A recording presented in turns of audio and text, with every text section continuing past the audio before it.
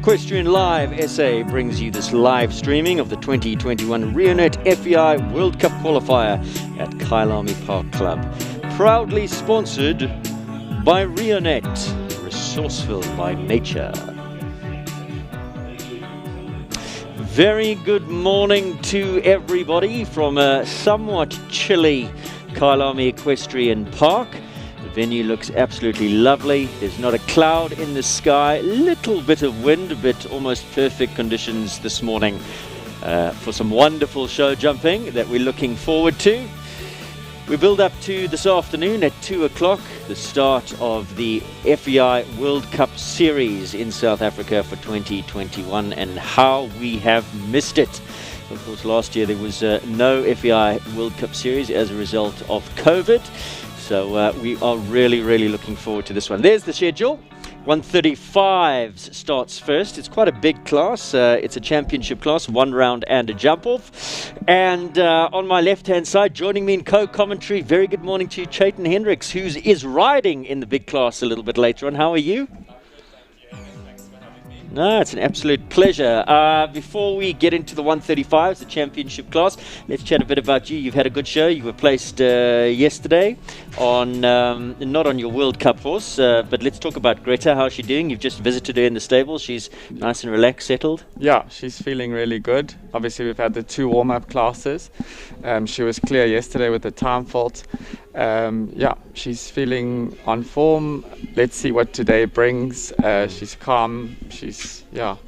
Tell me about your World Cup Series history. How many have you ridden in? What's your record?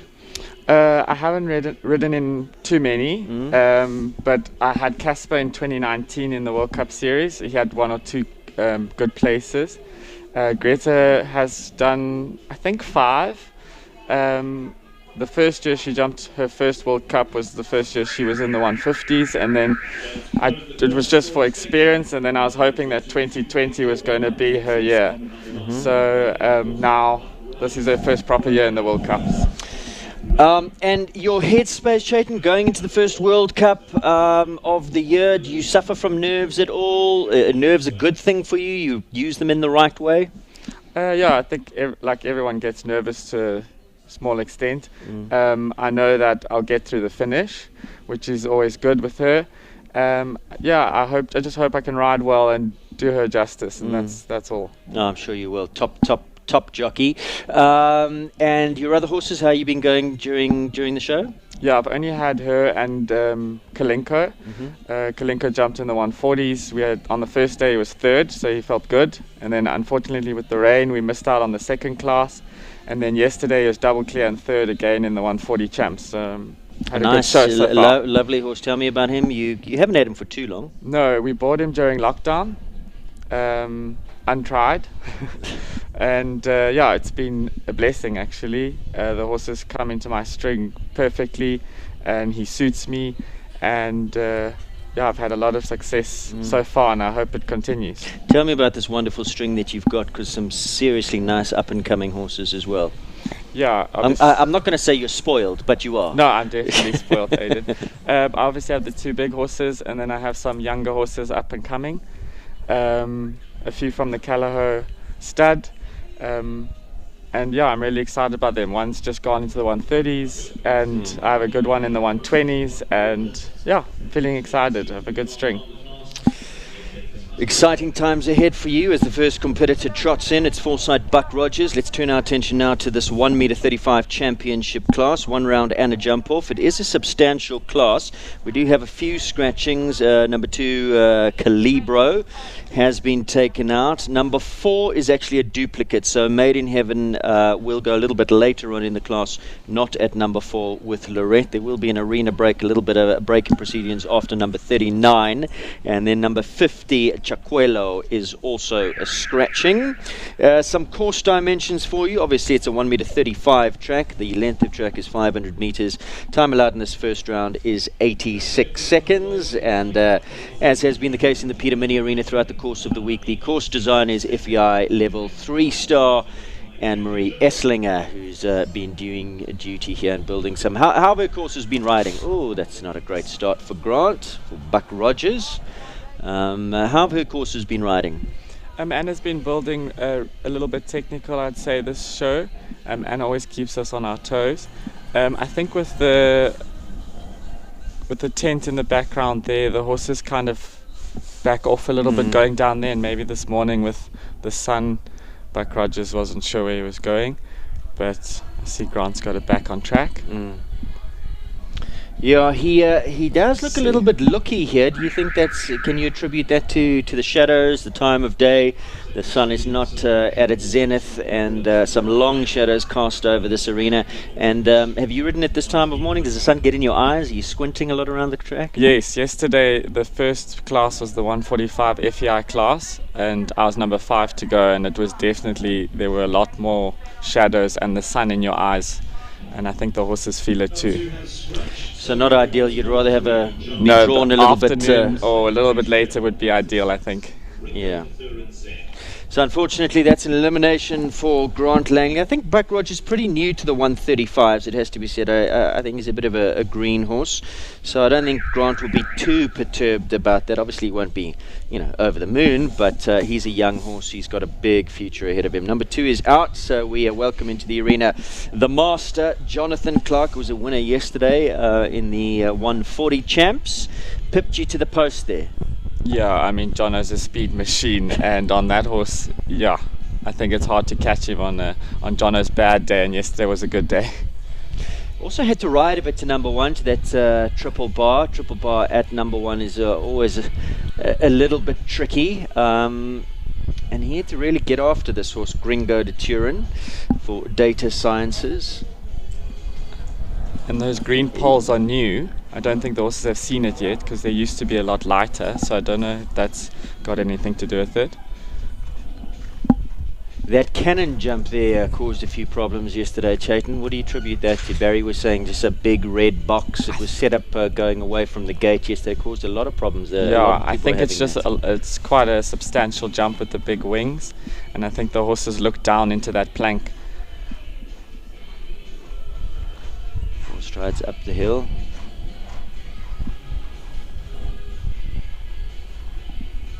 Times the show have been a little bit tight. Some riders, not in all the classes, but yesterday a few people being caught out by the clock. You finding things a little bit tight in there? I think it is a little bit tight, but I think the way the sport's going, we can't really jump any bigger in a certain height, so I think it's good that we pick up our pace. 1 down at the last, so let's take a look. 81.73 was his time. Time allowed 86 seconds, so no problem with the time there. Chayton's going to talk us through the replay. So canters up to the last fence. Total score of 4. Oh, shame, he just clipped it behind. It was nice 6 strides, but again, going away from the gate, maybe Jono thought he had to ride a little bit harder, and the horse just tipped it behind. It just looked like he had to take a last-minute little check on him as well, just to get him back, and maybe that's where the mistake came. So this horse in the arena now, Capital My Lady, with the young, very talented, up-and-coming Thomas van Rijkvorsel. We saw him riding at junior champs in this arena last year. This is a very, very talented young man. Have you seen him ride much? I have. Recently he's now come up to Joburg to train with Dominic Alexander. I saw he was the runner-up in the Philip Smith recently at Easter Show. And yeah, with this horse I think he's got a very, very bright future. She is a wonderful, wonderful little horse. Take us through her pedigree there.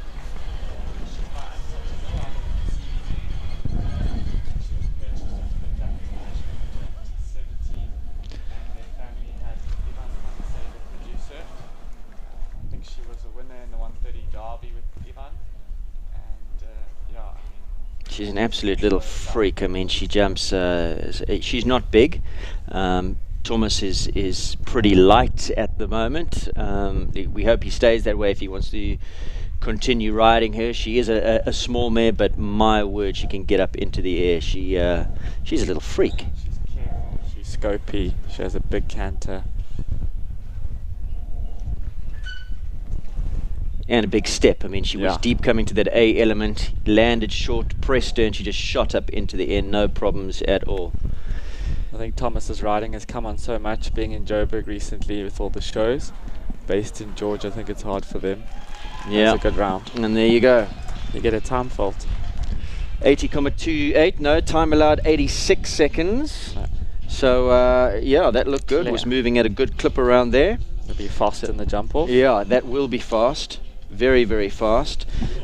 We joke with Domini, we say, how's Lorenzo De Luca coming on? Because he reminds you a bit of Lorenzo in the style that he rides. Stacey Lee Weston now number 6, Western Ferret's Saratoga Maxine, a mare that has been around a little while. I think she's a Carrick, isn't she? Yes, by Saratoga's Foundation Stallion. And Stacey's had a lot of success on her day. When she's on form, she can really, really motor around a jump off. How old would this mare be now? She's 15, so she's getting on a bit, but doesn't look it. And Stacey, one of the ultimate competitors in the sport in a jump off. When she's switched on and ready for action, I was just about to say, you don't want Stacey in the jump off if you're a fellow competitor. Yeah.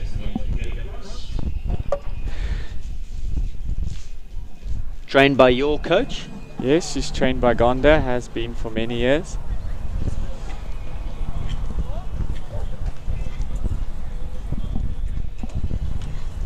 Oh, just looked like she's running through the bridle there a little bit. Steady up a little bit and got a little deep.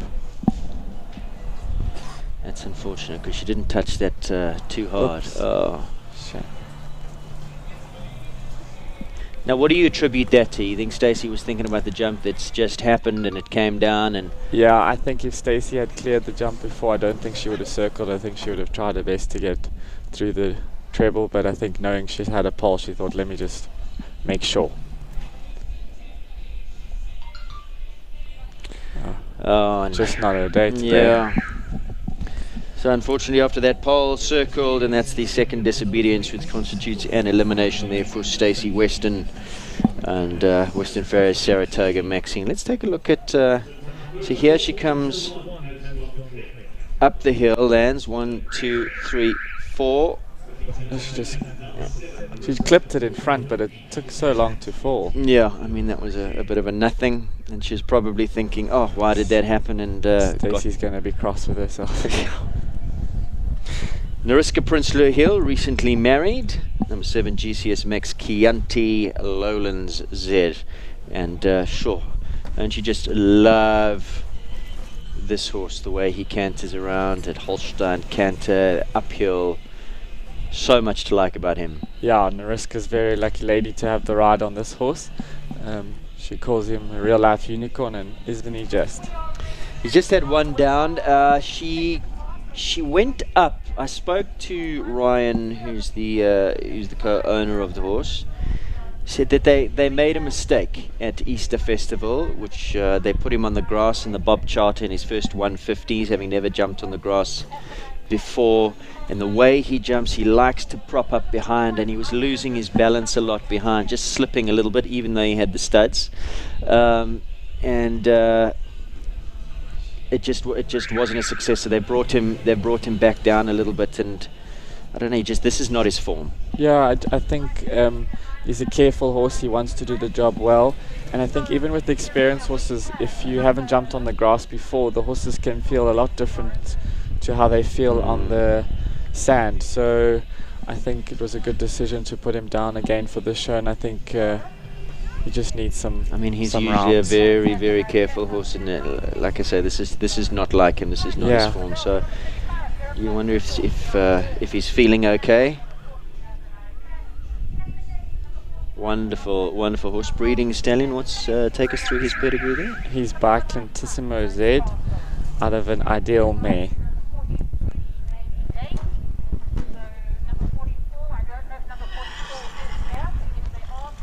Still pricks his ears and off he goes. Gives a little buck as he comes through. That's one of his little mannerisms. Seems to enjoy the job.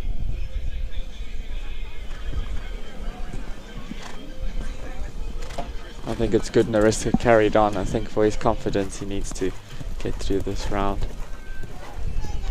She's a tough lady. Nothing's going to knock Nariska's confidence. That's for sure.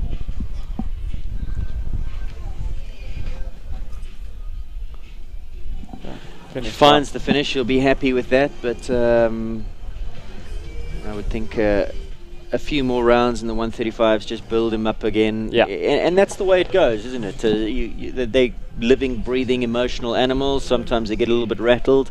It's a bit of a snakes and ladders thing. You go up and then you go down a little bit, go up, go down a little bit. Definitely, and I think with stallions especially, they can get a little bee in their bonnet sometimes, and you just got to manage it a bit.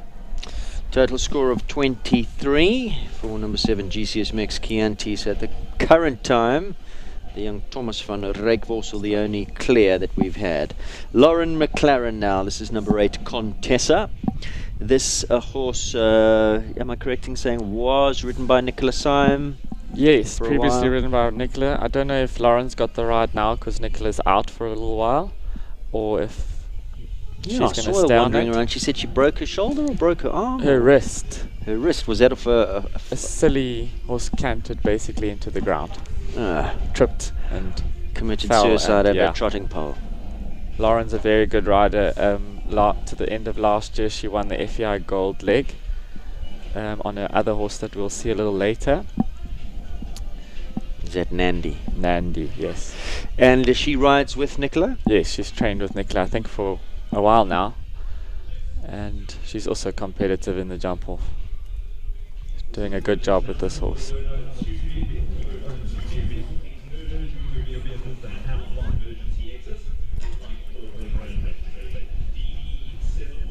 This sport is a leveler, isn't it? I mean, one minute you're at the top winning the President's Cup, the next you're on a young horse that, as you say, canters into the ground and you're off for 6 weeks. Absolutely.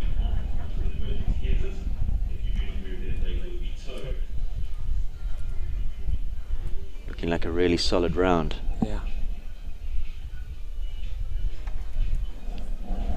Contessa's pedigree? She's by Consuelo. Nicola does love the Consuelos. Has had so much success. And there we go. Another clear round. So we have a jump off, ladies and gentlemen. Contessa joins Capital My Lady in this 1 meter 35 championship class jump off.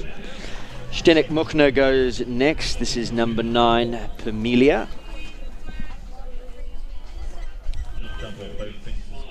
Very, very good, well, superb rider.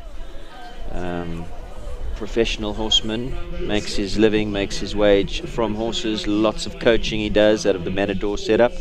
Lots of riding as well. I think Sten, I think he sits on 13, 14 horses a day. He's a busy man. Up very early in the morning to get them all done before he teaches in the afternoon.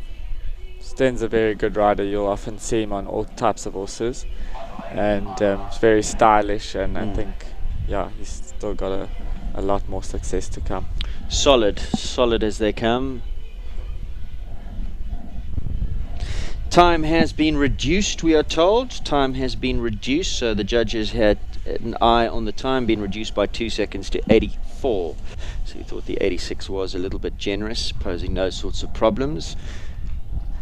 Judges feeling that they could canter up a little bit, and so they have pushed up the time.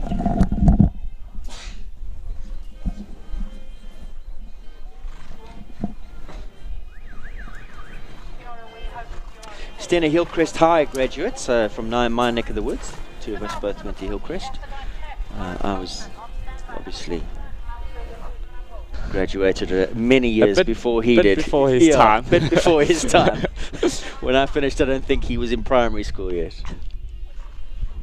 This horse bred by Grant Langley in Natal, and if I'm not mistaken, I think Sten could correct me, but this horse was given to him for his 21st by Grant. He rode for Grant for many years, didn't he? Trained. Had to work a little hard there to get out the treble.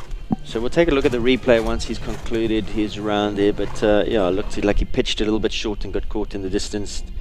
Didn't make the back rail and then caught in the second distance as well. I wonder if the early morning has that they're just backing off that. No trouble with newly adjusted time out 78.73 for B and C elements of the Reonet combination going down. 8 volts it is for Pamelia against Stenek. Looked like he got in okay, and then in the second element, just that's where the problem came, because he looked like he had a good shot going in. I'm not sure if the mare didn't think that the middle element was a an oxer until she was in the air. The 135s, have they been jumping in this arena the entire time, or have they been in the May Foxcroft and switched to this arena? They've had a look around, they've got a chance to see already? No, they've been in this arena from the start. But I also think there's a few of the 135s that are obviously new to the 135s, and experience is obviously something that we could all do with a bit more. Total of 8 penalties. Graham Wynne now, number 10, Maxstar Obi-Wan Kenobi, who's back in action after a lengthy layoff. Great to see him back. Viewers will remember him in the Derby a few years ago, where he went through to the jump off. A fantastic horse. Yeah, also by Carrick, who we saw earlier with Stacey. It's a stallion. Owned by Norman Hornby, Maxstar stud, who is just absolutely besotted with him. It's one of his children. If you're watching, Norman, very good morning to you. Do we know why he was laid off? I'm not sure. I'll have to check. I know in the beginning Graham said he lost form and they didn't know what it was, and they were having a look around, and they thought it could almost be, I think he mentioned, and I also stand corrected, I had a conversation with him, this was a long time ago, he said it could have been like kidney stones or something. And he just lost form, and then he came back, and then there was another layoff after that, so I don't know if it was a recurring problem or something else that happened. Well, but I don't want to give him the commentator's curse, but it looks like he's back to form now. Come on, Graham. Graham, another very, very hard-working man, also up very early, rides many horses, lots of young horses. On his first horse at 4:30 in the morning. I don't think there's many people who do that. No. Certainly not me. No, hard working. Based in Springs. It's a family affair. Wife Michelle and daughter Kirsten very, very much involved in the whole setup. Oh, there we go. Lovely. 82.40. Remember that the time has been reduced to 84, but still 1.5 seconds inside of that. And great to see him in the jump off, Maxstar Obi-Wan Kenobi. Number 11 now is Uccello. This is Kyla Griffin. Kyla based at Blue Rock Stud. Bryce McCall. Bryce married to Kyla's mom Sue. So has been obviously produced by Bryce her entire life. Also a big horsey family. Both girls rode. I know the older sister now is studying veterinary at OP. Nikki. And Kyla, another one. Won't go through to the jump off today, but also super competitive in a jump off. Just looked like she got a little deep there. I think another one that's pretty new to the 135s. This horse? Better. Yes. This one and her other horse, I think, are both new to the 135s. I think she's back with the other horse later on. Kyla's also very competitive. Yeah, she's got the right mindset. She's a true competition jockey, that's for sure.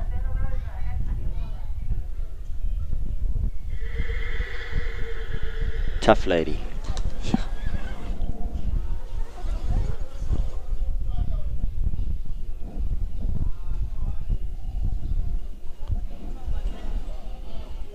Well, that was unfortunate because she seems to have... now the round has come together. Yeah, I mean, how did he jump through that B element?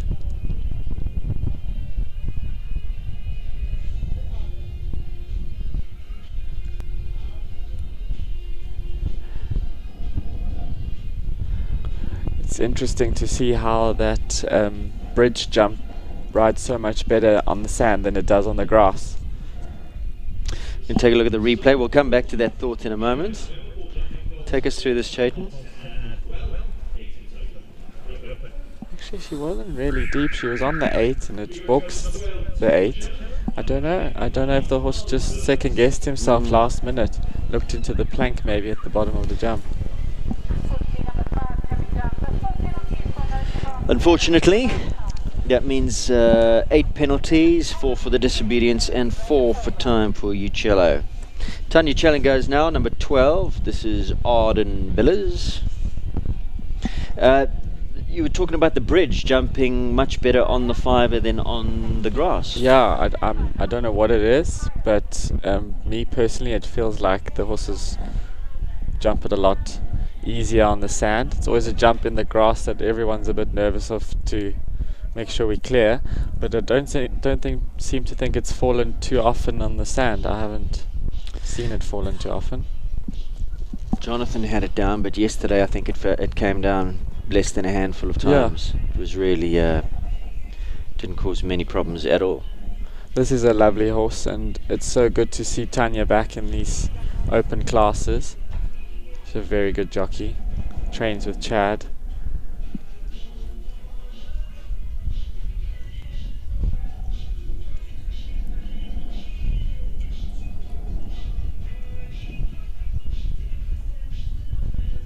Take us through the pedigree of Arden Villas. I'm not too sure about the breeding of this one. It's Norman Preneur and Happy Villas. I'm not clued up on this pedigree, Aidan, sorry. Clear. Lovely round there, nice and forward, confident. Well ridden there by Tanya Chillen, number 12, Arden Villas, through to the jump off, which makes 4 now.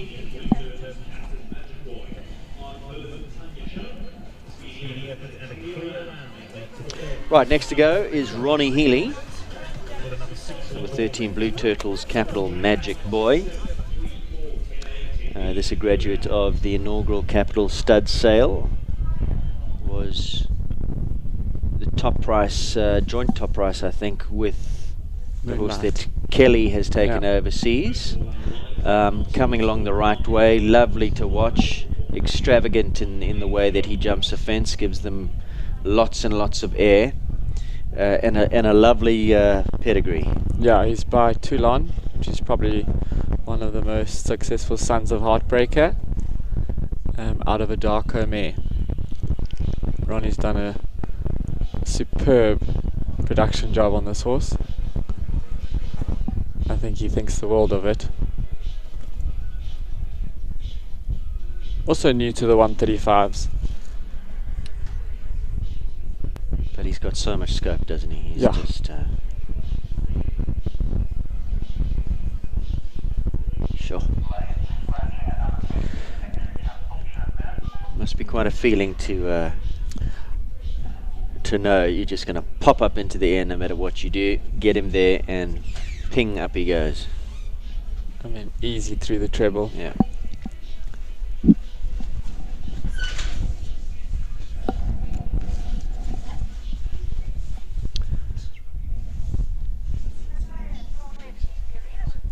Phenomenal ride, 82.59 inside of the time allowed. Yeah, he's having a good show, Ronnie. Yeah.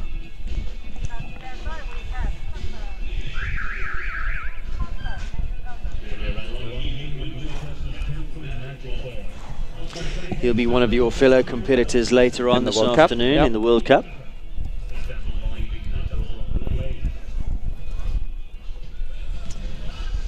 Really, really solid round there. Imca is number 14. Erin DeSantos. Relatively new to her string, am I correct? I mean, she's a year or so she's had the horse? Yeah, I don't think she's had the horse for very long. It's a lovely, lovely mare, if I'm not mistaken.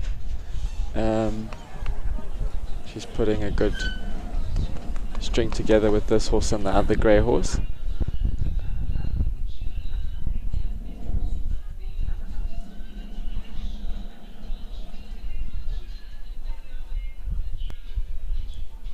An import as well, Chad? Yes, an import. I'm not too sure from where, but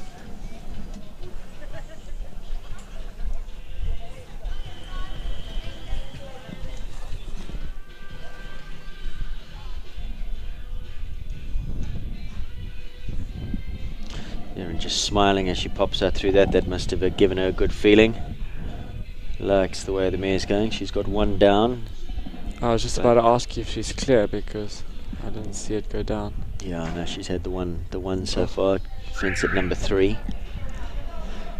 And that's unfortunate. Very interesting to see how the treble's riding this morning. I don't know what it is. I don't know if across the arena they're not getting a good shot at it, because it seems to be that the oxer in the middle is taking a bit of riding.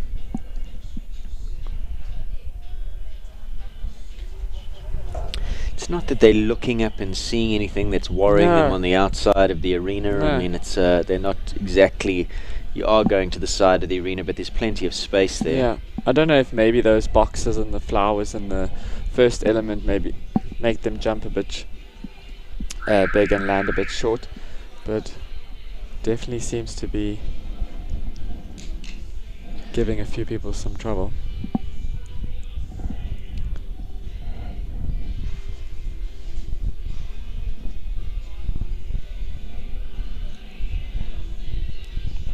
Yo, kicks out over the C element.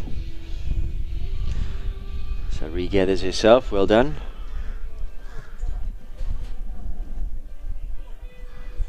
And one left to come. Already obviously into the time penalties. So we'll finish on a score of 16 penalties, 4 of those being for time for Imka and Erin DeSantos. So we're going to take a look at the replay of the treble combination where those mistakes came. Let's take a look.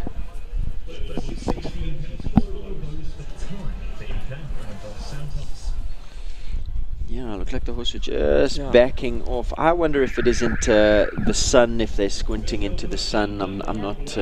I mean, I think Erin tried her best to get out there. You could see over the B element she wanted to make a plan to get out. I think the mare just thought it was a bit too far. Dockerod Blade goes next. There's number 15. There's Amanda Moore, based in Rheinkiesfontein. Amanda also trains with Gonda. Lovely person, Amanda.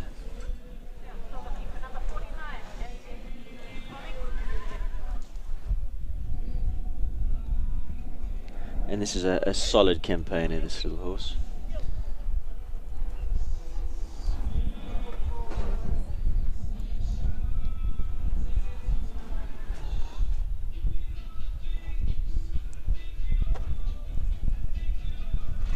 It looks like he gets to the base of the jump and pings into the air, which is always a nice feeling.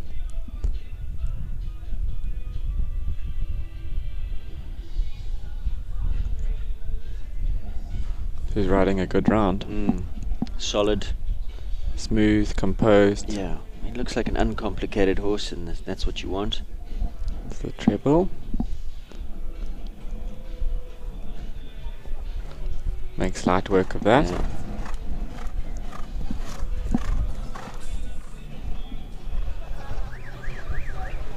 What's his pedigree? He's by Darkharat, out of a Northern Guest thoroughbred. Ah, A good round. lovely. 83.96, so squeaks inside of the 84 seconds time allowed. Clear as a clear. Well done to Amanda Moore and Dockerod Blade. 16 next to go, Consumer Rock International Quisto. And this is Kyla Brimacombe. Another one in the jump off if she gets there. Speedy. Always fast. On With- all of her horses. I was just about to say, with all her horses. Trains with Ronnie Healy. Oh, a little bit of a stuttery start.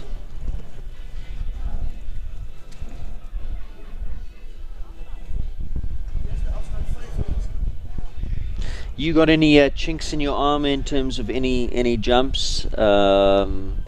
You're well prepped. Reason I'm asking that a triple bar to start. I actually love to start with the triple bar. I Yeah. think it sets the pace. It's a jump you can get going to a bit. You don't have to worry about the front Where's rail. your eye set when you're riding to a triple bar? On the bottom pole. Yeah. Yeah, and I try not to move it. I think that's the mistake a lot of people make yeah. when they start looking to Yeah. the middle or the top rail. But I think it's, I think some horses don't enjoy jumping it as much as it's a nice jump to get to. I don't think a lot of horses enjoy jumping it. But it seems to be quite popular as jump number 1, because we had it as jump number 1 a few times this week. And Anna had it at jump number 1 at a previous Burlington show as well. And when I was walking that, I was going, I wonder if she's prepping riders for Reonet in 2 weeks' time. I mean, at the Outdoor Grand Prix last year, the end of last year, both the 150 qualifiers, the first day, the first jump was a triple bar, so it's obviously popular. So unfortunately for Kyla, 1 down, 4 penalties. We'll see her later with her second horse. I think she just cut her line a little bit. Yeah, exactly. I was saying she looked like a little bit of right of where she actually needed to be. And just took that slightly at the angle. Next is number 17. This is Back on Track Nathan, and the very talented, very accomplished World Cup winner. Yeah, Liam Stevens. World Cup winner on that wonderful mare of his. When was that? It was PE. I'm not too sure the year. But yeah, this was a fantastic mare, which I now believe has a few progeny on the ground. Oh, that's exciting. Did they do embryos? Or? Yes, I know of one by Diamantissimile. Of course, we're talking about Wanda, in case those don't know. He's a wonderful mare that he bought overseas and took through juniors, made his name on, was well placed in derbies, went I think to 2 jump offs in derbies with her. Yeah. Grand Prix, World Cups. And she was a little thing. I mean, she wasn't a big mare. And Liam's tall, Yeah. but he's very light. I think he keeps himself that way. Back on Track Nathan, another up and coming horse, another one that's relatively new to this level. By Dakar, who's the son of Cardento.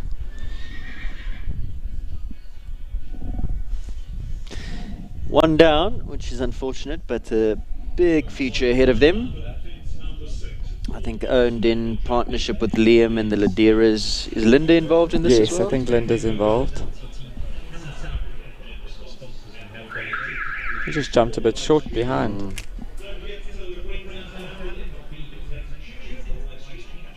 A little bit of a green mistake, I'd say. Right, number 18, Jade Kutsia, Rotaflow Coutinho, a horse that she recently acquired from Dominique Alexander. I think Stephanie Glover, the previous owner. Dom jumped this horse at SA Champs last year in the 150s in the qualifiers, and I think he was clear and placed. He had a good show. Is this Coutinho that she's on? Yep. It is. Son of Kotoki. Right. I was just wondering if it was the other horse with the headgear on. I couldn't quite. Jade now training with Dom, I think. Yes. Part of Clive Robertson's Rotaflow team. And you'll know that Kelly's overseas now. Yeah. Kelly's overseas with Clive's backing. I know her 2 horses are well into quarantine in Mauritius. I don't think it's too long to go till they fly to Europe. And I think she added another one to the string. I think she did. Yeah, she recently purchased Layla from Paige Gage, who will join her soon. So is Layla still here and doing quarantine this side, preparing to go to Mauritius? Yes, so there'll be a little bit of a delay. Layla's a bit behind the other 2. Are they going to wait for her in Mauritius for her to catch up, or are they going to send those horses to Europe? The other 2 will go. Kelly will meet them there, and Layla will join them later on. Okay. So clear round. Yeah, lovely round there from young Jade Kutsia. And the lovely Rotaflow Coutinho. That was number 18. Well done. Number 19 is Calaho Simone and John Corba. John, another very, very good ride, another super competitive perfect temperament for the game. Yeah. Also trains with Gonda. Yep. Has done since juniors. Do you think Ray stays completely out of it, or? No, I think Ray's involved to a certain extent, which I think is a bonus for Jean, having Ray ride as well as he does as well. I think the two obviously bounce off each other, and it works well. Ray was riding this horse at President's Cup. Jean let him get on, and I asked her about it. She said she just wanted him to Have a feel. Yeah, have a feel. Little issues that she wanted him to give an opinion on. Yeah, I think Jean's a small rider, shall I say, and the mare has, as you can see, a huge canter, and her jump's quite powerful. So I think she just wanted to see, maybe with Ray, if it was any different or the same. But the mare loves Jean. Ray produced it to a certain level and then gave it to Jean. I'm not too sure why. I think it was actually bought for Ray. I think he bought her his horse, and he didn't like it all that much and gave it to Jean, and there was a better there you mix. go. Yeah, and they've had some good rounds. So 2 going down, 8 penalties. Just looked like it fell right as well, slightly. I think she's maybe thinking about the turn to the next jump a bit soon. 20 is next to go. Veteran rider Gregory Scott. Been around for a long time, runs the Northlands setup with Rogan Askin. This for his long-time owner, Jackie Topping. Lovely horse. Vuitton, number 20. Quirky horse. You Is that the staccato blood? Is he no, he's Valentino. Is he I think just as quirky. Okay. The other one's the staccato. Yes, the other one is sparkling. Yeah. You'll often see Greg in the warm-up trying to avoid other riders. But he does a brilliant job with this horse. He allows it to look when it needs to, and he's a lovely, big, scopy kind of horse, isn't he?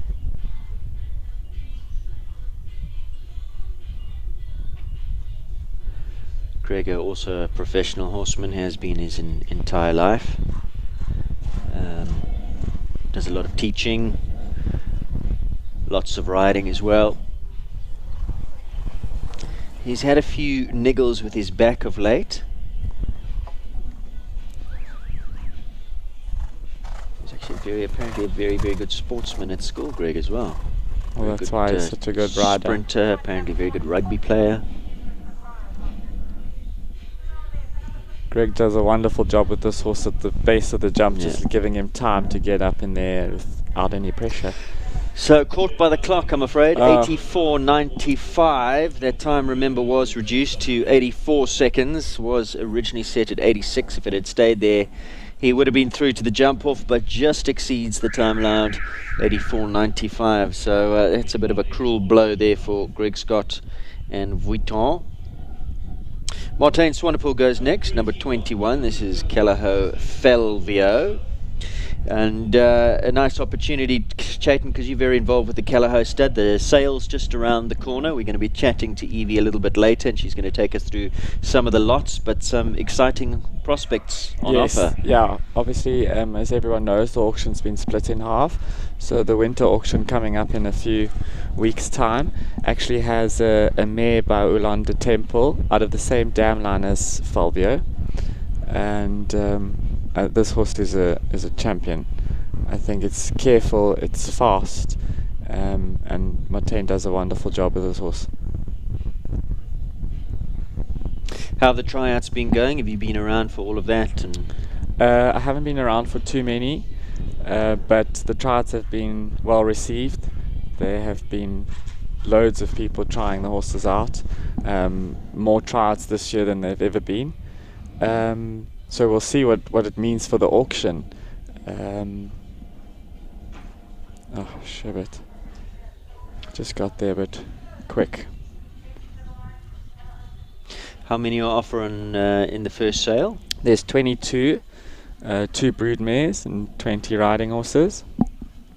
And yeah, I think with each year the array of horses gets better and better and better. Well, that was unfortunate. Just the one down for Kelleho, Falvio and Martin Swanepoel. So exciting, and it's just around the corner on the 11th. So what? Yeah, it starts, 9 the days, just bidding over a opens week. on the 11th, and I think it closes on the 14th, 15th. It's very exciting. It's always interesting to see who gets which horse. Yeah. And yeah, there's some real favorites in the mix, so we'll see. Chris van der Merwe now on number 22. This is Wilma. Chris, another rider, superb. I mean, you just can't praise him too highly, can you? A World Cup Series winner. He's won multiple World Cup events. Was the winner of this opening leg 2019. Yeah, Chris won the Grand Prix and the World Cup that show. And then he pipped you to the post in the Outdoor Grand Prix. Outdoor Grand Prix, didn't he? Yeah, he did. That was a great class. Under the conditions, it was. Yeah. It was, yeah. Cold, rainy. It's terrible. One down there. Wilma, is this owned by Leona? Yes, this is his wife's horse. Obviously, Leona's pregnant. I think they're expecting their second child in July, if I'm not mistaken. I think they imported this horse sort of to the end of 2019, so I don't think they've had it long. She's a lovely mare. I'm sure Leona's dying to get her back, but Chris is giving her some great experience. And I think also relatively new to the 135s. I don't think it was in the 130s all that long either. No, and I think he got a good place in the 135 champs at Easter with this horse on the grass, so I think everything's coming together nicely. One down for Chris van der Merwe and Wilma. We'll take a look at the replay. So this is heading towards the bottom end of the arena. Just jumped a bit short. Yeah, got the height, plenty of height, but the arc of the jump just coming down a little bit short and clipping it with the back toes. Cassius Clay now, number 23, Michaela Corsten. Light-framed horse, but like the real Cassius Clay, floats like a butterfly, stings like a bee. Gets up into the air. I really enjoy watching this little horse. Yeah, this is probably one of my favorite horses on the circuit at the moment. Yeah, he's just so elastic and a clear-round machine. Yeah. Michaela also does a wonderful job with him. I think he's quite... I haven't seen him much in the warm-up, but is he a naughty horse? He gives me that feeling that he's got a bit of a naughty side, but it's a fun naughty side. It's nothing malicious. And her dad actually bred the horse, which is so cool, and she gets to ride it now. And yeah, I think went 135s recently at Burlington, if I'm not mistaken. So this is his first 135 champs. I just love his attitude, his just wants to expression, do the job. and that little swish of the tail constantly, like he's winding up for the jump. I really enjoy him. His pedigree? He's by Cardento, out of Udoki's mare. Which obviously was a good match. Yeah, nicely bred. And correct me if I'm wrong, but the Cardentos can be a little bit tricky, can't they? Yeah. I know that Hummer's a handful sometimes at a show. Often see him standing up on his when back they legs. jump like Hummer and this, you don't mind. Yeah. Deal with it. Yeah. So once again, another one caught out by that treble combination. I think Mouse will be very happy with that round. Oh, shaking her head, but she's smiling. Give him a big pat. Yeah, he's a character. Eh? So here's the mistake. It was at the C element.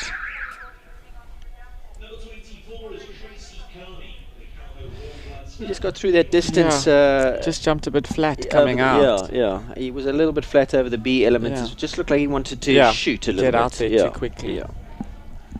4 penalties, but he's got a big future. Really enjoy him. Number 24 next to go, Callao Lamour, Tracy Carney. Another one you can tell us about, Callao bred. Yes, Aidan, this also is a lovely mare. Tracy's done a fantastic job producing the horse for the stud. The mother is actually a full sister to a stallion that South Africa would know called Clarinius. And the mother's the full sister to Clarinius. And she jumped her first 140 on day 1, and was clear and placed. So I think Tracy will be very happy with that.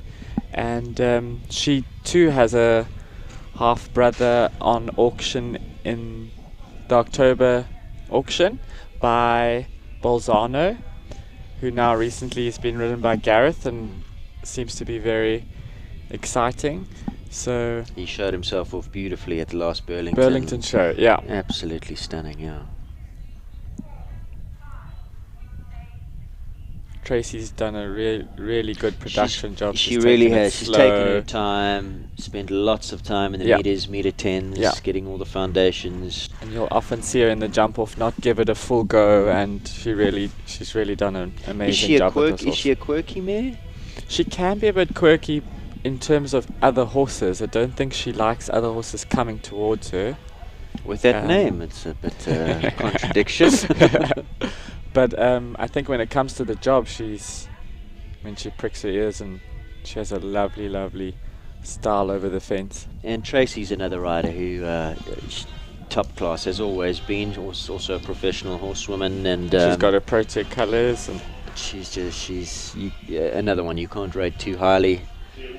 Got her Protea colours as an adult. I think she rode up in North Africa as part of a team. Yeah. She had a very good horse. I think his name was Skippy, and jumped some big classes with that horse. There used to be a skins class, which was like a fun event at the held at the races for a lot of money. Turpentine. Yes, and she won that, and it got up to as the money goes up, the jumps go up, and I think the jumps got to massive levels. I think it was 165 verticals, and he just I remember that skipped over it. So was that clear? Yes. Yep. Clear round. Well done, Tracy Carney, Callao Lamour, number 24. This now is Sophie Teed, number 25, Capital Hemingway. She's had one down already at jump number 2. Is Sophie now based permanently South Africa? If I'm not mistaken, yes. She also now trains with Dominic Alexander.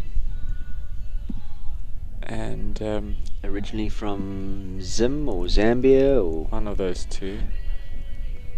I want to say Zambia.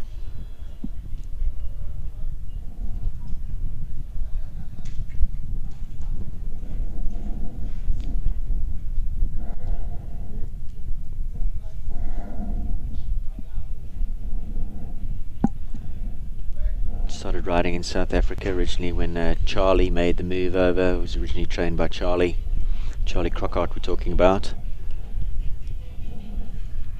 Isn't she on a rich vein of form? And no one wants Charlie in the jump off. 3 down, I'm afraid, there for Sophie Teed, Capital Hemingway. 12 penalties. We're going to take a look, I think, at the first of the mistakes, which is at jump number 3, was it? I think it was 2. 2. So good over the triple bar. Just rubbed it. Yeah. Kept the horse straight, didn't turn too early. Silly rail. There is a slight gradient on this arena, so there is an uphill and a downhill, and sometimes on the fibre with good firmish underfoot conditions, you get there a little bit quickly, not even realising, don't you? Especially off a triple bar. Yeah.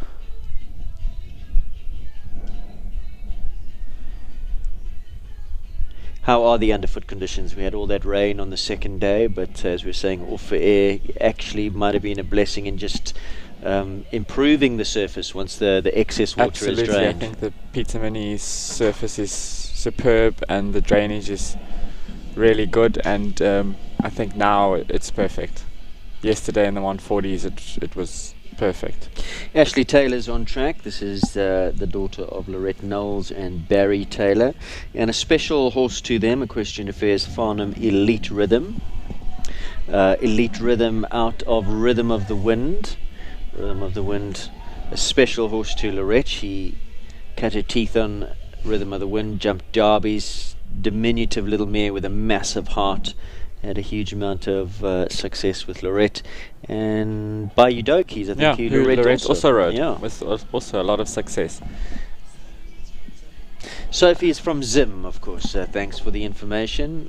For those of you watching, very good morning to you. Remember, we are interactive, so all you need to do on our YouTube Equestrian Live platform, hit that subscribe button. If you've got anything to add, do let us know. We always welcome information. So, Sophie Teed from Zim, thanks for that. Who gave us that? Natasha Erasmus, thank you for that.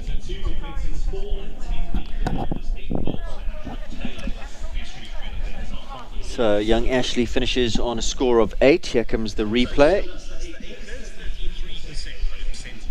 I think a lot of horses are getting to that hollard jump and turning too soon. Yeah, you could see she was prepping for that right-hand turn and almost turned the horse in the air, and that maybe just distracted her from finishing off the jump. Goes down. 8 the total for Ashley. Number 28 now is Ask My Partner, Corne Labuskachny. Chayton, I don't know too much about this combination. Aidan, I'm embarrassed to say the same. In fact, I think Corne last year, SA Champs, Shongweni, she was there. And I remember her going up, it was her first, I think, 130 class, or could have been 135. And I see from her saddle cloth that she trains with Carl Bonsai.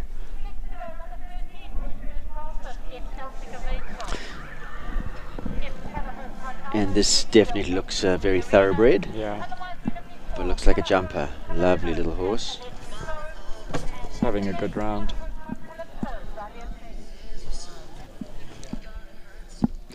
Ask My Partner is the name. Do we have any breeding there? Among Men. Ah! You'll know the thoroughbred breeding, Aidan. What's the dam line? Giselle. I'd like to look like I'm clever and say yes, I know, but I'm going to plead the 5th here. Once one again, that gets the C yeah. element. It's a good round otherwise.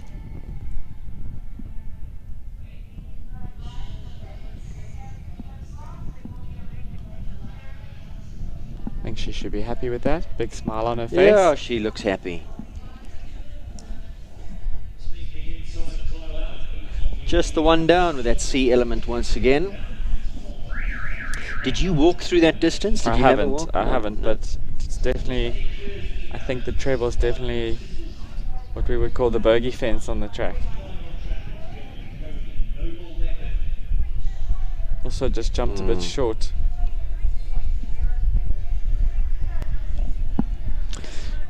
Noble Leopard now. Jennifer Jacoby. Horse has been around for a long time. He can't be a youngster anymore. 17. 17 years young. Jennifer's had lots of success.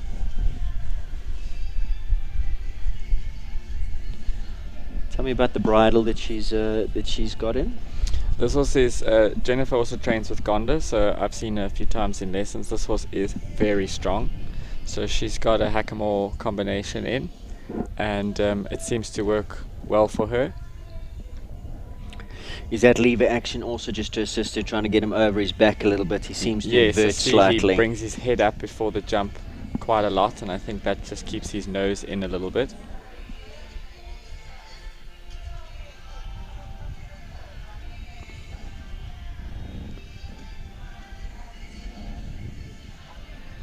And it's one of those where as the course goes on, so he gets stronger and stronger and more lit up.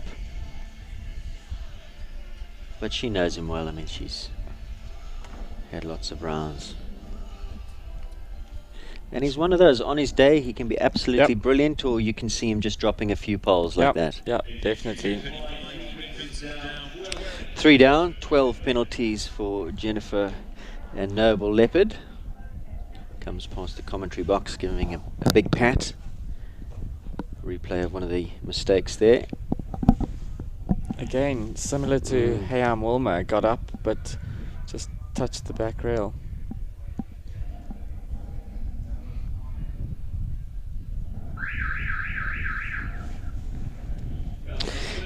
30 now is the Berg's Made in Heaven and Lorette Knowles-Taylor. We just saw daughter Ashley go. Turn of mom Lorette now, a new partnership. Made in Heaven has had a few riders over the years. I think Ryan Sander rode, Charlie rode, Christopher Ree rode. Then Lorette, it looks like a good partnership in the making. Yes, I think this horse suits Lorette. It's a lovely looking horse. I believe can be quite quirky. Yeah, you'll see Lorette, if you could see closely, has a thing over his head, and it's meant to kind of calm them down.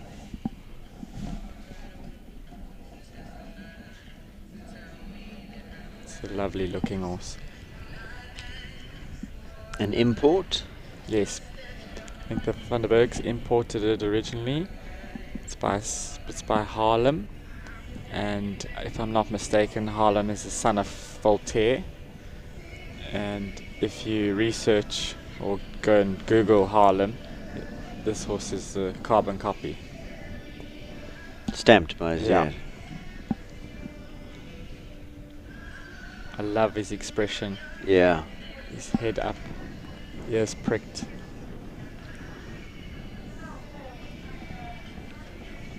She does get a lovely tune out of him.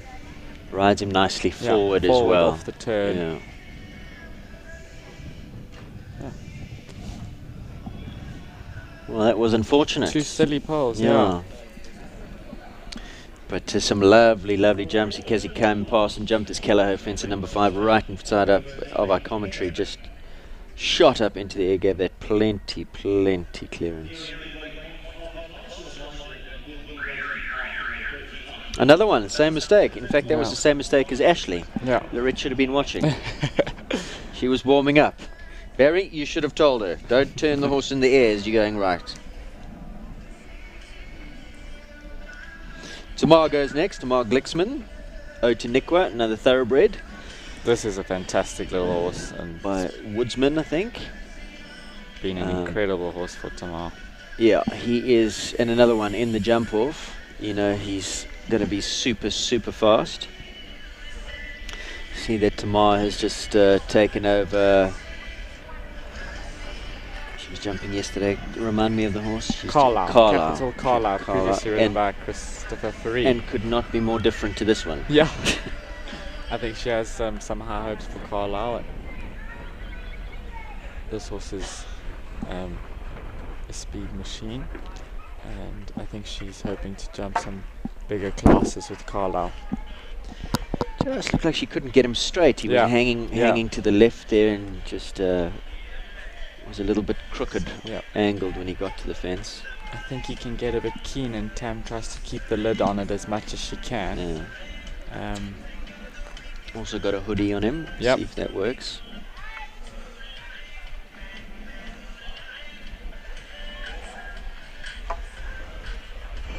He's jumped a few 140 classes, hasn't he? I think he has.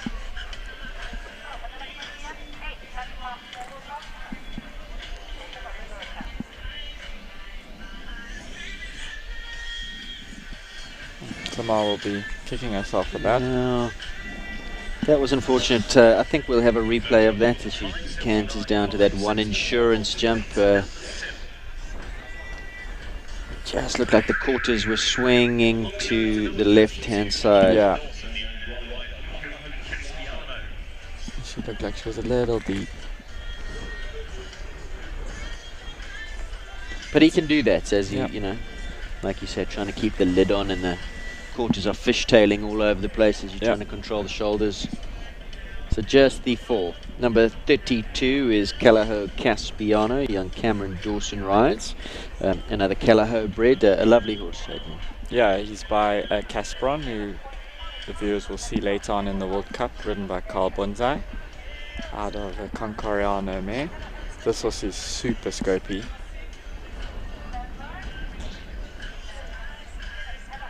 Cameron loves this horse. Thinks a lot of him. Very good pony rider and junior rider. I think him and his brother won many titles. That number 7 causing a few problems. As we said, that jump, that Hollard fence. Oh, Cameron just losing his concentration, regathering slightly. I think that jump and the Hollard jump, I think the horses are maybe thinking about the turn before they've finished their jump. The horses or the riders? Yeah, riders. And it's so strange. Yesterday, that cannon fence knocked so many out. Today, nothing. Yeah. Absolutely fine. The placement yesterday was more at number 1, more towards the gate. And sure, I think 30% of them must have had that down. And today, it causes no problems. Interesting. Yeah.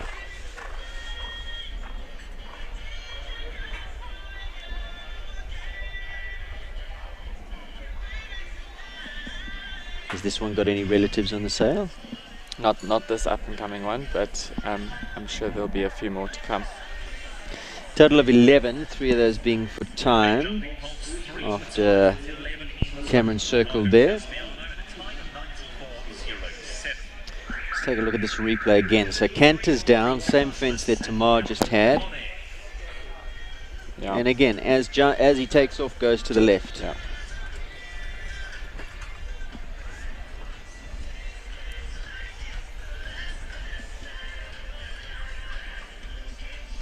Monique Erasmus, Callagher Conair, and this is a lovely horse as well. This is such a good horse.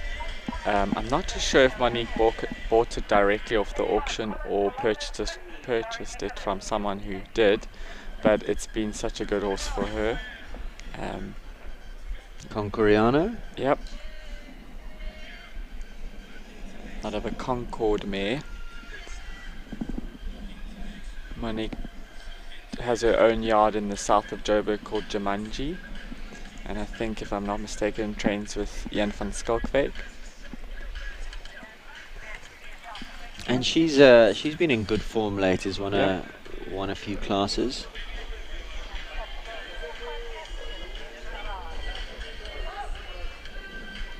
When you say south of Joburg, you're talking what, Walkerville? Yes. Aikenhof area. Yeah.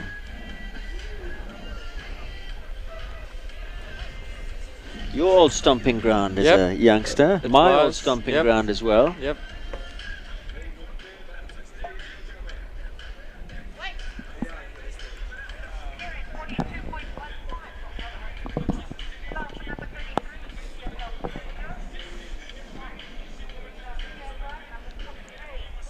That's a pity. Yeah, it was a good forward, confident ride. Just the one down there for Monique for penalties.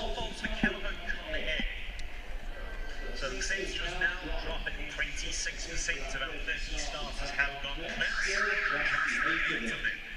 looking to make 9 as number. Just didn't get the necessary height. Yeah, I think he got a bit strong coming in there, and she tried to steady him up, and he just jumped a bit flat. Yeah.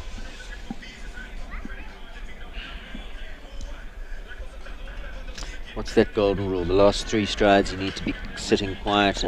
Trying to do as little as possible. I think just the balance went there. It's arguing for control.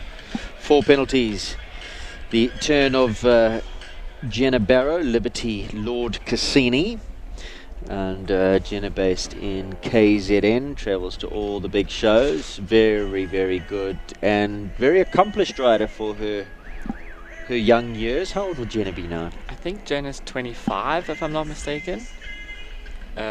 Also trains with Gonda. Jenna's a phenomenal rider. She won the Young Rider SA Champs end of last year with this horse. She's jumped World Cups. Yes, and I think she's jumping another one today, which will be that horse's first World Cup. Yeah. Is that Figo? Yes.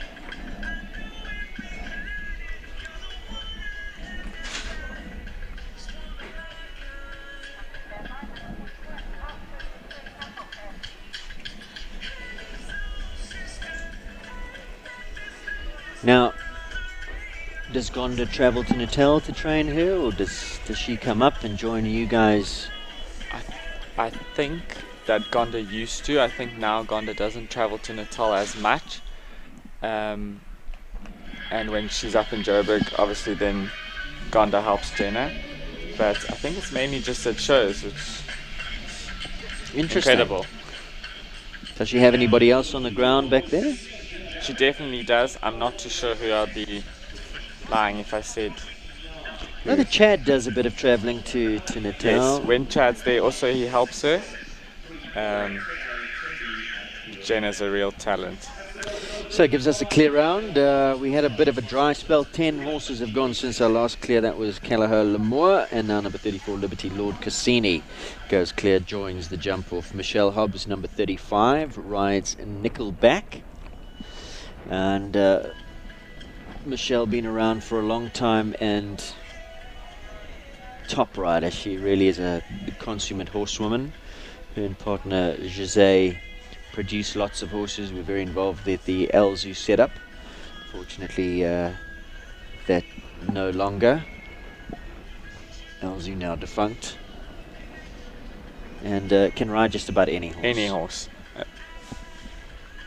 This horse by Nadab Derev out of a Chin Chin mare. I haven't seen it around a lot. Have you, Aidan? Not that much. I've seen it 1 or 2 shows. Is it owned by Shani? I think Shani Swanepoel, I hope I'm not mistaken. I know Shani's pregnant. Yes. Correct me if I'm wrong, somebody online, but I think that's the case.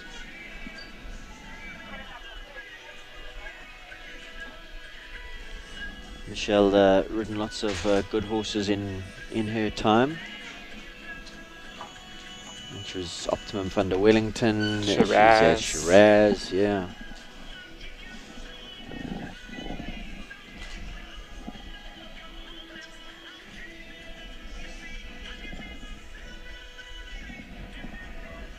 Finishes on a score of 8, and once again that treble combination, that Reonet treble. Doing the damage there for Michelle. Let's take a look at the replay.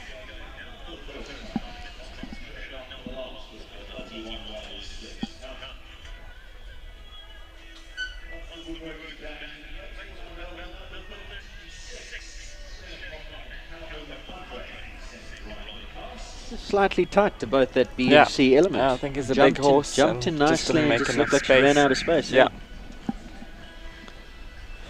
Score of 8. Stenik Mukner returns now. Callagher Le Padre. You'll know a bit about this horse. Economical in the way he goes, isn't he? He doesn't do more than what he absolutely has to. Yes, but with a wonderful technique. I mean, his photos are incredible. If you see his front legs, they're as tight as anything. They call him the Manador pinup boy. Yeah. I rode this horse on the auction that it was sold on, I think in 2014. And he has a full brother in this class as well. I think Oscar rides it later on. Oh, is that Lepidino? Lepidino is the full brother to Le Padre. It's the Lisbon out of a Padina mare.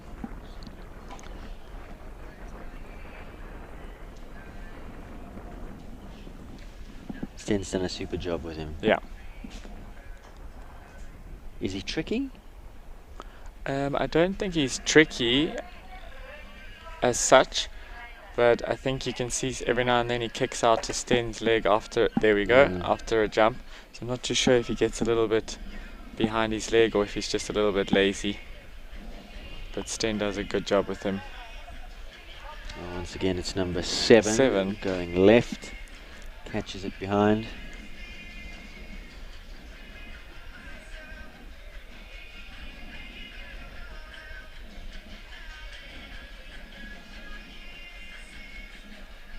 Lisbon certainly does make good looking progeny, doesn't he? Yeah.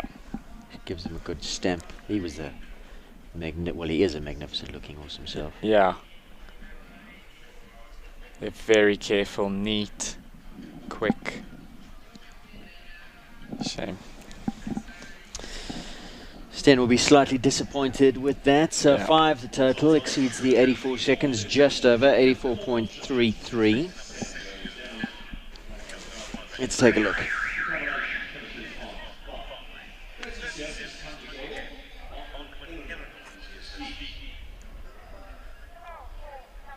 He's cross with himself for hitting that fence. Yeah. He got the height, didn't Yeah, yeah. I wonder if the horses are jumping that board underneath the one insurance jump and then realizing there's a back rail only when they're in the air. Or do you think as well, you couldn't see it on that camera angle, number 7 set not too far off of that restaurant Yeah. as well, and jumping in and just kind of looking up, Yeah, and then not finishing Yeah. the jump. this is all new. I mean, it's wonderful to have this kind of setup here, but it's not something Yeah. that the horses would have seen before. And you know, there are people standing at that balustrade looking. It's not too far off that, and maybe they're just jumping up and going, oh, what's that, and not finishing. Yeah, I agree. Well, Tanya gave it a kick down the hill. Yeah, she said, come on. Yeah. I think Tanya's based in Cape Town. Trains with Chad Cunningham. Would the horse be there as well? Yes. And she travels? Yeah, she travels and she tries to stay up for as many shows as she can and then takes the horse back. I think she's hoping to stay here for most of the year. Not easy with the horse sickness regulations as well, and the travel bans. If there's ever an outbreak, then Yeah. you never know if you're going to get stuck in Joburg or have Yeah. to do a 2-week quarantine in Beaufort West on your way home. And this is a very, very, very good horse. Scopy. Yeah. Plenty of kick off the ground. Also carries its head so nicely, looks at the fence. 84.33, One which is the time- exact same time as Stenik One time Mukna. fault. 1 for time. Stenik went before 84.33. Tanya comes home 84.33. 1 for time, the pair of them. Sten had the one down. Tanya will be a little bit upset with herself there. Bachman Eleanor 1 for time. Just to let viewers know, there will be a little bit of a pause after number 39 as we move on to 38, just for an arena spruce. They're going to just send the tractor in. Miss Dublin. Now this is a very, very likable horse.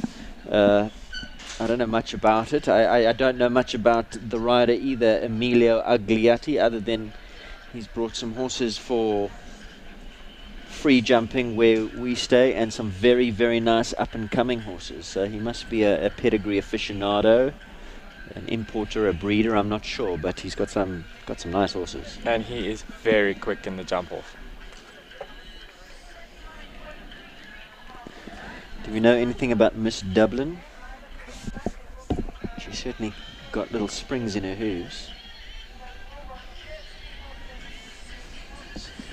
I think this is only the second time I've ever seen this horse at a show, to be honest. Yeah, to be honest, I don't know too much about either of them.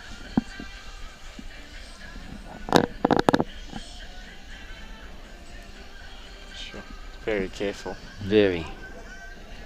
Was a little bit disorganized coming in, Went a bit wide now. and just It looks good for the time still. finds the step that's necessary to get through that treble. Wow. Oh, that's going to be quick in the jump off. Yeah.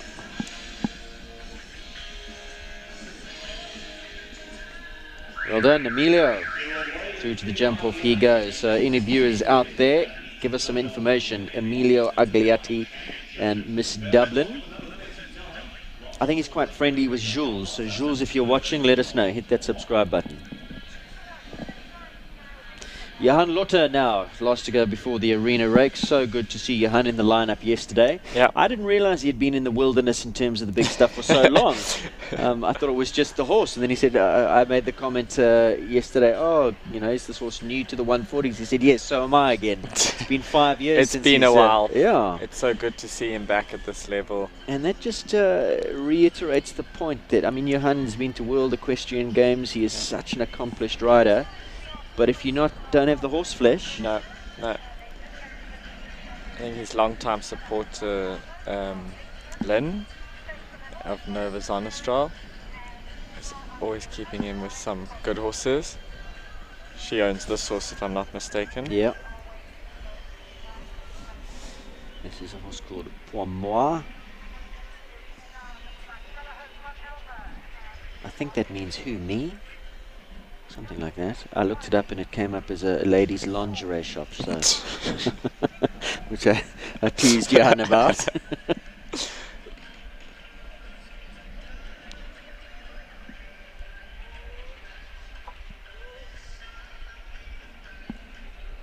He's a solid rider. I think he's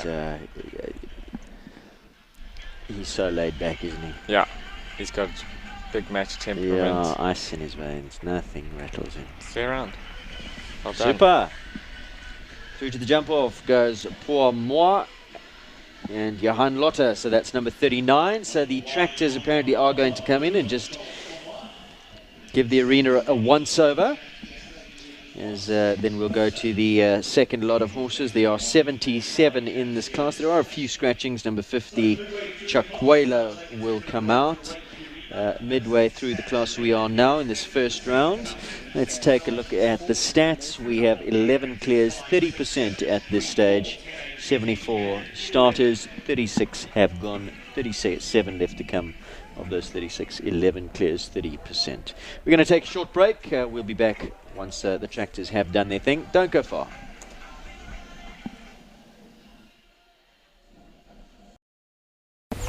Hi, I'm Kaylee Triggle from Equine 74 South Africa. Equine 74 Gastric is an ulcer maintenance supplement for horses and ponies that absorbs the excess gastric acid caused by feeding and stress. In order to understand how Equine 74 works, we firstly need to understand how the horse's stomach works. Basically, your horse's stomach has a special feature and it produces gastric acid around the clock. Unlike humans, we only produce gastric acid when we are eating. This means that if your horse is not continuously eating or encounters any stressful situations such as loading, boxing, riding at a show, or even riding at home, they can overproduce gastric acid. This gastric acid will then slosh around in their stomach, attacking their stomach lining, which will cause lesions and ultimately gastric ulcers. Equine 74 Gastric absorbs the excess gastric acid like a sponge, ensuring a more balanced pH level in your horse's stomach. The excess acid can therefore no longer attack the stomach lining, thus preventing the development of gastric ulcers. The feed will then pass into the intestine with no hyperacidity, which usually results in optimum absorption of feed. Equine 74 should be fed continuously as a long-term maintenance supplement. It is in line with all FEI regulations and therefore can be used during events and competitions. For more information, you can go onto our website or our online store, which is www.equine74.co.za, or alternatively, you can message me privately, or you can reach us via Facebook or Instagram. If you'd like to place an order, again, you can go onto our online store, or you can contact me privately, or you can get in contact with Ashley and Ronnie Healy from Double H Feeds, and they will gladly assist you.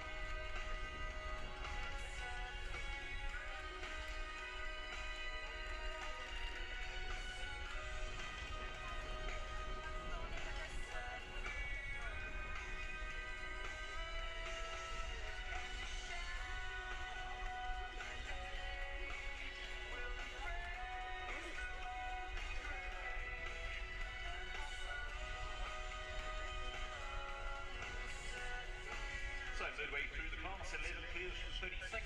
The remaining 37 competitors still to come. As you look to get things back underway with number 40, Thomas van Rijkenborsel, and Gledsmayer's Red Ivory. Gave us our first clear already on Capital My Lady in at number 5. Looking to double up on his chances of taking home victory and 10,000 rand.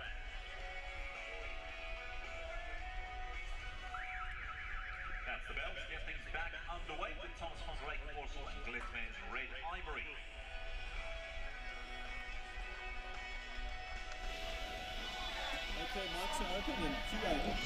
Welcome back to our live stream pictures, Equestrian Live SA. Do go check us out. We're on Facebook. If you'd like to get involved in any of our upcoming shows, get in contact. Always looking for new sponsors. This is the first of, Chayton, how many on the calendar this year? 7. Yeah, World Cup. Yeah. Yeah, I think 6. 6 or I think it's 6. 6. So we're hoping to have the final in plate this year.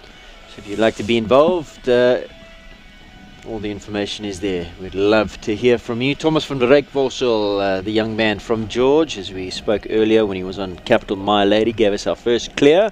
He's back on track here with Gledsmuir's Red Ivory.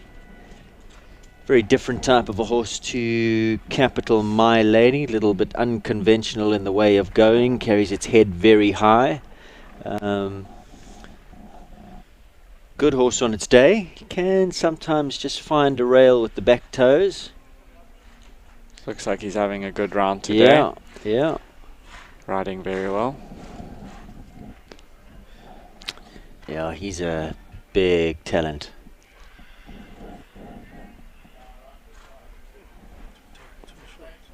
And just do that a little Just bit. got there a bit quick. Just got there, and the back end just came down. Can do that. And such a lovely young man, so well mannered, grounded. Just loves this horse as well. That's a pity. Should have been a clear round for him. 4 penalties. Let's take a look. What happened there?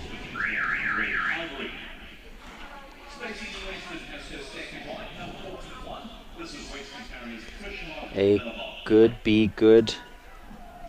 Just got a bit quick and jumped at it a bit. A little bit tight behind as well. So 4 for young Thomas, number 40 Gledsmuir's Red Ivory. Stacey Weston returns. Remember her from Maxine. She went earlier, was having a really, really nice round. What did she have? The Scotsman, and then she circled. Circled just before the treble and then circled again just before the Discovery. Here she rides on her own, Old Faithful Billabong. He's been around a while.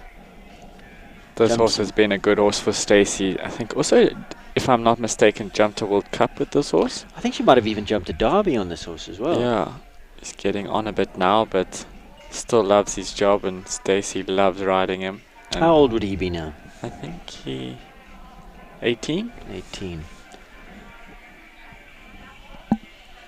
And like we said earlier, if Stacey goes clear in the jump off, she's super, super fast. Yeah, no, Stacey, eye on the treble. Yeah, corrected her first mistake.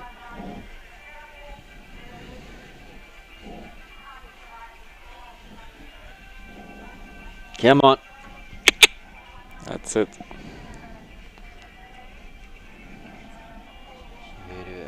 Encouraging him. Forward ride to that. The voice, yeah, a very good ride. Yes. Well done. Lovely. Gives us our first clear after the arena rake break. Number 41, Billabong going through to the jump off. We'll take a look at that jump off track following the first round.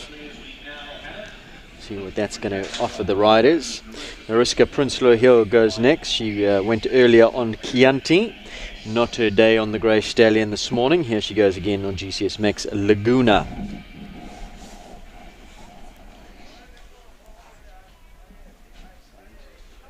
Tell us about Laguna.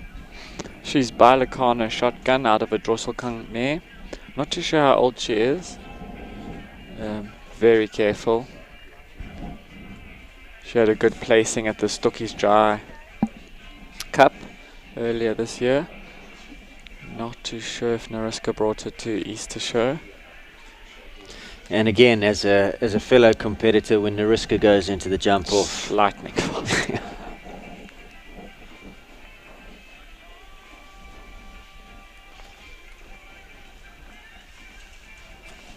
I think it makes such a difference having a second horse.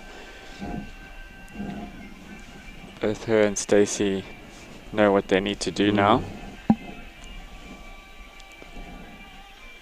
Wow. Oof. Wow. had to push there, got plenty of height over that B element, but landed slightly short. Nariska had to get after the mare to make the step to the third element. And yeah, she's positive, isn't she? Well done, Nariska, Prinsloo Hill, GCS Max Laguna. So we're seeing a lot of riders who've now onto their second horses. Lauren McLaren has already been. We mentioned Nandi earlier on. Here she goes at number 43, Hose Locarno Nandi. Locarno stud Chaitan come to an end. And that's sad news, unfortunately. I think Locarno stud, I heard the horse has been sent to Zia stud and now disbanded. Oh, well, so the end of an era, I'm afraid. Earlier we spoke about Lauren winning the FEI Gold Leg, and this is the horse that she won that on. And again, in the jump off, this one can motor.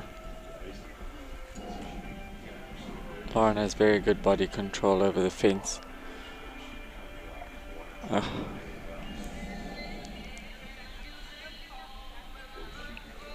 When you were coming up through the ranks, your formative years, is there anybody that you looked at, aspired to ride like, somebody that you thought, well, that's if I was to look like somebody on a horse, paint a picture, that's the picture I'd want to paint?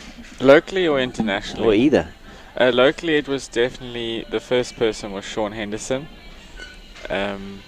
Not many people, I don't think a lot of people will maybe remember him now, but everyone in the horsey game knows of him. He was, I worked for him for a short while before he gave up.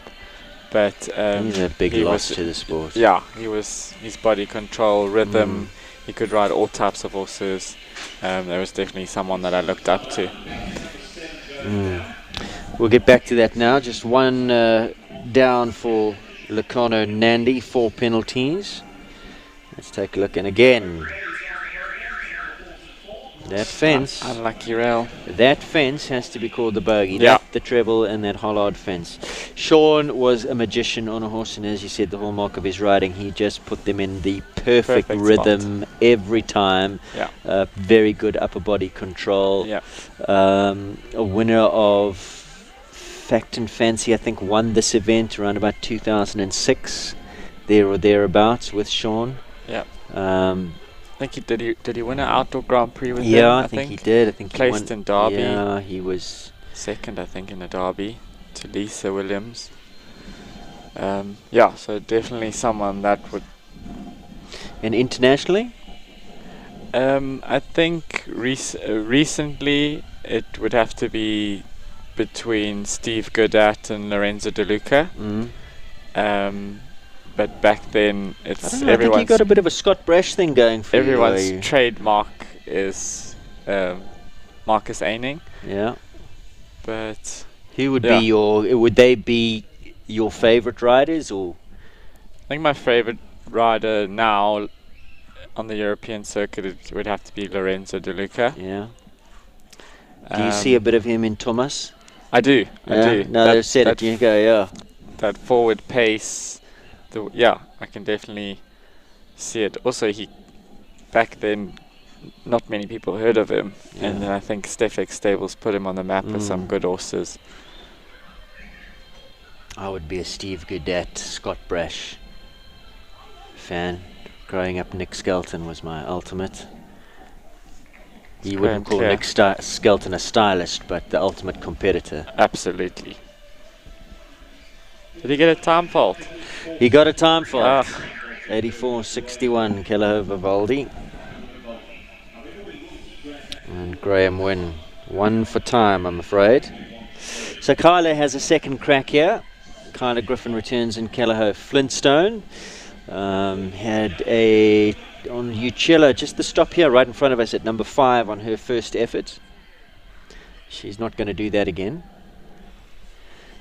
Flintstone, a Callagher horse. You can tell us about him. Yeah, he's by Joy out of a Dacharat mare. I think he's related to Caspiana of Cameron Dawson. No, she gets that spot on this time. Yeah, she corrected that from the first round. And I think this horse jumped its first 135s at Easter. If I could be wrong. It seems to be having a good ride now. It's off one of the very earlier auctions. She made sure she was now. straight to number 7. Yeah. I could see that left leg pushing her out the outside range, just saying, you stay straight.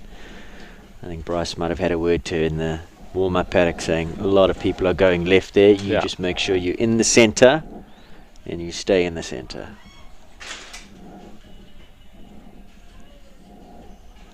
Come on, Kyla. Lucky.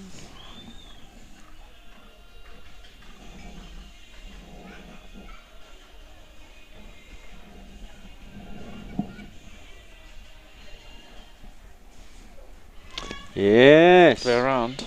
Well done, and she is elated. Well done, Kyla Griffin. Callagher Flintstone through to the jump off.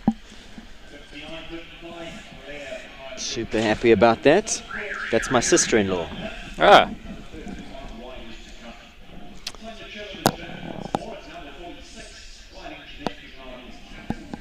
Capital Carlo goes next. Tanya Chellin returns. Tanya went earlier on Arden Villas, gave us a lovely clear at number 12. So she's looking now for a quick double. She'll be the first of the riders on 2 horses if she goes clear here to give us a double clear. Always nice to double up your chances. I think there's some decent prize money in this class, courtesy of Reonet. And a quick shout out to Reonet. It's a lovely job that they've done here. Super show. Yeah, very grateful to Govard and his whole family and their business for always supporting our shows and allowing us to have shows like this. It's incredible for the sport, and Govard puts so much back into the sport, and I think we can all be thankful for that. Hanging to the left. She corrected that well. Yeah. Have you had a trot up into that restaurant area? I believe it's quite nice. Yes, I've been sitting there most of the week. Oh, nice. This is where the plebs sit this side. Yeah, it's like I say, you feel like you're in Europe, and you have a good viewing spot, and you're close to the warm-up, and it's really smart and makes you feel very special. This is a lovely horse. Reminds me a little bit of my grey horse Kalinko. Yes. Both have the same expression.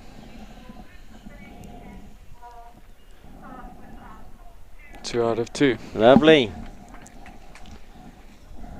Oh, time. 84.67. Oh, what a pity. I wonder where she got that time. I don't know, because she looked like she was going a good clip. Did she go wide? She might have gone wide coming into the treble, but wasn't paying what a too pity much for attention. her. Cornets Mandarino Ronnie Healy was clear on Blue Turtle's Capital Magic Boy. So if he goes clear now, he will be the first to give us a double. Lots to like about Cornets Mandarino and the pedigree there. I think this gelding's by a son of Cornet Obelensky. Out of a mare that Lexi Stace rode for Hilmar. A very quick mare. I think its name was Mandarino. Isn't she on fire at the moment? Yeah. What was that class that she won last week? She won the medium tour at, where were they? Hagen. Hagen. She's riding with the best and dominating, keeping her name up there. It's incredible. Yeah, she's really made a name for herself. Yeah. I think she's one of those that she goes clear. Yeah. Others are going, oh, Yeah. knowing that she'll be the one to beat. And a lot of riders have left South Africa to go campaign overseas and ride overseas, and they'll know how hard it is, and for Lexi to be doing what she's doing is unbelievable. And also just such a lovely, grounded Yep. person, you know, there's no airs and graces. Yep. She's out in the morning mucking out Yep. stables before Yep. she gets on those horses. So I think Ronnie's, is he going to put his hand up, or is he just say, hey? Looked like the horse got a little bit keen to that fence. Yeah, he doesn't like the way he's behaving. Had a so rail earlier, so he said, let me I just think he's got 2 down train now. him a little. Yeah.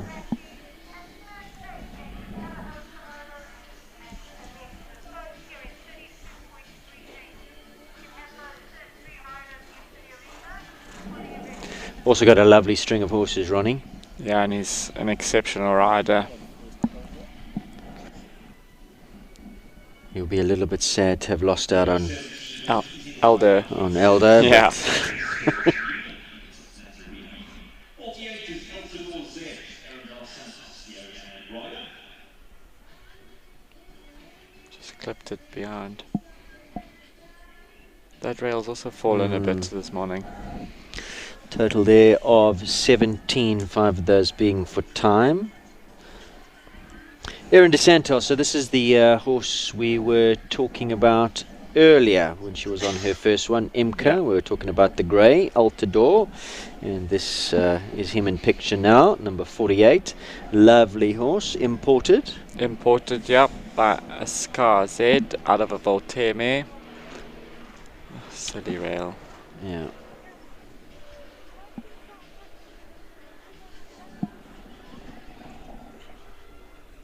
I'm not too sure. I don't know how much experience Erin's had in the 135s. I know she used to ride a lovely mare called Cincinnati, which she won the junior derby on a couple of years ago. But I'm not too sure if she's had a lot of experience at this level. So I think she's doing a good job with her 2 horses. I don't think she has after Cincinnati. I think she was studying. Yeah. You know, and as frustrating as it is when you have polls and stuff, it's just all about the experience, and you just put it in your bag, and before you know it, things start coming together. I don't think this is this horse's true form. No. Easter show, she had some good classes. You might find her having a rail here and there, but again, maybe just lots to look at in the arena. Yeah, just not her day today. Yeah. So 4 down, 16 penalties for Altador and young Erin DeSantos. Amanda Moore goes again. She gave us a Darfarad clear. Blade, was she clear? I think she gave us a clear. Yes, she was. In fact, she was. So, we've talked about riders with 2 horses who've given us a clear already, looking to double up. She would now be the first to do it. Ronnie Healy couldn't do it. Graham Wynn, unfortunately, with a time fault. Time fault. Tanya Chellin with a time fault on her second ride. So is Amanda Moore going to give us a quick double. Cavalli, horse that she's ridden for a long time, knows it well. A mare by Clarinius.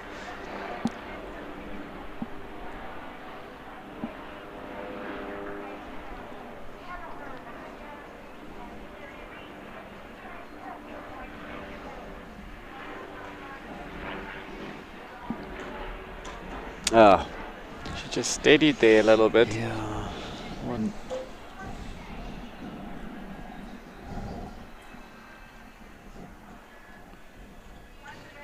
The double clear's proving a bit.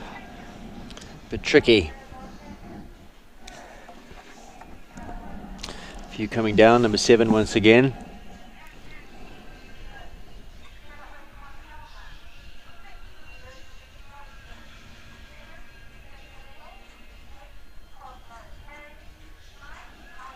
Funny that you would think that, I suppose it also just depends on what horse you're on, but Yeah. having ridden around once before, you'd think that you're less likely to make mistakes the second time round. And proving the opposite here this morning. I've had it where I've had 2 horses in the class. I had it earlier at the Reonet Cup, and I don't know, you feel a little bit more pressure after you've jumped one clear round. Maybe that's got Now to the do with it. expectation is there that you will go clear.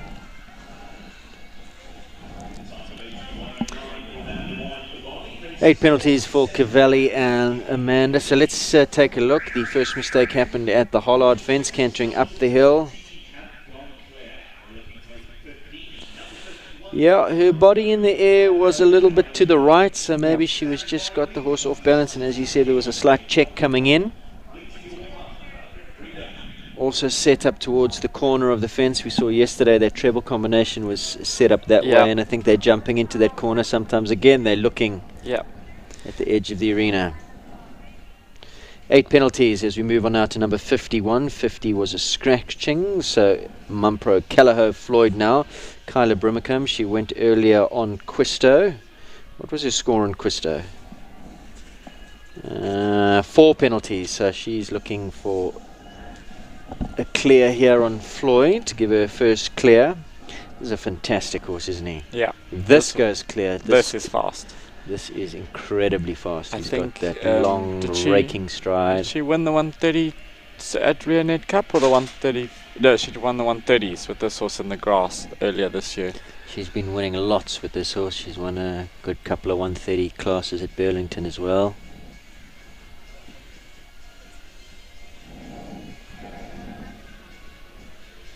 Another Callagho bred horse. Any of his progeny on any sales? How's he bred?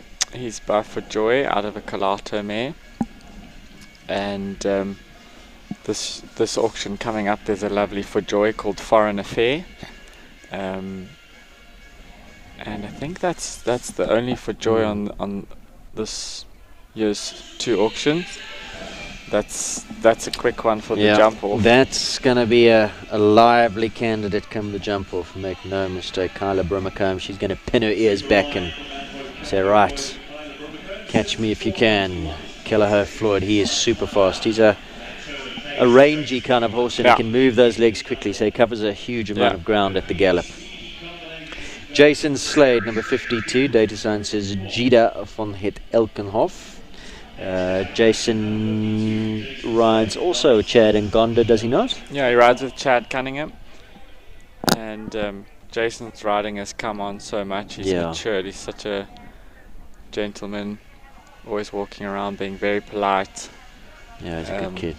Rides really well, and this horse is a bit tricky. She can be a bit spooky sometimes. I think he does a super job with her. They won the 135 championship class at Stockies Dry earlier.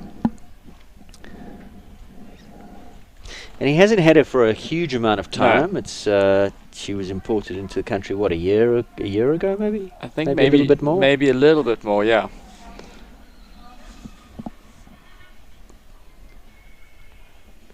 Oh, hopefully he moves on a little bit. Yeah, he looked like he was just wondering where the next fence was and just took the foot off the gas. He's going to have to make up that time, or he's going to run into time penalties.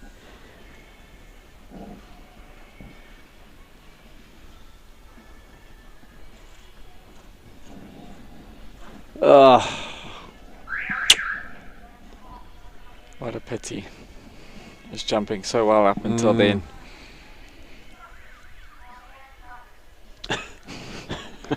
Says, hey, we don't do that. Has a little love tap. I love you, Gita, but keep your mind on the job. But I love you.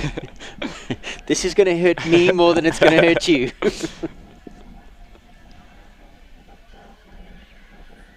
Yeah, like I said earlier, she can be a little bit spooky. I don't know if she maybe had a look at that first element, and maybe the rub put her off the second one. Let's see if we can get her through here. Come on. Good boy.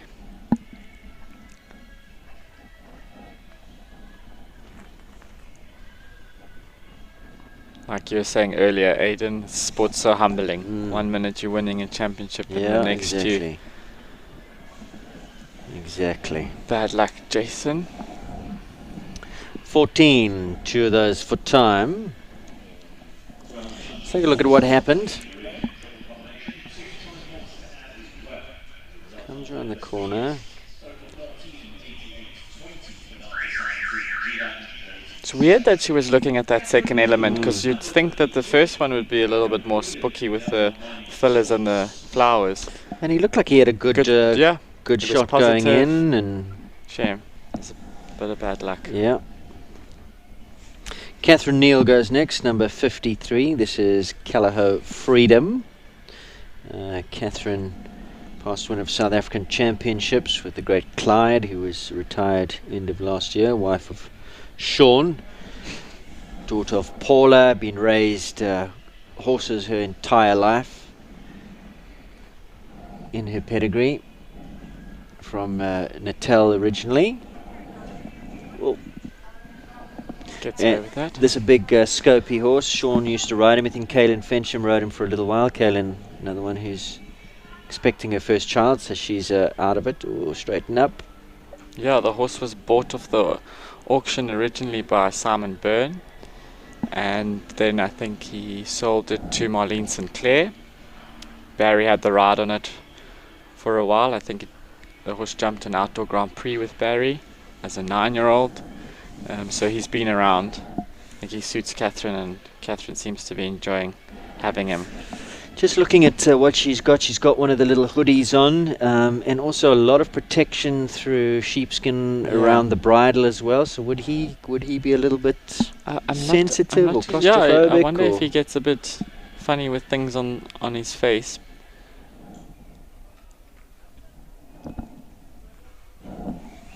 Clear. Nice, clear through to the jump off he goes. Caliho Freedom and Catherine Neal.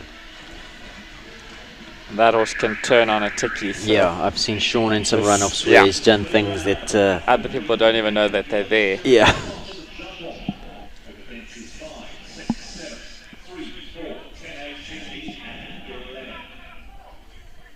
Why do you think Sean got off the horse? I know he was battling also with his back. With at his once, back, yeah. yes, and I think Catherine needed an open horse. And you know, when you get married, don't they say, what's hers is hers and what's yours is hers? Oh, you're about to learn that. Caliho Sancho now, number 54. And this is the very talented Thomas Triggle. This horse also can be a quirky character. It's Easter Show cantering into the combination, just decided to false Thomas. He can apparently do that from time to time, but Thomas is very, very fond of him. Lovely pedigree. Yeah, this horse is by Staccato out of a Kidam de Ravel mare called Queen, who goes back to Giganten. Do you know who Giganten is? You're going to tell me. The mother of For Pleasure. So very well bred. And the staccatos can be a little, is that where the quirkiness Yes. comes from? Thomas does an amazing job. I think Thomas is one of the best young riders in the country. At some stage we're going to sadly lose him to Europe. Yeah, wasn't he supposed to be studying in England? Yeah, now and then COVID put a spanner in the works, and so he's been online since, but the plan is definitely to go back. I think he has a 140 horse there that he jumped in the Sunshine Tour. Didn't he get over and spend some time with Oliver during lockdown or just before lockdown? And super clear. super. He's also won the 135 South African champs last year. Yeah. Very exciting jump off with another clear round. Australia, Caliho Sancho. On track to watch number 55. 55 is next to go. Mandy Johnson rides for owner Anne-Marie Esslinger. This is Caracas. And when you talk about blood, this is what it's all about. This Bouncy is a little ball. Bounce, exactly. Big jump. We saw Caliho Simone earlier, who was by Stolzenberg, and this is out of a Stolzenberg mare. That's quite interesting. Stolzenberg, also a son of Staccato. I think Mandy does a very, very good job with this horse. I think it takes a lot of management because of the amount of blood that he has. I think that's why Anna gave the ride to Mandy. Yeah. That's it, and apparently, you know, a lot of people's success is choosing knowing where their strengths are, more importantly, knowing what suits them. Yep. And this horse, not really Anna's type of ride, and that's what a professional does. Well, somebody can do a better job. Yep. One man's meat is another man's poison, as they say. Exactly. Horse looks super keen. Yeah. I think it's a lovely feeling when you have a horse that wants to jump the fence and get over. Take you to the fence. Yeah. You'll be careful coming out. You prefer a little bit of blood, or? I thought I did. I thought it was my type until Kalinko came into my string of horses. And he doesn't look it, but he's a bit cold. But, you know, with blood, the more blood, the harder the rideability. And I think nowadays, to win these sort of classes, you need to have rideability. Yeah. So I think it's got to be a good mix. Well, that gives us a clear, and a horse like that is always going to be lively in a jump off. Got that little energy just waiting to respond in those hocks. If there's we'll take a look at the jump off track, but if there's some tight turns, that's going to suit Caracas. Capital Clarissimo goes next. Chad Cunningham, who you know very well, Shaitan. And tell us about Chad and this horse. Aidan, it's so nice to see Chad back in the ring and not standing on the side coaching all the time. This is a lovely horse that was produced by Nicole Horwood up to the 135 level, if I'm not mistaken. Chad thinks highly of this horse. I think he only got this horse in November last year, so the partnership's still quite new. He's got a fantastic pedigree. He's by Clarimo out of a Carthago mare, and I think if anyone's watching, you can see his canter is just looks super comfy, covers the ground.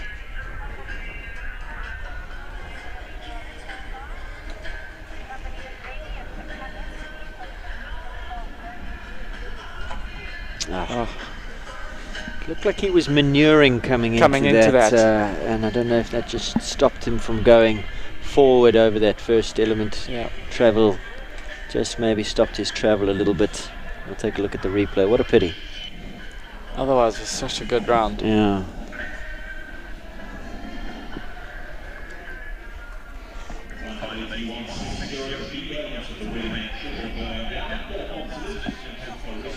Let's take a look. So there you see the tail comes up.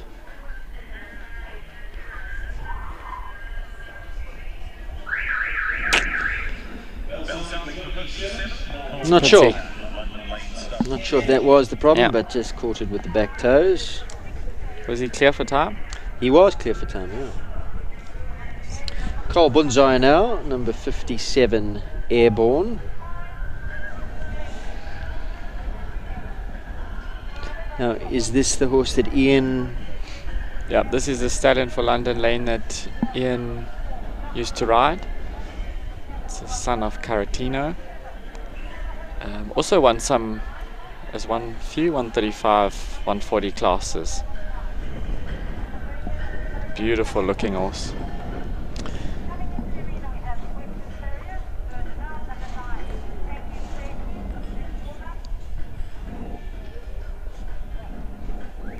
We'll see Carl later in the World Cup with Callagher Casperon. Has Casperon got his head in the game today? We hope so. Yeah. Yeah. He's a quirky character there. Yeah.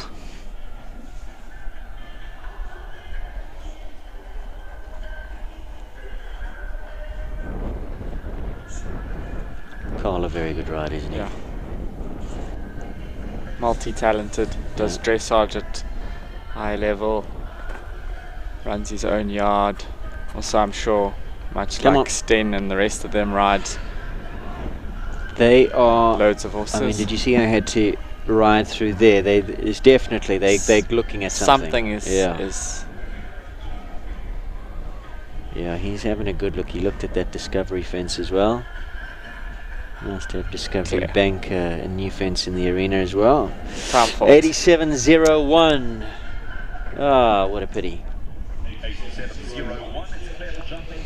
So he was 3 seconds over that time allowed. Carl did have to get after him a little bit. He looked like he was having a good look at some of these fences, and as a consequence comes home with a time penalty. It keeps him out of the jump off. Number 58 with Govert Triggle, the man behind this Reonet sponsorship and this wonderful show. Big thanks to Govert once again and his team. This is HVL Symphony. And what can you tell us about Symphony? I believe it was meant to be for Caitlin? Yeah. Pierre Lepart imported the horse for his wife, Caitlin. It was with Shannon Smith for a short while, and then Govert purchased the horse, and I think it suits Govert. It's a lovely mare. She's careful, she's quick. Govert also doing a wonderful job taking his time with the mare in this 135s. Govert also very competitive in the jump off. He'll want to go clear for sure. Has a massive operation running with his wife and his 2 kids riding, and I see Milo's following on. Oh. And there's another one on the way. So, yeah. And of course, talking about a different breeding operation, he's very, very into his breeding, and very passionate about it. Yeah. Got a lot of young colts recently from the Holstein auction, and clear for jumping, one for time, 84.60, just over that allotted 84-second time allowed. So just over. Oh, what a pity for Govert Triggle. 1 for time. Sean Neal goes now. Now this is interesting because this is a horse he's taken over from his brother Gareth. Yeah. Eye Catcher by Van Gogh. Originally was Smira Rexrod, I think, brought over by Gareth, and now why is Sean riding? I just think Gareth, you can see the horse is very strong, and Gareth seems to think that it suits Sean's way of riding better, and I tend to agree.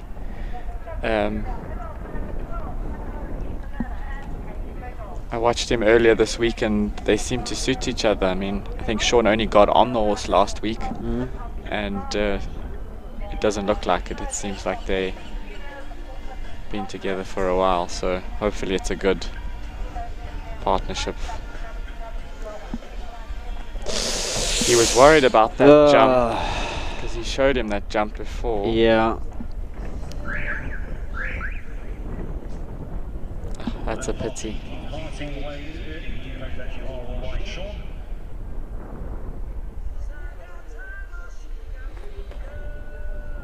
Yeah, he gave him a strong ride down to that fence.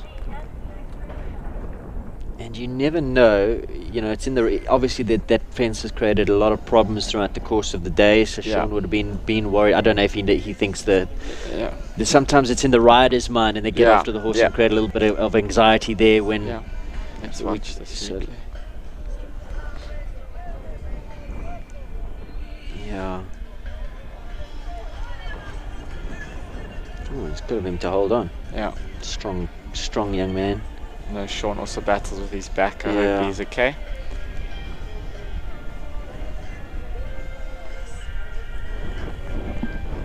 Well, he'll live to fight another day. Yeah, go home, regroup.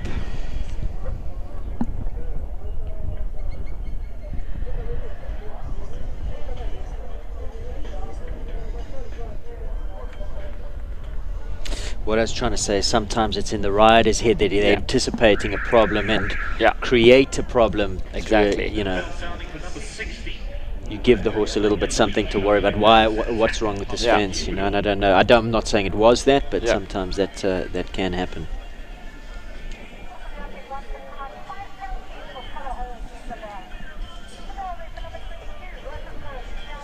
Because they pick up, I mean, that's what they say, the horse is the mirror of you. They pick up on what you're feeling, and your emotions as well, if you can just remain relaxed a lot of the time. This is an exceptional horse. This is Takentog's Cupidor, Shari Michaelis. How was that jump off going against Liantos at Easter Show? When I saw Jackie Cochran go, she was third last to go. I thought there's no way they're going to catch her, and when Liantos went clear, I thought, okay, that's the winner. Yeah. And yeah, Shari proved them all wrong and won that class. I think she won a class earlier this week in the 135s. This horse, he's careful, he's quick, he's brave. Probably feels like he's free jumping with Shari on his back. Yeah, she's tiny, isn't she?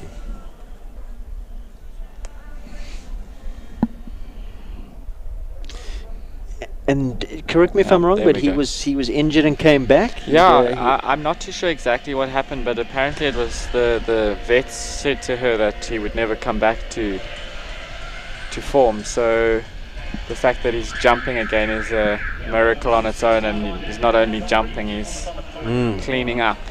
That Shari got married and took some time off to go travelling with her husband, and Anna got the ride for a while, and he won a good couple of good classes with Anna as well. Anna, he's a top.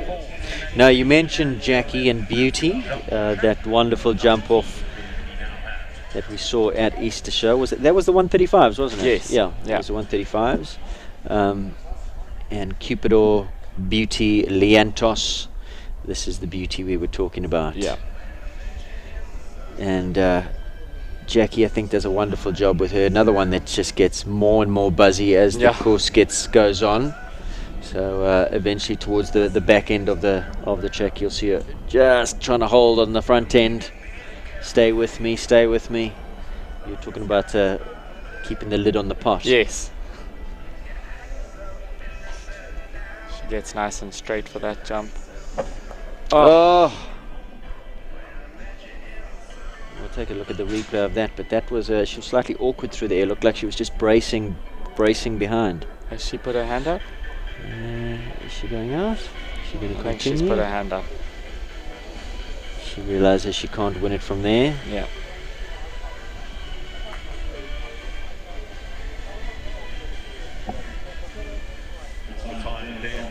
Retirement from Jackie. Do we have a replay? So let's if we are told by our producers that they are looking for the replay, so see if we can find that. She just looks a little bit awkward in the flight over the fence. I don't know if she's maybe a little bit off, and the mare jumped a bit high, and also like a few of them have just landed on the back rail from jumping a bit up. So she retires. That's unfortunate, because in a jump off, always wonderful to watch Beauty. Kevin Vessels goes now, 62. Conquidam. Another one who takes that hard. I think this horse is also new to the 135s. How long has Kevin been riding this horse? I would say he started early 2020, and then obviously with lockdown and stuff, he didn't have much time in the ring with the horse. You often see him at Burlington, and he's always getting a good place there. It's nice to see Kevin at a big show again.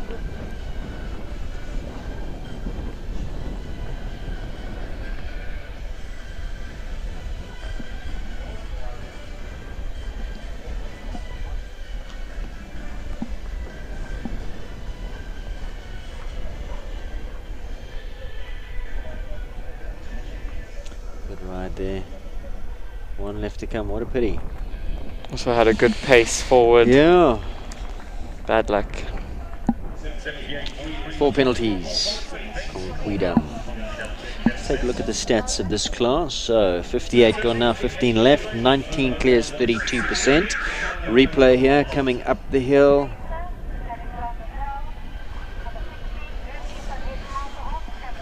Back toes, front rail. Yeah.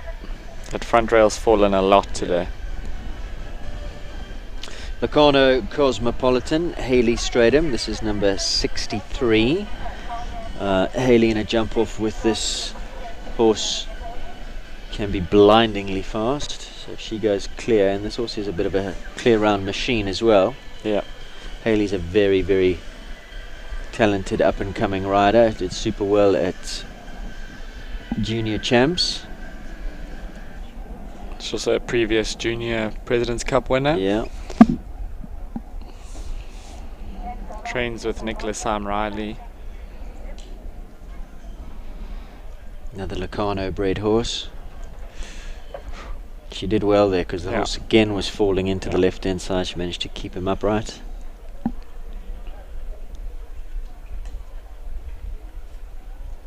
Very positive with her riding, always moving forward.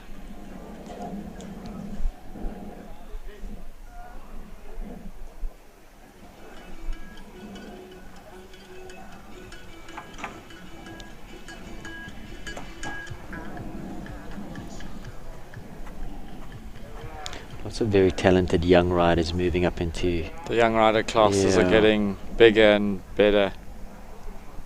Steadies up nicely for the last one. Very nicely ridden there, Haley Stratham. And that's going to be a strong one in the jump off. Very nice.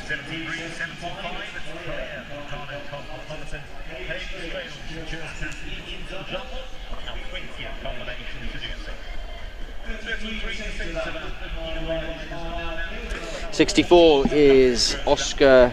I beg your pardon, it's not. It's Kerry Reese. It's Zeiss Le Champ.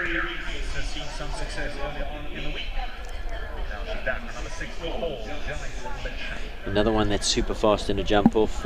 Solid campaign of this horse. Kerry, another young rider, is doing exceptionally well. I think also had a very good, was it President's Cup she won? Yeah, she won the 130 champs at President's Cup. And at Easter she made the step up to the 135, so this is still new for her. She trains with Raina Korba. She's a lovely rider.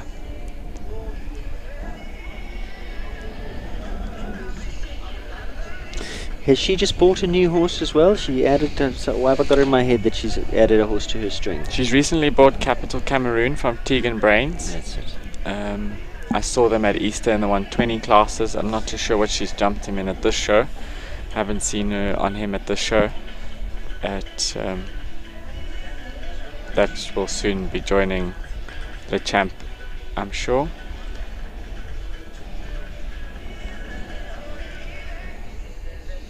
So rides at a nice rhythm, doesn't she? Just keeps them moving, cantering to the fence. Yeah. Keeps their mind on the job.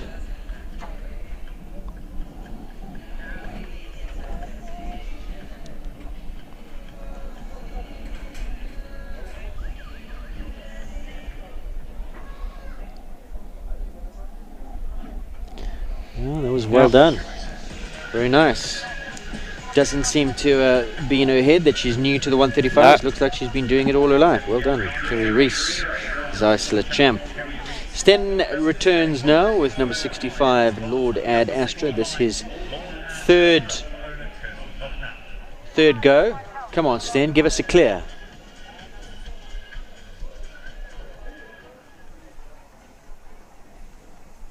Le Padre had one down, or was it a time penalty? I think he had one down and a time fault. He hit that number 7 one insurance jump.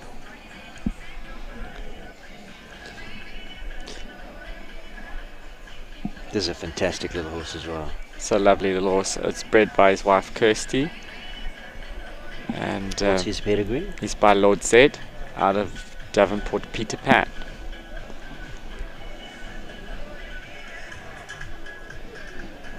A little bundle of energy. Jumped a bit short behind. Not his day today. No. Goes super, just so good through his wither, isn't he? Just pops up the nose, comes the feeling down. must be really nice. Beautiful technique. Bounce him to the fence as well in a jump off. The floor. Must be lots of fun to ride him in a jump off, because you know you can just get on the short turn, get him to the base, and he's going to... Oh. He looks like a little horse too. Yeah. He looks quite thoroughbred, actually, if you look at him.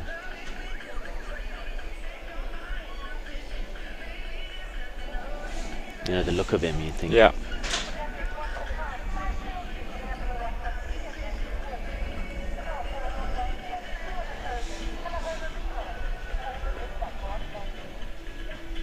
Super there. Oh, what a pity for Sten. Shame.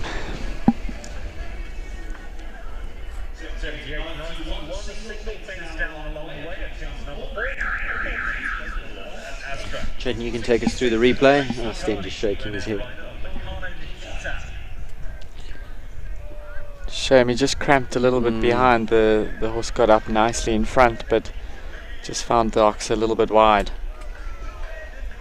It's not the first one today that's found that. 4 penalties there for Sten. Tracy's second ride, Lacano Nikita. Now, is she going to give us our first? No, somebody's given us a double clear. Who was that?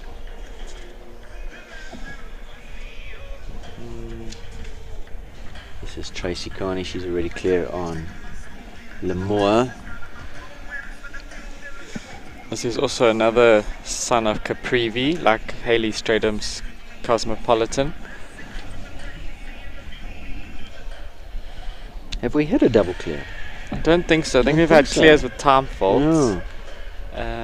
Graham had a double clear with a time fault. Tanya Chelin had a clear with a time fault. Come on, Tracy.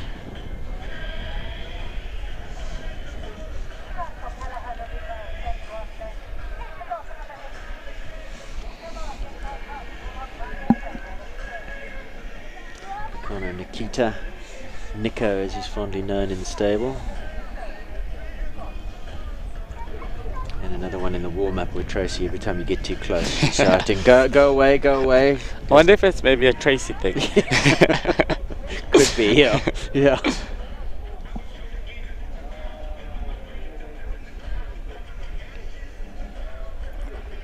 One down. Jump number 7 coming down. Oh! Are we going to get anybody on 2 for 2? That one again. Oh, I don't know what it is about that jump. I don't know if it's the wall going into the catering. I'm not too sure. Laura Neal, number 67, Costco.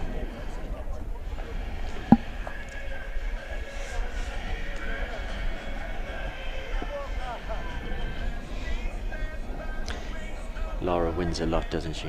Laura's exceptional rider. She's super neat and tidy. Also fast one in the jump off. Also rides a whole array of horses. Small, hot, fast. She rode this horse's younger brother, I would say, in the 140s yesterday.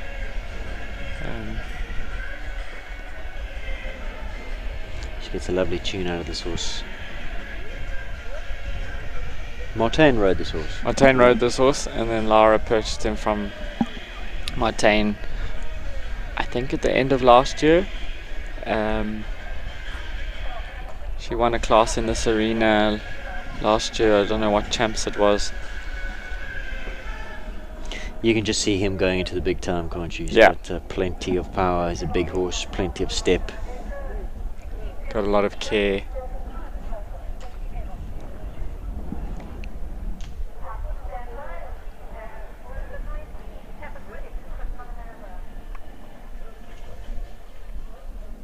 Rides him at a good pace as well. He enjoys this rhythm. Yay. Laura Neal, Costco. Through to the jump off she goes. So we spoke about Lepadino being the full brother to Le Padre earlier on. Oscar Ngulbe, unfortunately a late scratching, Chayton, so we put a line through 68. 69 now is Tanya Chelin. Lambus. Now Tanya was clear on Arden Villas and then clear but one time fault On Carlo. on Carlo. Let's hope she can give us a double. And this is a little superstar horse now. Lambus, she rides. Lambus, a former World Cup winner at Stockies Dry a couple of years ago. Formerly the rider of Mandy Johnson, now with Tanya. And he's a wonderful, wonderful horse. Another one you just think like a little bouncing ball. Yeah.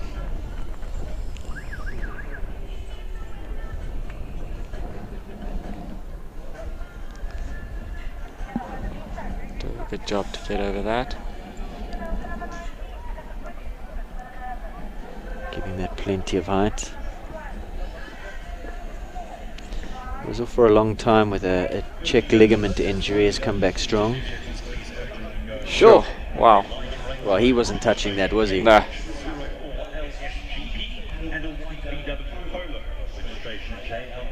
He gave that plenty of air. Yeah, I think he almost jumped into the restaurant there. Yeah.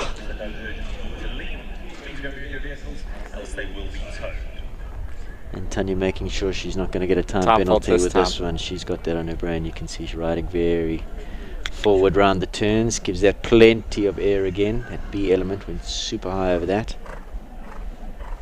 Just one of those horses you can see loves the job. Just wants to jump. Yeah.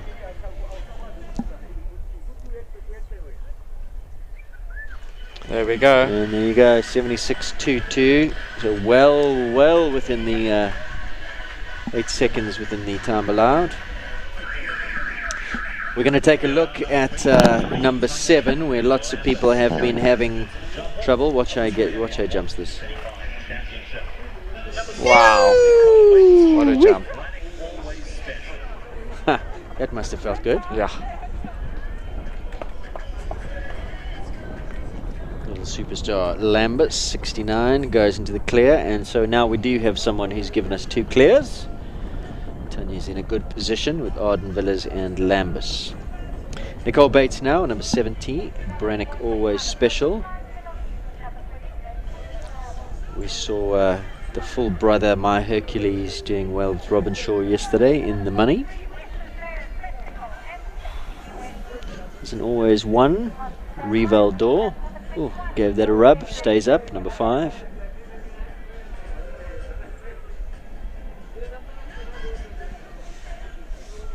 Has that cannon fence even come down once? I don't think it's. I think it's fallen once. Remember, Liam had it on his horse Nathan, but it hasn't fallen as much as it's done in the previous classes. Oh.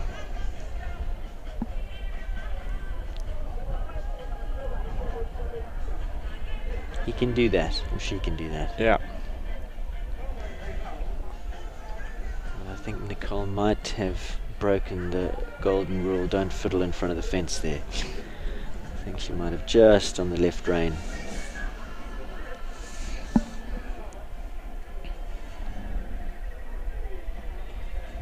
Come on.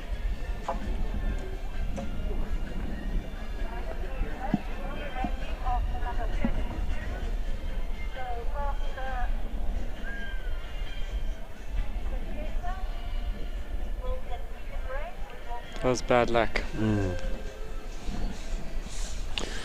Some time to add there with the disobedience at 10. 10. 2 for time. And once again, 1 comes down. That 1. Yeah.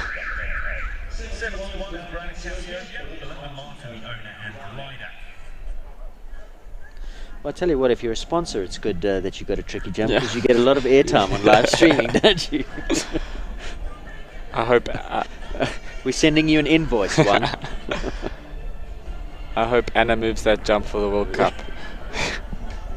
71 is Brannick Cassiopeia and Belinda Martin. Needs to get the horse into rhythm. Was a little bit sticky at number 1, that triple bar. Looks like she's on a better pace now. I think this horse was bred by Linda Rabi, am I right? Yeah, Brannick stud. Brannick stud. Whoop. Make sure it doesn't touch the callow fence.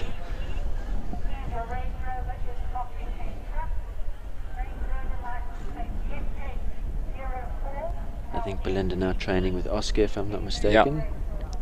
This is a super scopy horse. I think this is a horse for the big time. Yeah, I was watching it come past the restaurant. It looked like it was shying away and just compromising her turn there. Not happy with the way the horse cornered, and Oh, that's blown her concentration a bit. Oh, what a pity. Yeah, as she was coming around that turn, which is hanging she looked off, like she overshot that turn a little bit, and maybe the battling to keep the horse straight and just... Belinda will be upset with herself. Let's take a look. Yes, so here she comes. You can see him just looking to the right. Yeah, maybe locked onto the gate.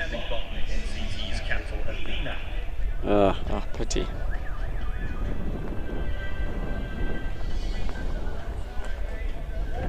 Alexia Gerber going next. Capital Hudson, number 72. Not too many more to come. At this stage, just the 6 left. 66 have gone. We're sitting at 34% clear.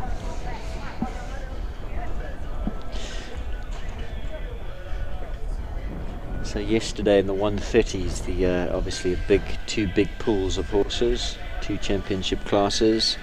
Very much a random draw as to who's in what pool, not to have anything to do with the way that they've been going. In the first pool we had a 42% clear in the neck, and the second pool a 20% clear. Wow. So it's strange, just completely same track.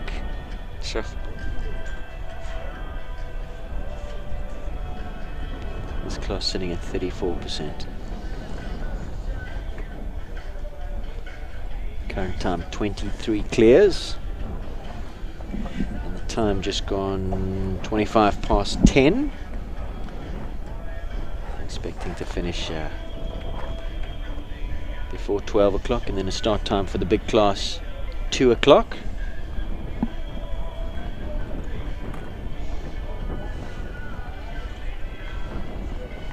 $13 penalties for Capital Hudson and Alexia Gerber. One of those being for time. Let's take a look at the replay. Once again, the treble combination is that A element.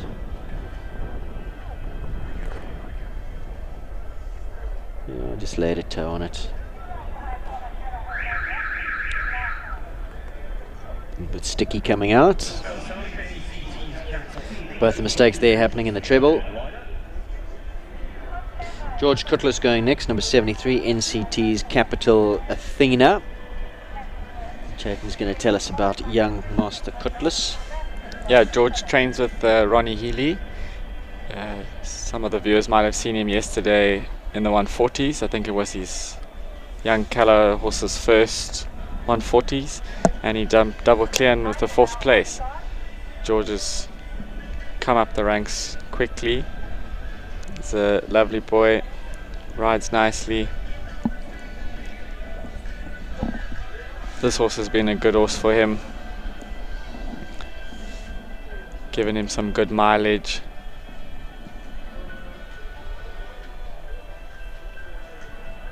I believe quite a keen golfer as well. Yeah, apparently very good golfer.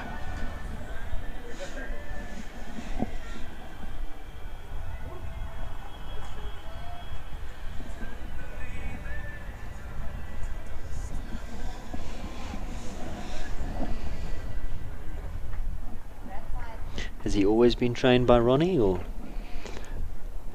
I think I think in his earlier years he might have been trained by what's the lady who runs Fourways? Marion. I could be wrong, but I do know he was there for a little bit. Once again, that treble combination, George a bit unhappy about that. That A element going down.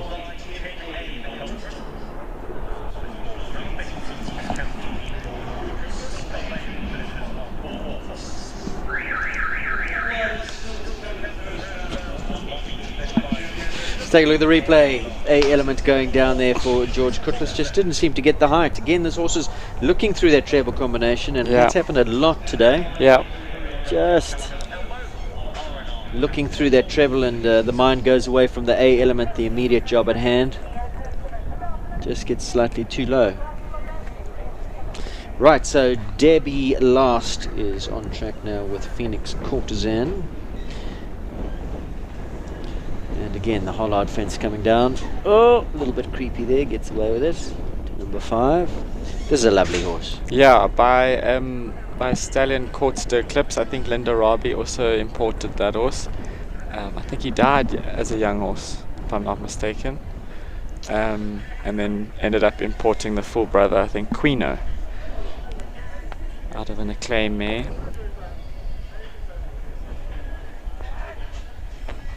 Looking like she's having to ride a bit, A little bit hard, yeah. Careful jumper. Debbie based at Burlington.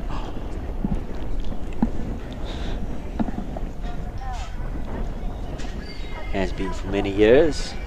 Often see her on her bicycle early mornings pedaling around Sun Valley. Always on the back. She's not on the back of a horse, she's on the back of a bicycle.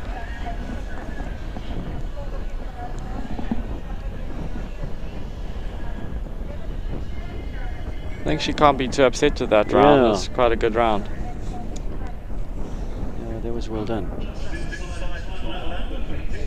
Let's take a look at the pole. The other bogey fence. Mm. The two insurances competing Same with each side other. of the area. Exactly.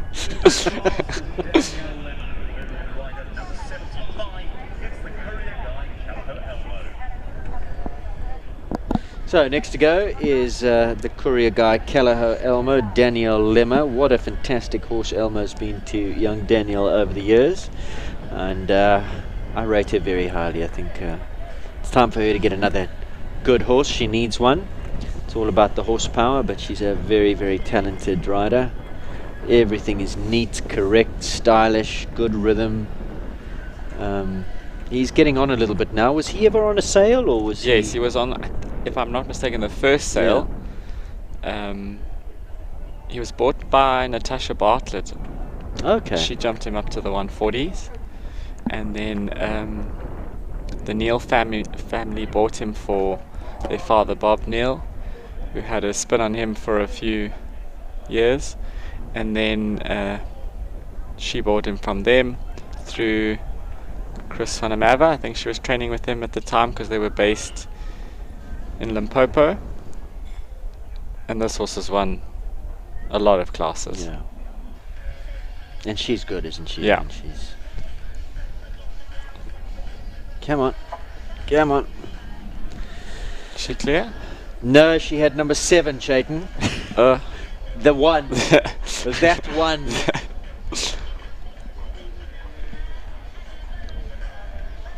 Oh, that's a pity. Oh, one down at 1. Let's take a look at number 7.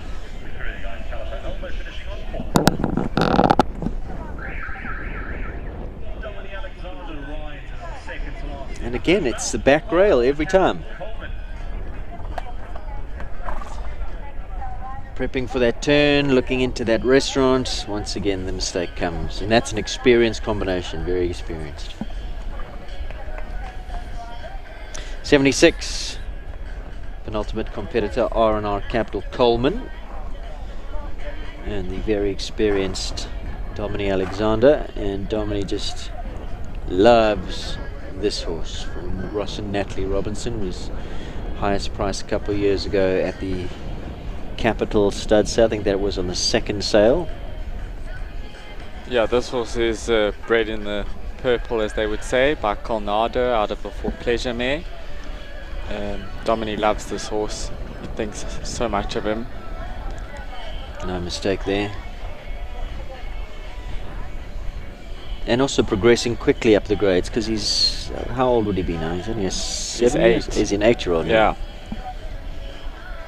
Doing everything the right way. Dominique thinks he really is a horse for the big time. Previous winner of the Young Horse Performance Series. So it's nice to see them coming up through the ranks. Jumped that well. Ugh. Does everything correctly, doesn't he? Yep. He looks, the mind is there, got a very good temperament. He's got that For Pleasure shape.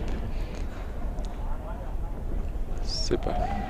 82.93 into the jump off. Well done, Dominique Alexander and R&R Capital Coleman.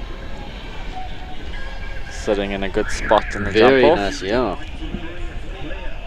Yeah, we'll have the opportunity to watch how everybody goes, work out all the quickest lines, best choices. The Rick Knowles Taylor goes again on Lacano Chiquelo. Another Lacano horse. We've seen a few Lacanos here. Yep, this one by the famous stallion Choco Blue. Everyone in show jumping today wants to own a Choco Blue. You got one? Potentially. We'll wait for the big news. I think Loretta hasn't been on this horse for long, if I'm not mistaken. What's his history? I think he, I'm not too sure who the owner is. She was based with Nicholas Syme Riley for a while, and I'm not too sure what the deal is now, if Lorette just rides for her or... But yeah, this horse has come up the grades quickly in the last few months. Now when you say most people want a Choco Blue, why is that? Are they just all... I think if you look at quality? the breeding history, I mean most of these top horses nowadays are either by him or out of a mare by him, and his stallion rankings, I think he's in the top. Oh, she's clear. Well done. Well done. Sits in pole position. Yep. Rick Knowles Taylor on Lacano Chiquelo. So we're going to take a short break. It's jump off time. When we come back, Chaitan's going to take us through the jump off track, and where all the choices will be, the good lines. Let's see what Anna gives us. So we're going to take a quick break. We'll be back shortly for this 1m35 championship, sponsored by Reonet. Don't go far.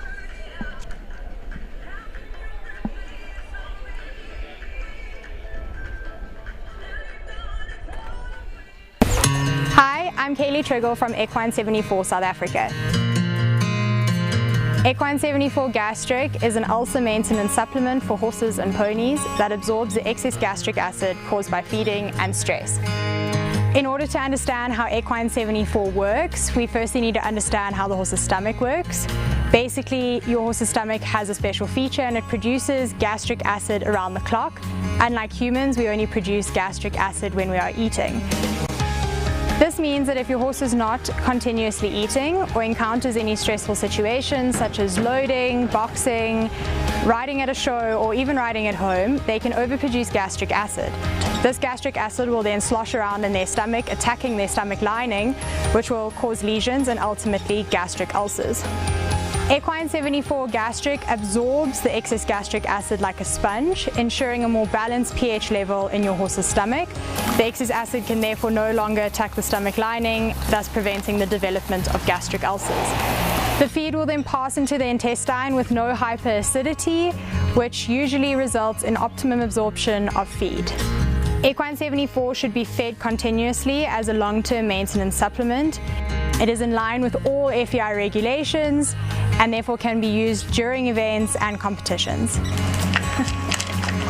For more information, you can go onto our website or our online store, which is www.equine74.co.za, or alternatively, you can message me privately, or you can reach us via Facebook or Instagram. If you'd like to place an order, again, you can go onto our online store, or you can contact me privately, or you can get in contact with Ashley and Ronnie Healy from Double H Feeds, and they will gladly assist you.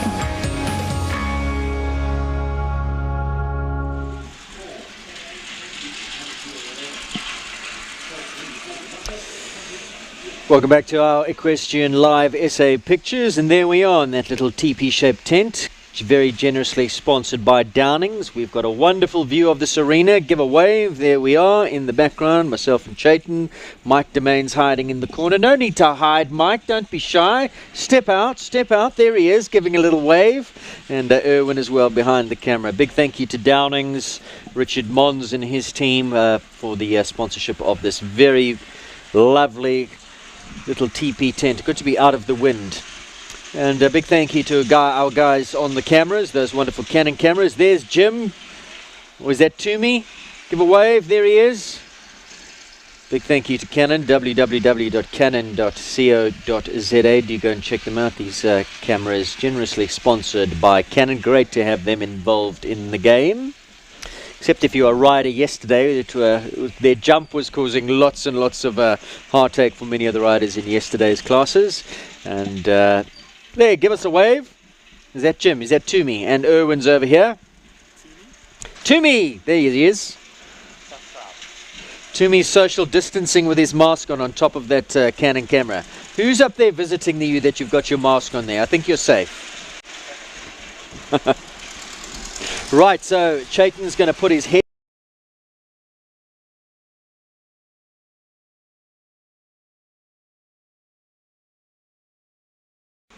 Jump off time, Chaitan. Right, so you're going to have a quick look at the jump off track. I'm going to go through the horses that are going into the jump off. We start off with number 5 Capital My Lady and Thomas van Rijk Vorsel. Then it's a turn of Contessa Lauren McLaren, Graham Wynn, Maxstar Obi-Wan Kenobi. Then it's Arden Villas, Blue Turtles Capital Magic Boy. Dark Rod Blade follows from Roachflow Coutinho, Callao Lamour, Liberty Lord Cassini, Miss Dublin, Four Moore, Billabong, Laguna, Flintstone. Over the page we go, Mumpro Callao Floyd. That's going to be a big one in the jump off with Kyla Brimacombe. Callao Freedom, Callao Sancho, Caracas is going to be there or thereabouts. Tackentop's Cupidor could be the one topping the bookmakers' books here. That might be a short price favourite in blistering form with Shari. Lacano Cosmopolitan will be short priced as well. Zeiss Lechamp, Coscar, Lambus has got to be there or thereabouts. Coleman, and sitting in pole position, Lacano Shaquelo. We're going to take a quick break. We're going to have a look at some of the horses on the Capital Stud. I beg your pardon, the Callao Stud sale, which is just around the corner. That's happening on the 11th. Callao online sale. We will have Evie Callender Easby coming to chat to us about that a little bit later. Let's take a look at some of those very, very exciting and juicy prospects.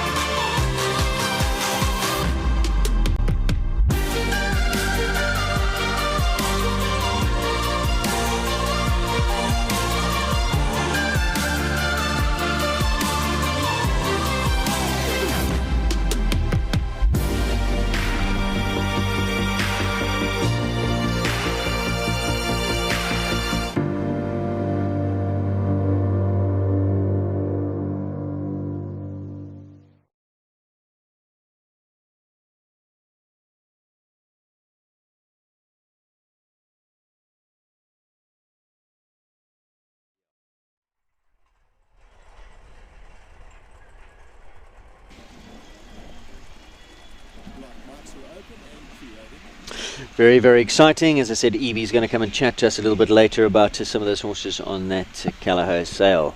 Do make sure you've gone and checked out all the information. Get onto the website. Make sure you know what to do. Don't be left out in the cold. It's just around the corner. Get involved. Looking to buy a champion?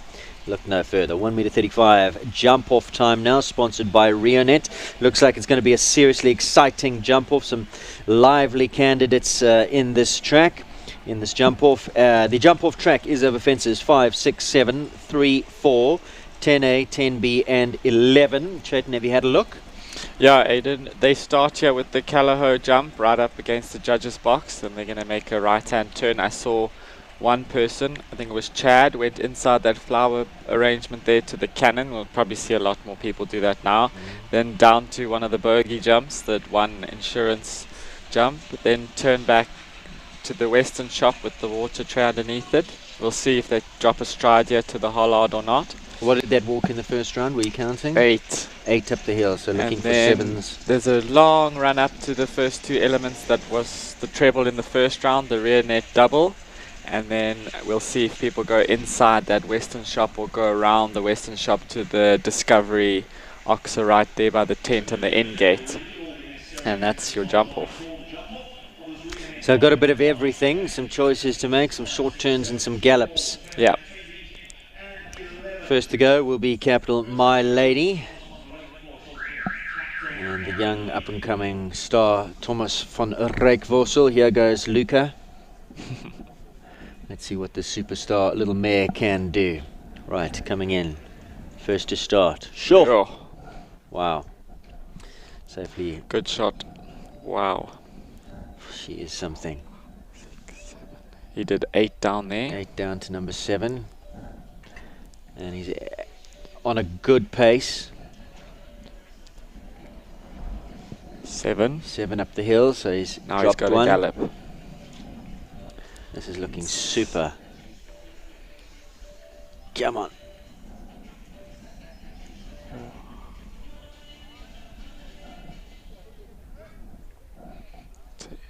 Wow, what Wow. a jump off. Sure. That's going to be hard to catch. The boy can ride. That was excellent. Thomas. And isn't she just something to behold? Wow. If anything, where he lost time would have been in the air over the fences. Absolutely. I mean, she jumped this first jump here in front of us, and I was like, wow. And it just carried on. Incredible. 39.12 for that glorious little horse, Capital My Lady. She sets the gauntlet, says, catch me if you can. Are they going to be able to do that? I mean, he dropped the strides, he made the turns. That was... I think he's sitting in the pound seat, Yeah, Aiden. It's going to be exactly. hard to catch. So on track now, Contessa. This is Lauren McLaren.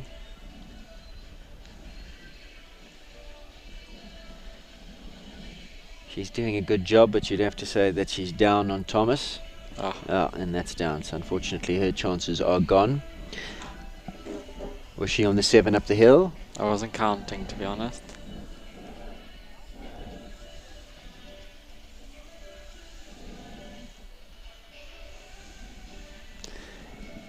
Just going to bring her home safely now. Her chances are gone, but wants to finish nicely.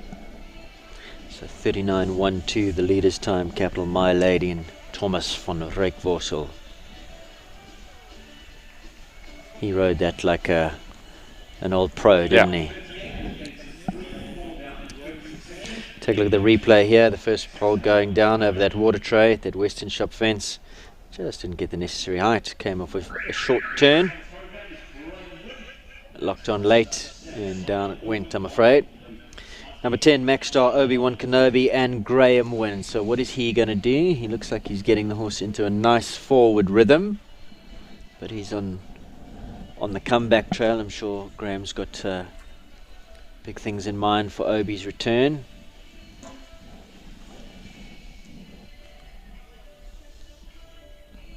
Thomas was seriously fast down that hill, didn't he? He just let the mare skip along underneath him, use her stride for a little mare. She's got a massive step.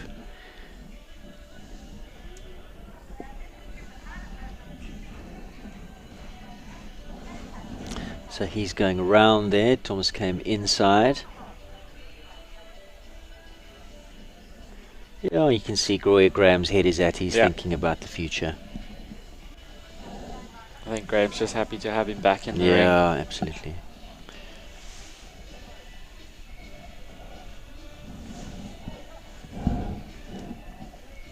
And there you can see the difference. Thomas's time 39.12, Graham and Obi 150.15. And one down.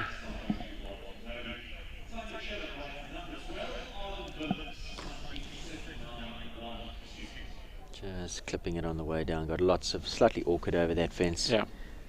He went on one extra, and I think the 8's better down the hill. Good shot at number 1. Tanya Chell and Arden Villas now, number 12. Time to beat 39.12.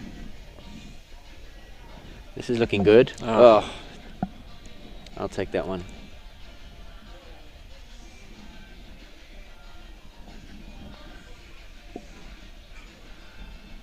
I'm afraid One Insurance is going to be known as that one. That one.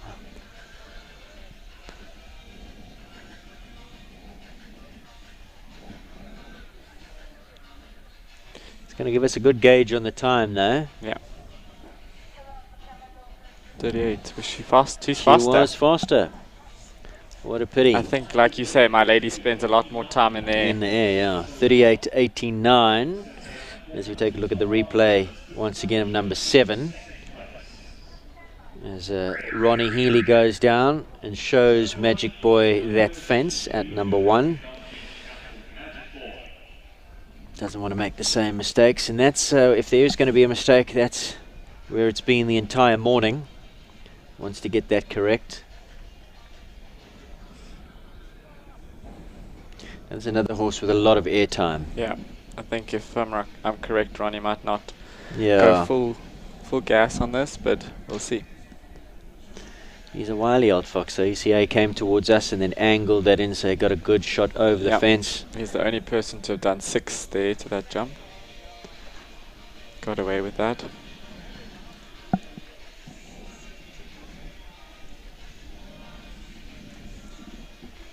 And 6 again. 6 again, yeah. He's got a huge stride, this horse. He used a good advantage. So this is interesting. Ah. Ah. Pity. Also going to give us a good gauge on the time. I think he's slowed up Slower. there, yeah. 42.09. I think after that fence came down, he took his foot off the gas. Yeah. 42.09. Thomas still leading. The only clear in 39.12. Shame. Short turn in. Forward stride. The horse just didn't get the height. I don't think he took sight of the fence until the very last moment. 39.12. Thomas leading. Clear. Next best Arden Villas. 38.89. Beat the time, but 1 down.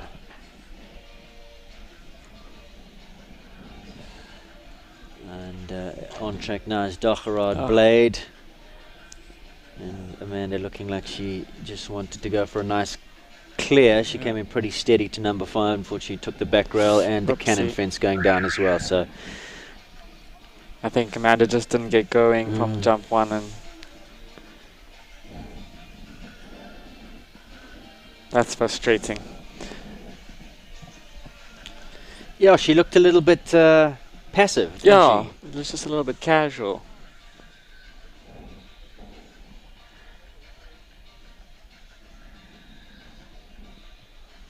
I think this is why I prefer to go earlier on in the class, because you get it over and done with and you stick to your plan. I think now everyone's trying to chase something, whereas if you go early, you stick to your game plan. Don't succumb to peer pressure, Jack. Yeah.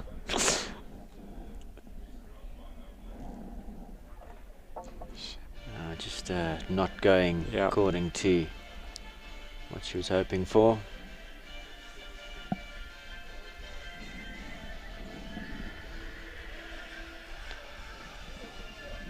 It's almost like her first round pace seemed more forward than what she had in the jump She off. just got a little backwards to number 1, and it just put her on the back foot for the first few jumps. She didn't get into a rhythm. Looking a little bit better now. Yeah.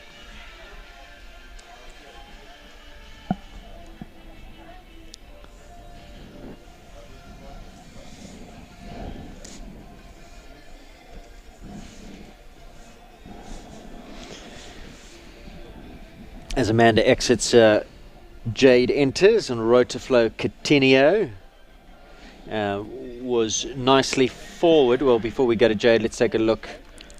So, just...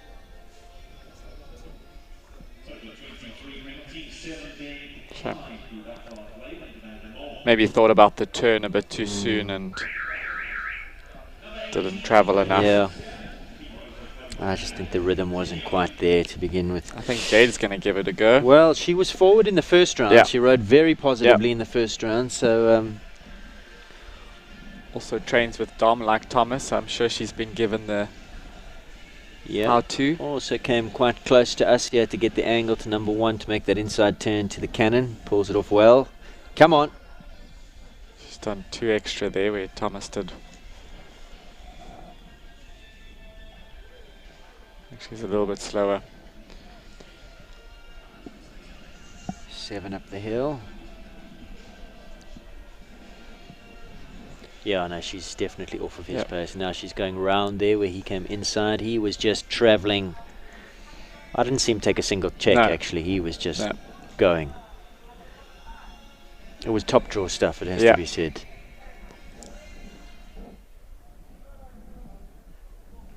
Very good round for Jade in the 135 champs. 47.38. Going to be happy with that. Well done, Jade Kutsia. Right to float Coutinho.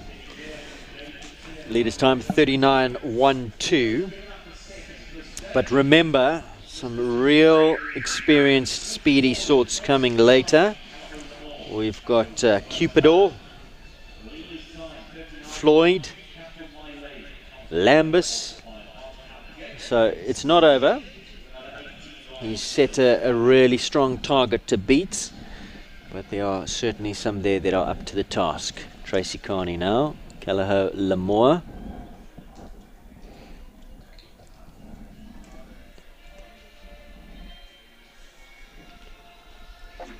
Oh.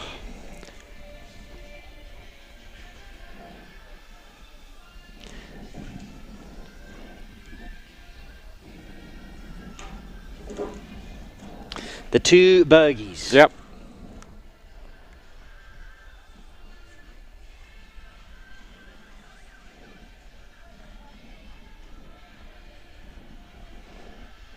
Like you said, so funny that they're both insurance companies.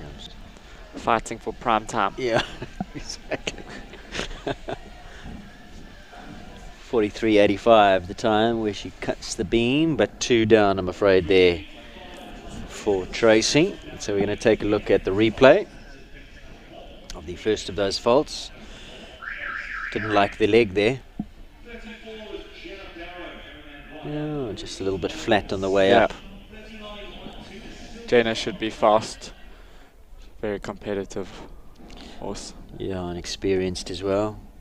Also has a huge stride. Let's see.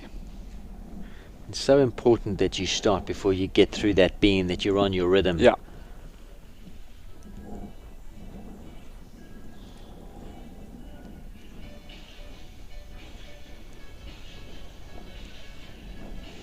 What did Thomas do down the hill? 7.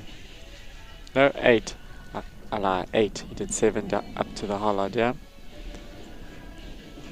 And she was 9 down the hill, was she? Yeah. So Thomas, for my money, is up on where she is. It's quick. Yeah, it's looking good. It's looking very good. Remember, Thomas 39. Yep, that's quicker. Yeah, and there she goes into the lead, 38.42.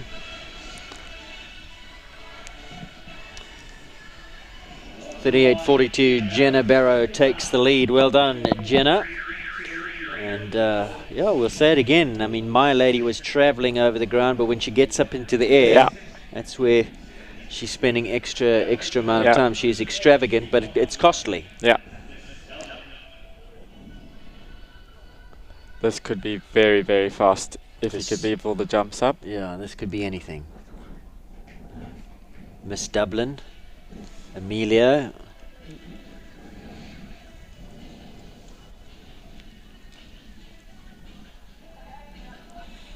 I think that would have taken him a little bit more time. He was on the outside lead coming down that hill, looked slightly unbalanced, and Amelia had to straighten up, so that would have cost a little bit of time there. And he's done the 8 up the hill. Yeah. Going for a double clear. Around that turning point, so, and then has to take the check, so yeah, he's looking for the clear, isn't he? Good money here for the minor money.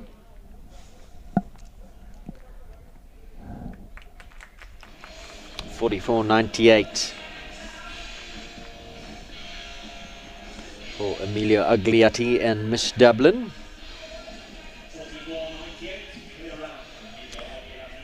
And he's still to put the brakes on, and now she's going at a good clip.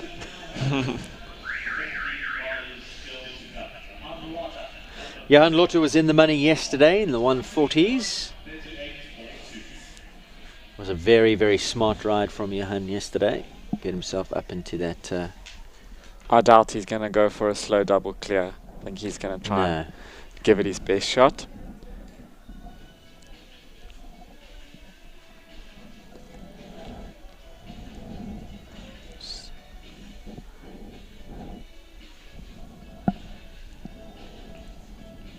Just letting the horse use that stride. You've done 7 down there. Yeah. You had to give it a go, though. Yeah. Tanya also did the 7 and had the same rail. 6 up the hill. Just letting, it's a lovely round to watch, despite the pole. He's just letting the horse skip along underneath him. He's keeping a nice feel on the rein without pulling it out of stride. Yeah.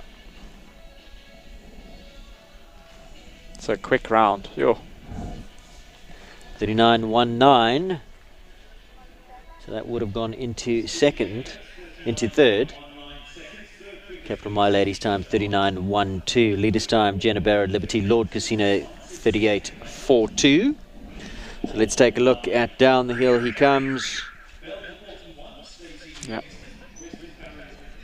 Just a little bit flat, dropping those extra strides down the hill. Just didn't get that hocks underneath him where it counted. Just the 4, but a really, really nice round. Experienced combination now, Stacey Weston and Billabong. What's she going to do? She only knows fast, Aiden, so I think this, if she can leave the jumps up. Yeah. Come on, Stacey. Gave that a wrap. Rolled in the cups, but stayed there. Come on.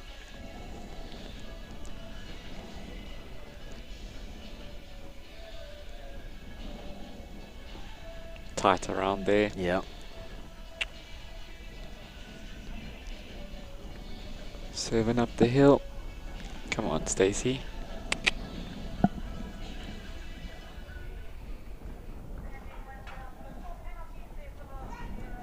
Come on.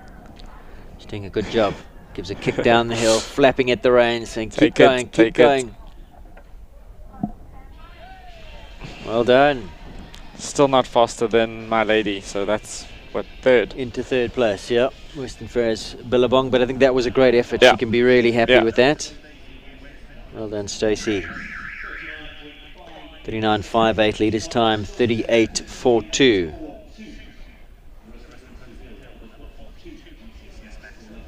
This is going to be quick. You can see how she's starting. Yeah, she's winding up. Good shot at number 2. Yeah. Wow. Oh! Oh! Whoa, sure.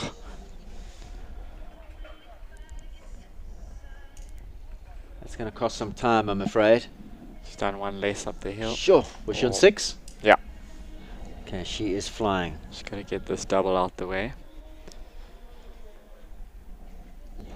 Oh! What a pity. What a pity. Now she's slowing up a little bit. 40.92, slowing up at the end. I think that would have been into the possible 37s had she kept on rolling. What a pity. Chayton's going to talk us through the replay of the Reonet double. She saw a nice forward one, and the mare just jumped a bit short, and then I think from the rail, wow. From the rail she went really high over the second one. She's lucky to stay on there, did well. Kyla's also that very might have got fast like a in the 10 jump from off. the judges had it been gymnastics. Those little placards would have gone up. Right, so Kyla Griffin now, Kelleher Flintstone. She doesn't look like she's got her. She looks like she wants a Yeah, double looking clear. like she's aiming for a nice double clear here. Leader's time 38.42. Unfortunately, that one coming down once again. Yep, Hollard doesn't Well, it's want not to that feel left one, out. is it? It's that Hollard. There's that one and that Hollard. Yeah.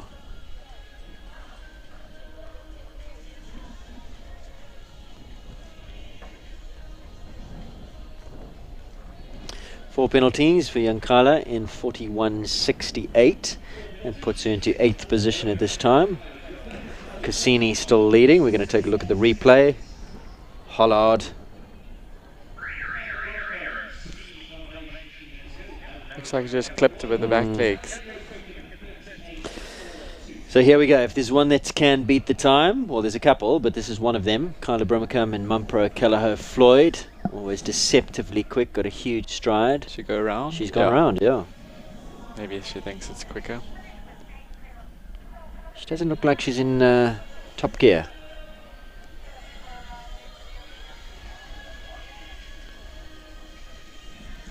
I think she's a bit slower than the others.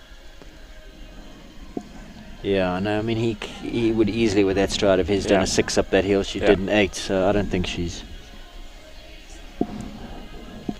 I think she's just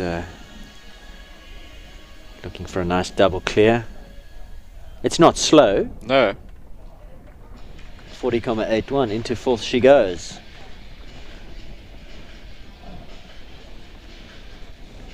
Mumpro Callagher Floyd into 4th, so still leading Liberty Lord Cassini 38.42. He's deceptive, that horse, because he didn't look like he was motoring, did he? And he wasn't far off the time. But I think he had another gear or two if she wanted it. Yeah. Now we're going to see some jump off turns. Do you think Sean's been whispering in her ear? Oh, yeah. Callagher Freedom, Catherine Neal. Let's see what they can do. You're going to have to put off some spectacular turns to get into that lead. Leader's time 38.42. She's prepping for that turn already. Yeah. Well done. Wow. Well executed. Sure. He has the ability to make his last stride so short.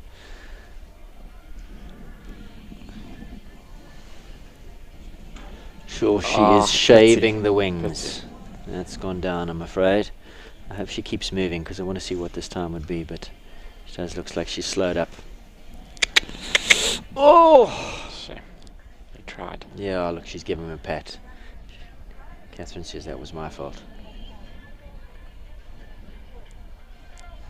I think he looks very strong, and I think it's difficult with the stronger horses when they turn and lock on that to the fence. If you don't see the forward one, it's quite hard.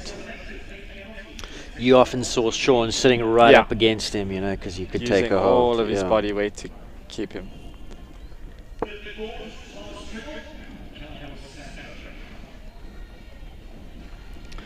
She was on a good one up until here. Look how close she is to that upright. Yeah. Luckily, she's still got her kneecap. Yeah. Sancho goes next with Thomas Triggle, number 54. Now, where's his head at?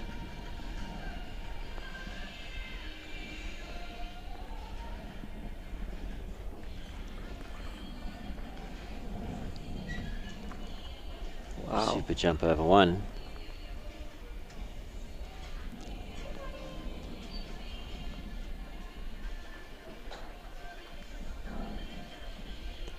Quick turn to the western shop, good stride. Yeah, and now he's putting his foot on the gas a little bit. Now he's got to go. Again. Hollard feeling a bit left out. Yeah. Not anymore. They're getting their airtime, don't worry. This time was fast, and I think he's even slowed up a little bit. 38.84. He would have been just behind Jenna. 38.84. That was a good effort. 7th. Into 7th he goes. There's the Hollard fence. By the way, Nicole, if you're watching, sending you an invoice.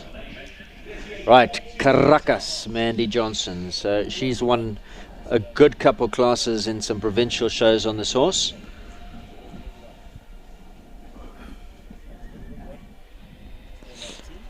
Not the most ideal ride to number 2. Had that down.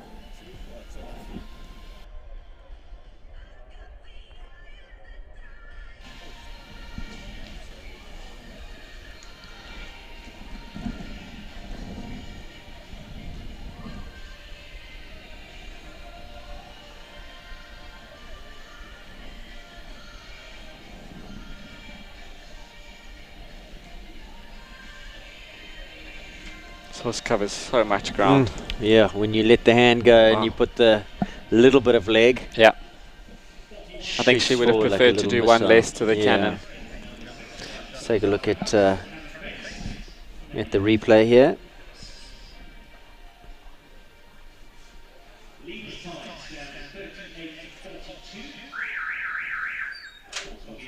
He just looked like he thought he was going left, like he didn't lock on. She's coming around that turn, and he thought, I think he was thought he was going through the gap.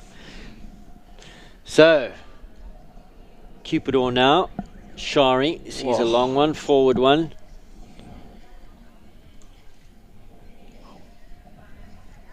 Where's your money at, Chaitlin?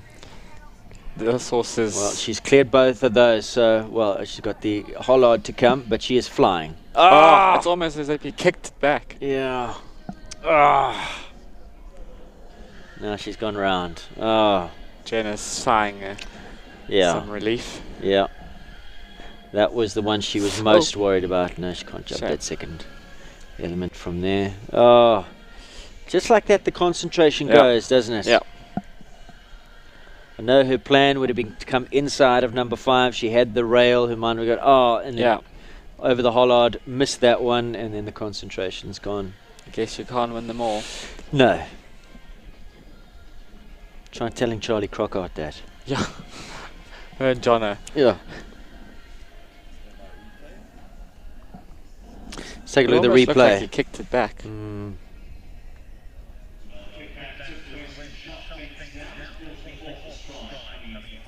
Yeah, he kicked up over it and then on its way back in as he is pulling the hock back in. Just caught it.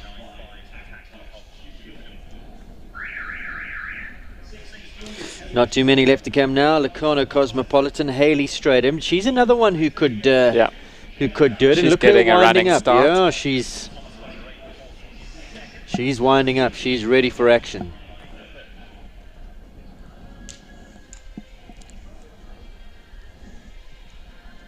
The exuberance of youth. Thomas van Rijkvorsel, Hayley Stradham. Pity.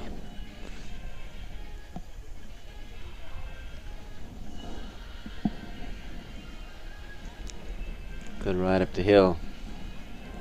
She's still going. Yep. Good for her. She wants some prize money.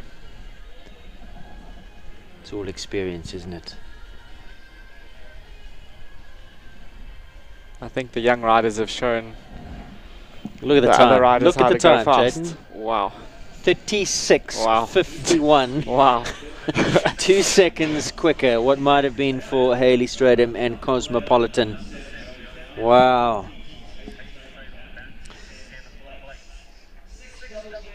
I wonder if she knew she'd had it down.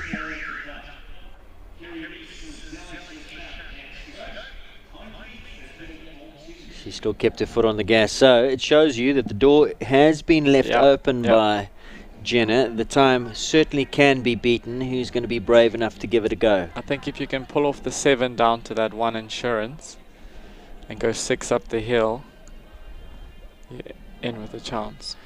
Well, Kerry does 9 down the hill. Let's see what she does up the hill. Most importantly, to leave them up. She gets deep there. 1, 2, 3, 7. Come on, Kerry.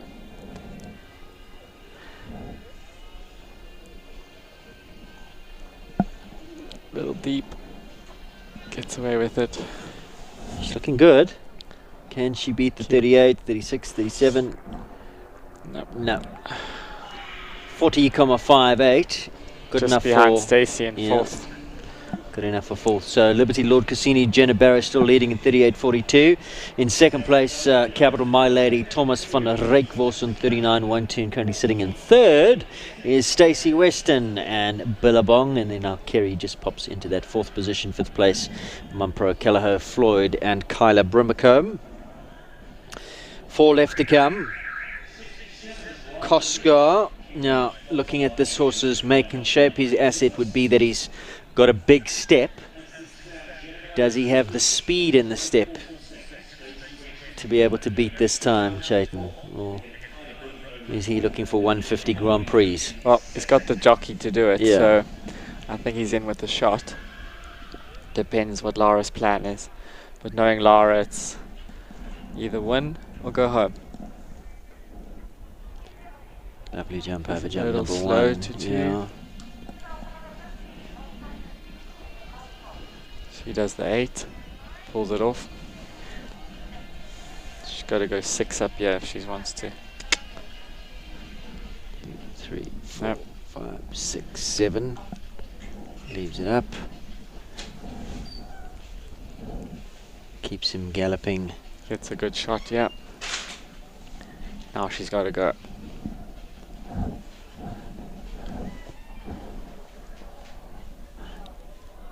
Whoa. 40,11. Lovely ride to the last. Takes a fly, gets away with it, but the time just not quite there. Into 4th she goes. So that pushes Kerry Reese down into 5th. Stacey stays on the 3rd place podium. Top 3 remain unchanged. Lambus next to go. Coleman and Chiquelo sitting in pole position. 3 left to come. Lambus is a horse that could do it, but it's a new partnership for Tanya and Lambus. She rode a good jump off with Arden, so I think she knows what she has to do.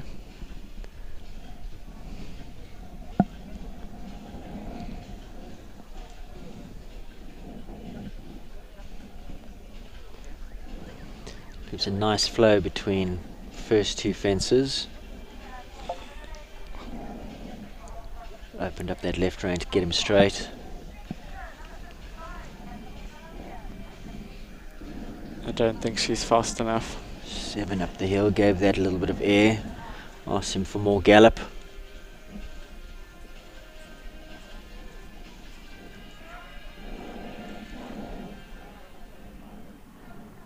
One to come. Get up! Sure. 39.50 into third. So Stacey is bumped off the podium. And up steps Tanya Chillen. Lambus, good effort. She's having a good class. Yeah. Lambus and Tanya into 3rd she goes.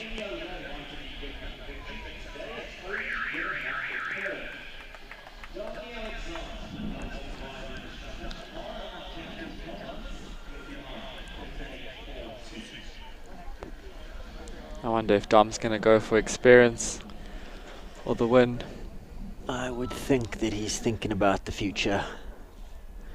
I think he's going to use this as training, but he's not going to go silly.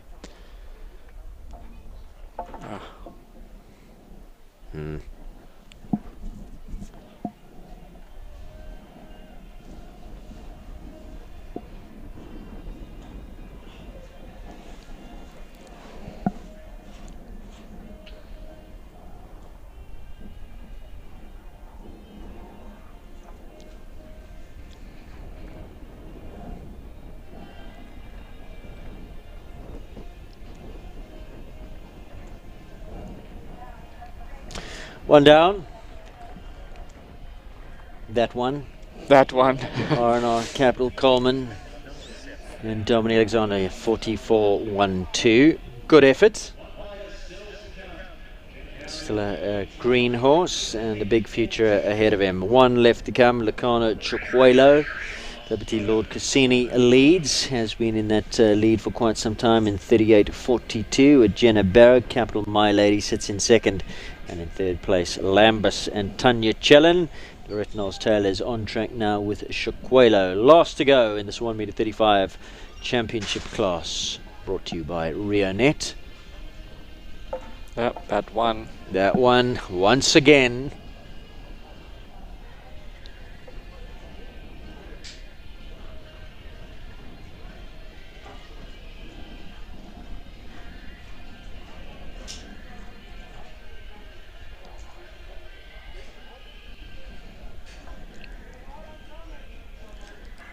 Lovely jump over that B element.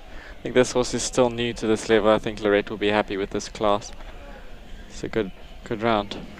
42.28, which means the winner of the class remains Jenna Barrow. Big congratulations to her. Liberty Lord Cassini prevails in 38.42. Capital My Lady in 2nd, with Thomas van Rijkvoort and Tanya Chillen in 3rd. We can take a look at the replay. front rail this time, coming down.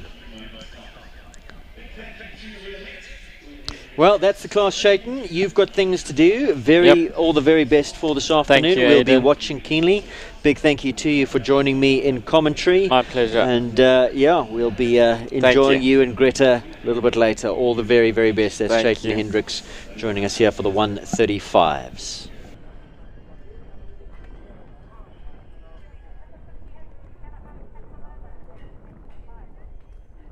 Coming up next, the Reonet 1m35 Championship prize giving. I'm going to jump out of commentary and I'll be there to interview them down in the arena. And then don't forget, coming up later on at 2 o'clock is the big one. Shaitan's got to go and get ready for that. Time just gone 20 past 11. 2 o'clock will be the first in the series of World Cup qualifiers here in South Africa for 2021. I'm going to take a short break. I'll see you in the arena. Don't go far.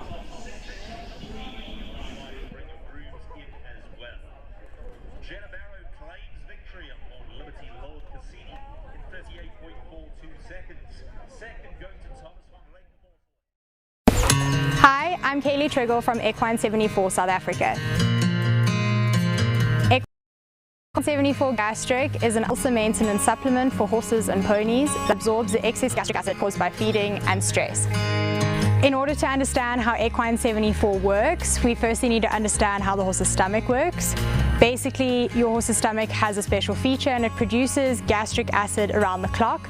Unlike humans, we only produce gastric acid when we are eating. This means that if your horse is not continuously eating or encounters any stressful situations such as loading, boxing, riding at a show, or even riding at home, they can overproduce gastric acid. This gastric acid will then slosh around in their stomach, attacking their stomach lining, which will cause lesions and ultimately gastric ulcers. Equine 74 Gastric absorbs the excess gastric acid like a sponge, ensuring a more balanced pH level in your horse's stomach. The excess acid can therefore no longer attack the stomach lining, thus preventing the development of gastric ulcers. The feed will then pass into the intestine with no hyperacidity, which usually results in optimum absorption of feed. Equine 74 should be fed continuously as a long-term maintenance supplement. It is in line with all FEI regulations and therefore can be used during events and competitions. For more information, you can go onto our website or our online store, which is www.equine74.co.za, or alternatively, you can message me privately, or you can reach us via Facebook or Instagram. If you'd like to place an order, again, you can go onto our online store, or you can contact me privately, or you can get in contact with Ashley and Ronnie Healy from Double H Feeds, and they will gladly assist you.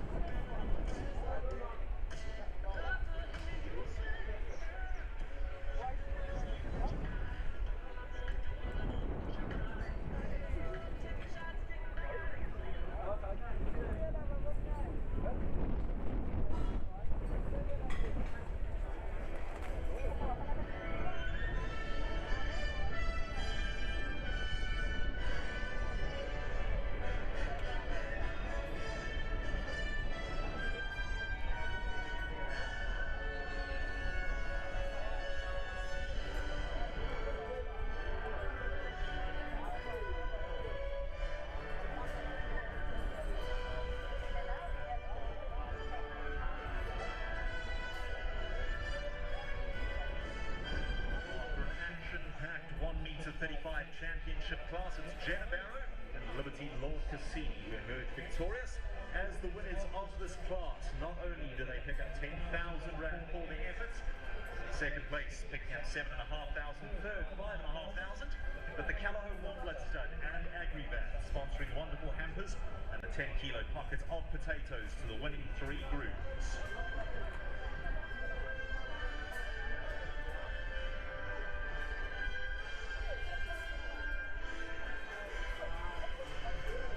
Fourth place going the way of Stacey E. Weston, fifth going to Lara Neal and Coscar FZ, and in sixth place Carrie Reese and Zeisler Champ.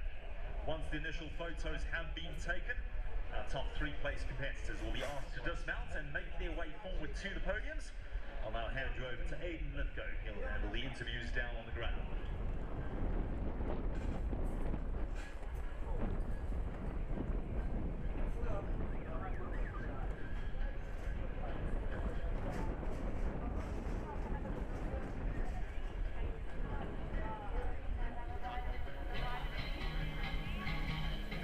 Big thank you to Roger Bierman. So we're going to ask the top 3 riders just to jump down, climb up onto the podium. Then we're going to have a chat to all 3 of them, starting with the winner. And a big round of applause, please. Your winner here, young Jenna Barrow of the 1m35, sponsored by Reonet. Congratulations! Wow, what a ride. We saw Thomas go out as number 1. We said in the commentary saying that is going to be very, very difficult to beat. But beat it, you did. Tell me about the round. Thank you, Aidan. Yeah, I sat at the gate and I watched Thomas go as the first one, and I didn't think we would beat that. It was really, really quick. He had a beautiful ride. But my horse was really, really fast, and I had a nice ride off every corner. He was super careful, he was super fast, and he really wanted to win today as well, so I'm super happy with him. It was really a delight to watch. And tell us about this afternoon, because you're in the big one. Well prepped? Yeah, I think so. It'll be his first World Cup for Figo, but he's jumped some really nice rounds this week. He's still quite a young horse, quite inexperienced, so it'll be a bit of a step up for him, but I think he's ready, and I think he'll have a really nice round. I'm looking forward to it. Looking forward to seeing you go this afternoon. A bit about the show, the sponsors. You enjoying it from KZN? You travelled the miles to get here? Yeah, definitely. This is always one of my favourite shows, this Reonet sponsored show. It's nice to have it all in one arena here, and the sponsorship is always great. The prize money's great, and it always runs really smoothly. It's one of my favourites of the year. Give a big round of applause, young Jenna Barrow. Thomas, up you hop. Thomas, what a ride. Big round of applause. He's a young man. He rode like an absolute seasoned pro. You've got a big fan club. What a horse as well, Capital My Lady. I didn't think that was going to be beaten. The only thing is she goes so high in the air over the fences. That could have cost you today, because you hit the ground running. You didn't take a single pull. It was a stellar performance. Top draw stuff. Well done. Thank you. She was so good. She was really good. Tell me about her. You've had you bought her off the auction. Yvonne rode for a little while, but you've been in the saddle, and it's just marvelous. Yeah, she's starting to come nicely now. And Thomas, how old are you now? Just so everybody knows, because a huge future ahead of you. And I mean, you rode that like a seasoned pro. Has been doing it his whole life. Thank you. I'm 16.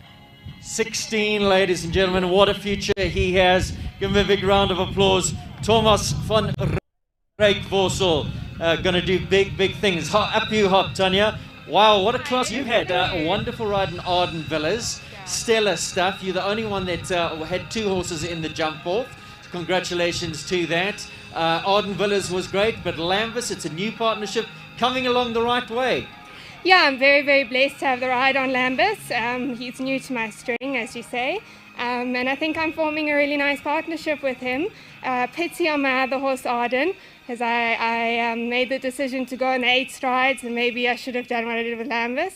But yeah, I'm super happy with both the horses and forming a really nice string of horses to hopefully be in the big classes soon.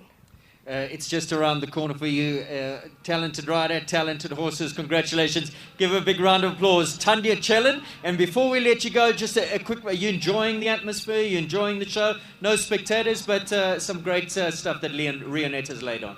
yeah, it's been a fantastic show. A big thanks to Gava Trickle from Reonet. He's put on a fantastic show here. KPC have done an excellent job setting the arena up. It looks stunning with all the flags and the tents and really, really nice atmosphere.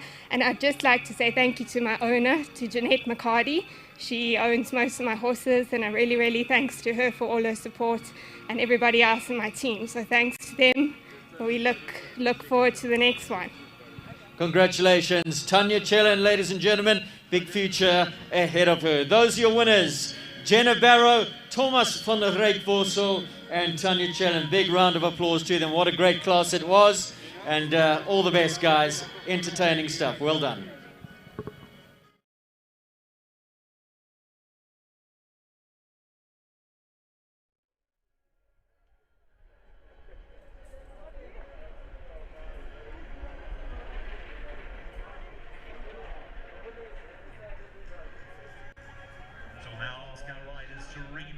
Everybody's back in the saddle and those on foot are safely out of the way. Ladies and gentlemen, a round of applause, your Reonet 1m35 champion, Jenna Barrow and Liberty Lord Cassini.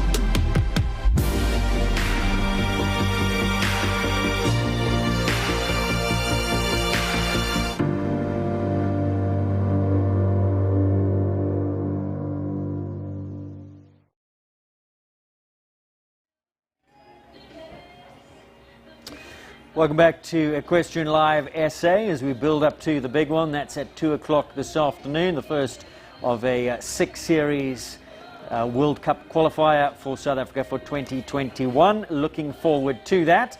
But before we get there, a couple of guests joining me in studio here. And the first of those is Evie Calendar Easby. How are you? I'm very well, thank you. Aidan, how are you doing? Yeah, good. Busy, but wonderful show, wonderful venue. Great to be here. You enjoying the show? Absolutely. What's been wonderful is we've been sitting all around the arena, but tuning into your live streaming and your commentating during as the rounds are going have been fantastic. So a big thank you to Govert for sponsoring the live streaming over all 3 days. I think it's fantastic and it's valuable for all of us, people at the show obviously and people that can't be here, to hear what's going on and all the rich history about the riders and the horses has been wonderful. So your research has been fantastic, Aidan. Well, it was Chayton who was very good, bringing a lot of knowledge to this morning's class. So really enjoyed having him along. He's Hope wonderful. he enjoyed it. Yeah, I actually chatted with him now, just a little catch-up as he came out. He said he loved it. It was so much fun bouncing the ideas off you and the two of you understanding and talking about the horses. So it's wonderful. Definitely going to have him back. We saw that promo of yours a moment or two ago. It's just around the corner now, the first of these 2 sales that you're having, these online sales. We'll get to a little bit about that later. But first of all, a little bit about you. Let's get to know you in a little bit better. Your involvement in the stud, it's a family affair. How long has the stud been going? So officially it's been going since 1999 with my father, then reviving it. But we're 4th generation horse breeders now. Aidan, my great grandfather came from England. He sourced the farm where Callahoo is now, in fact, and started breeding horses there. And then my grandfather was a great lover of horses, ensuring that all 3 his sons stay in show jumping and continue. And then, what horses were they breeding? Was it kind of? So my great grandfather was a American saddler breeder, actually, in fact. And then when my father came in, he then started it all up again. And as you know, warm blood sport horses. So yeah, because your dad was a rider Yes. as well. I know that T and Mike Sharkey and Barry and Mike Benjamin and Benji, and all of them were Kimberley boys and rode at the Kimberley Pony Club together. So obviously that's where he cultivated his interest in the show jumping and the sport horses. Absolutely. Aidan, my father, and along with his 2 older brothers, they were heavily involved in riding as juniors and children because they went to Kimberley Boys School. Obviously their love for horses, they went through to Kimberley Equestrian Club, I think. And they were all involved there. And obviously, as you mentioned, Benji was there, Barry was there, Rogan, all of them and that's where I think it even manifested further. Obviously, they are all involved in the sport now as top show jumpers. And Ian found a way back to horses in the breeding. And it's been wonderful. I've been involved with Ian now for 2 years on an official level, working for Callahoo. You've been involved with Ian your whole I life. know. But officially, after my studies and things, I earned my keep somehow to try to get my way in there, and eventually he couldn't keep saying no, and now we're doing it together, and what a wonderful journey it's been so far, Aidan. So lots to learn, obviously, constantly updating yourself on the pedigrees and the new pedigrees that are coming in overseas. You keep your, chatting to Chayton, I was actually, taken aback at how much he knows about what's going on overseas and all the latest trends. So you keep yourself very well informed, and that's the trick, that's the key. Thanks, Aidan. I think how wonderful to have a partner that's just as interested in the breeding as you are, and I think it's definitely something that you learn. As a young girl in my junior years, Dad bred the horses and we rode them, but without a doubt it's in your blood and it's of interest to you, so you're constantly, subconsciously always kind of figuring out what's going on. You hear in the arena, you see what the blood is. We have, obviously, with Clip My Horse and live streaming everything, if you can't be there now with Corona, you're always watching what's happening and what the breeding is and who's coming to the top, looking at the stallion rankings. And Horse Telex and Hippomundo, always on your favourite bedtime reading. Yeah. You make a joke, but I think that as I go into Google, it's Hippomundo, Horse Telex and Raimondo all there. So it's just, it's not just a hobby, it's a fascination or an obsession, really. Yes. And when the bug's bitten, it's what you do and what you enjoy. So. And how involved are you in terms of the matings and what do you look for? How do you get? What's the strategy? What's the what has been such an advantage to us now, Chayton and I getting more involved with the breeding and with Dad, is that obviously we are here in Joburg and at the shows and we're watching what's happening and we get to see the siblings in the sport and we get to see what combinations work. So what's kind of happened in the last 2 years has been so much more collaborative, where a lot of us sit in a meeting with Ian, it's Shaden and I and Marika from the breeding, understanding where the foals are and where the foals are difficult, and it's us understanding what's happening in the sport and what the siblings are doing, and all of us kind of putting these suggestions of the pairings that we think could work, and maybe pairings in the past that we could have improved on.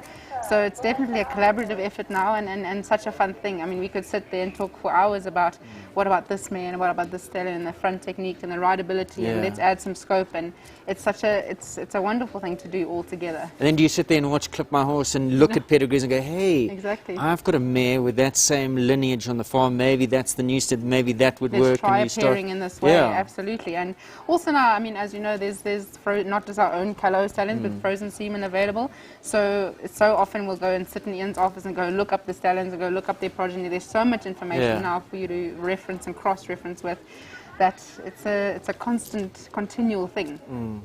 Must be so rewarding as well to seeing them when they're on the ground and seeing it work. Like, you know, as Hannibal used to say, I love it when a plan comes together. I know. I didn't. You might be too young for that. You know, my father used to make us watch those movies. Coming back to what we're talking about, Eden, with the horses, is how rewarding. I was actually just on the phone with Ian now after this 135 championship class, and as you know, it takes so long until you can really see what your pairing has done. It's not just a matter of you saying this season, okay, for next season we forecast this pairing. It goes so much further than that, Aiden. You have to have a few from the dam line, or you from the mare, but I mean multiple from the stallion, and only when they're about 6, 7, 8, 9, 10 do they really start showing you at mass in the competition arena what they're about. So a decision that we could have made 6 years ago, we're only really going to be seeing in another 4 when the horse is 10 years old. And not just that one horse, a few from that mare. As you've spoken about Wellington, we now have the privilege of seeing 5 of Wellington's offspring and really knowing what worked, what didn't work, what we could do with it a little bit better. Well, it looks like all of hers work. I know, what a gem we hit on with the Heartbreaker mare. We all know the value of a Heartbreaker mare now. But because it's such a long game, the reward when you get to that point and you get to see the offspring, I mean, it makes me emotional when I sit on the side of the arena and I see the lineup, and I just feel so proud, because at the end of the day, we're now sitting in a 22-year journey, but it's going to be a lifetime for me and hopefully for my children.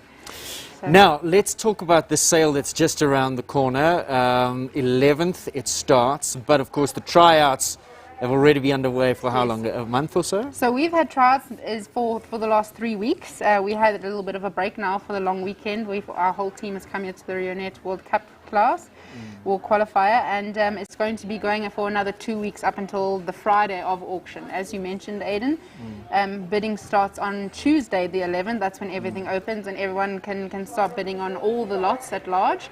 But on Friday evening, the first 10 start to close, and then again on Saturday evening, the next 10 will start closing from 6:30 in the evening, in 10-minute intervals. Exciting stuff, and Chayton was telling me that the tryouts have been very well supported. Really well in fact, supported. Probably the most people you've received. As I said, Aiden, we've only had it for a matter of 3 weeks now, and we've been absolutely delighted by the response. As I said, we have 2 weeks left, but I think only about 7 more sessions available for people to book. So, as I say, an overwhelmingly positive response to the tryouts. People have messaged us and said how they experienced their time, which has been wonderful. But as you know, Eden, the tryout is quite a stressful situation for our horses. We obviously do manage the whole process beautifully, but as you can understand with a young horse, they now have multiple different new riders coming in. In 2 weeks' time, they're going to be making their way to their new owners. So it is a relatively stressful time for our horses. And we've had 3 fantastic partners come on board. Equine 74 with Kaylee Triggle.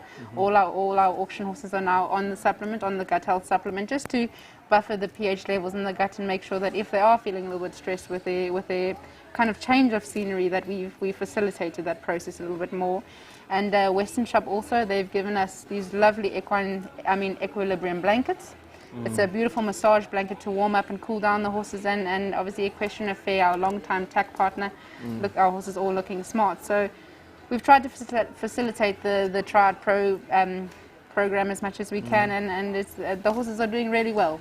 What are these equilibrium blankets? You just saw Equine 74. That's how to get involved. Go check them out, www.equine74.co.za. It's a wonderful, wonderful supplement. I don't know much about the blankets. What? So Western Shop came on board this year, wanting to help us out and see how they could obviously help with the journey. This Equilibrium blanket, it's a wonderful thing. I have had one on my horse myself. It's a massage blanket with 3 different settings, and as you know, with a young horse, if you can warm up their backs nicely before the trot and cool them back down afterwards, it just helps the process on a little bit better, keeping them smooth and sweet in their muscles. Lovely. Now, some lots. We have a few queued up. We've chosen 4. We have. Quality right across the catalogue. You've got the first sale. How many on offer? Aidan, there's 20 riding horses and 2 broodmares in foal. Okay, so 22 in total, 20 riding horses, 2 in foal.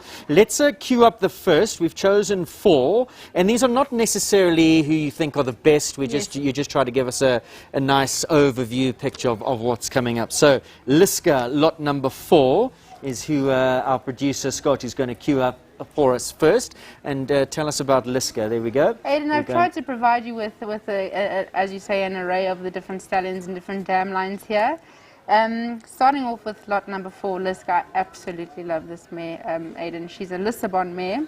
Of significance for the breeders out there. Her mother is actually the full sister to a horse called Simply the Red, a staccato gelding, who also did the 150 classes with a rider called Andreas Tura. For the South African folk that are following the circuit, this is the Lissabon sister to a Concoriano son called Concato that won a leg at the 6-year-old Young Horse Performance Series with Paul Kent. A really, really lovely crack. But this mare herself, why we like her so much, she's forward-thinking, she's compact, Concato is the one that Paul bought off there. Oh, it's a lovely, it just floats up. In fact, reminds me a lot of My Lady, who we saw in this previous class. A very similar type. They're forward-thinking, they rideable, they land with their head up, balanced for the next jump. Extremely brave and just a spunky ride. Obviously, Shayton, as you can see, is riding her in this film, but he absolutely fell in love with her after this.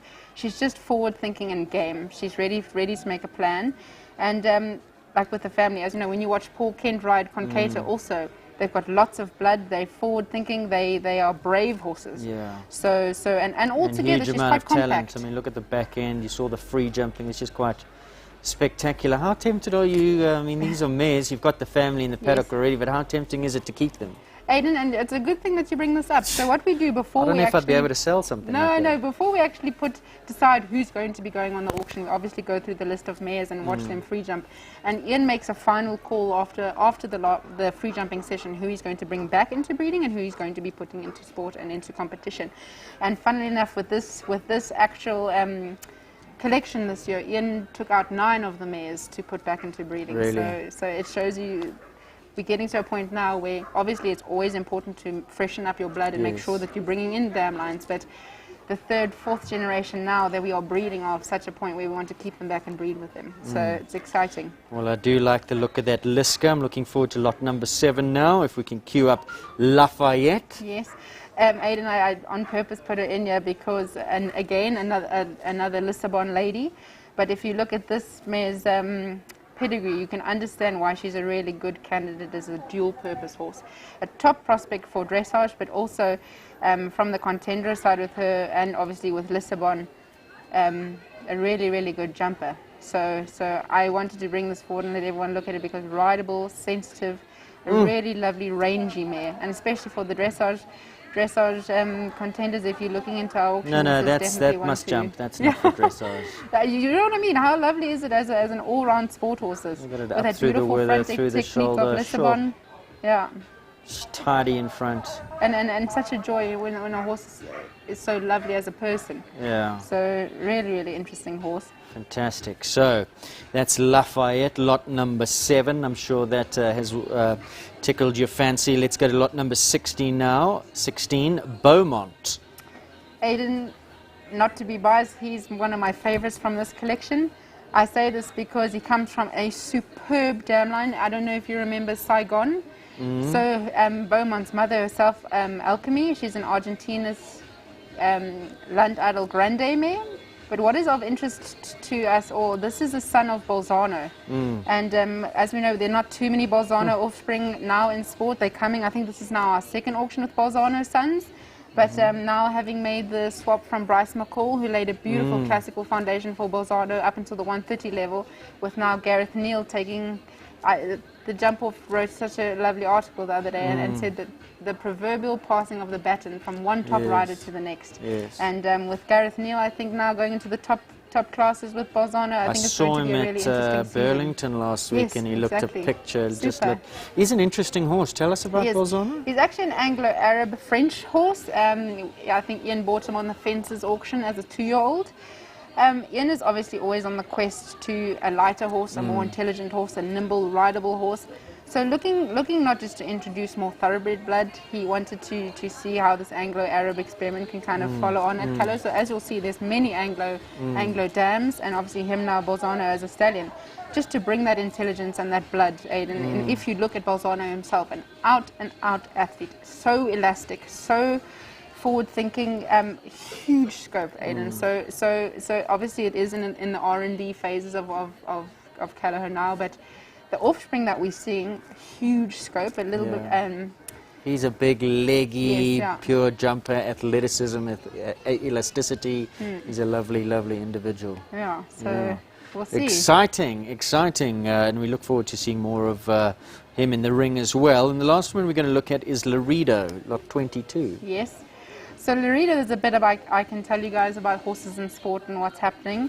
He's a son of Larison. As you know, we're also excited about the Larison offspring. They've just come onto the scene last year and the year before, their first auctions, and now we're really getting to see what they have in sport.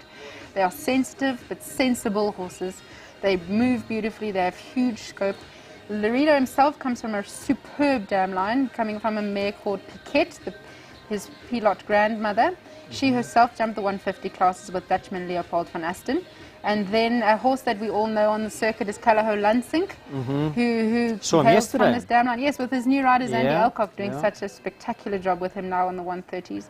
He was a multiple national title winner with Ray. I think he won over 10 open class fast, championships. careful, doesn't touch a fence. Razor sharp, and how wonderful is that Zandy is now doing such a good job on him herself. And then again, if any of us are looking in the 120 classes, Ozzy Nhube rides a horse called Consigo. He's a Concordiano son out of the same dam line. Also super exciting for the future. He's rideable, he's elastic, he's got huge scope. So we'll see. Those are just 4 of the 22. 20 of them, as you said, are under saddle. I feel like I want to watch more. So when I get home, I'm going to do that. What do I do? Where do I go? Aidan, everything is on our auction portal. It's www.callagher.auction. Our auction, as I said, is going to be starting on Tuesday, the 11th of May, and culminating on Friday evening and Saturday evening, the first 10 lots. It's very easy. You just go onto our website, as I said, www.callagher.auction. You register as a bidder, and within 5 minutes, if you'd like, you can place a bid. So anyone from all over the world, wherever you are, if you've got a smart device, you can log in and just watch the auction at large. And if you're interested, it's very easy to place a bid. If you have any questions, you can always obviously get in contact with me. I'm on standby during the week. We have Grant Storr, our stud manager, and our stable manager, Marika Swanepoel, on standby if anyone would like to see any vet requests. And then lastly, our training manager, Annette Rousseau, she's on standby for the next 2 weeks if anyone would like to book trials while you can. Our team is all hands on deck. And this, of course, as we said, is the first of 2 sales that you're having. So you've split the catalogue. Last year they were all in one bunch, but because some horses develop quicker, born at different times, a couple of months apart, you've decided to have a second sale a little bit later on in the year. When is that happening? And are those horses already online? Can people see them as well? So, Aidan, there were amazing key advantages that we realized last year because of the coronavirus. We obviously then firstly went online, but we delayed our auction at that time by 2 months. And we saw a radical improvement in the offspring. Obviously, as you know, if you can give a young horse rest and if you don't have to meet a specific deadline, you can tailor your training program per horse. And these were the advantages that we saw last year. So what we now decided to do is, as you know, horses don't read the same books as us. And to try and get a lot of 40 young horses to meet one specific deadline, it's quite restricting and quite restraining. And now we have the autonomy of having our first auction in the second week of May and our second auction in the second week in October. So that, as you say, if a horse is a little bit green or a little bit slower to mature, we now have the autonomy to say, you know what, let's give this horse a little bit of time, let's change his training program slightly, and let's put him on the October auction. Again, as we know with horses, if we are unable to put a horse on this year's auction going in, hopefully touch wood, everything's going to be okay and they all sit nicely in their paddocks and don't play silly buggers. Everything will be fine. But now, instead of waiting to put that horse on auction again next year, we now have the opportunity to put them on in October. Fantastic. So before we say goodbye, let's just perhaps look at those dates once more. As we said, it's just around the corner. All the information that you need is online. You can go on, you can have a look at those videos, the full catalogue. We just gave you a little taster, and what a taster it was. Just looks super, super quality. There you go, online auction 11th to the 15th of May 2021, and then from the 12th to the 16th of October 2021 as well. And all veterinary reports, everything that you need is there. But then, of course, if you've got any more questions or comments or queries, you can, where do we go? You can contact all of our team on the website where it says contact us. There's all 4 of us. We all obviously have our little areas of expertise and where we're fitting in. But if you have any trouble with the online auction portal, or if you want to know anything about the horses, please feel free to contact us. As I've said, we are all on standby and it's all hands on deck as we go to the very exciting last 2 weeks of auction. But what an exciting journey and what a cool journey we've been on thus far. So before we say goodbye, in what is the time now? Just nearly 1 o'clock, so just over an hour's time. The start to the big one, the first of the World Cup qualifiers for 2021. Yes. You've got some interest there. Of course, Shaitan is riding, and you've got some horses jumping. Lexington in the class and Casperon, so we're going to be holding thumbs, definitely, without a doubt. Nervous? Who do you get more nervous for, Shaitan or the horses? It's just wonderful watching our horses in the sport. As I said, I promise you, we get emotional when you're on the side of the arena, seeing them do their thing. But it's just wonderful. It's wonderful seeing Ian's vision come to fruition. Yes. And well, now your vision as well. Yeah, absolutely. Our family really at large, and what a cool story to be part of. We wish you all the very best for this afternoon, and then of course come the 11th to the 15th, wish you all the very best with your sale as well. Thanks for being my guest and joining me here in the hot seat. That's Evie Calendar Easby. Wonderful chat. Do go online. All the information that you need about the sales is there. Go and look for your champion. Make all your dreams come true.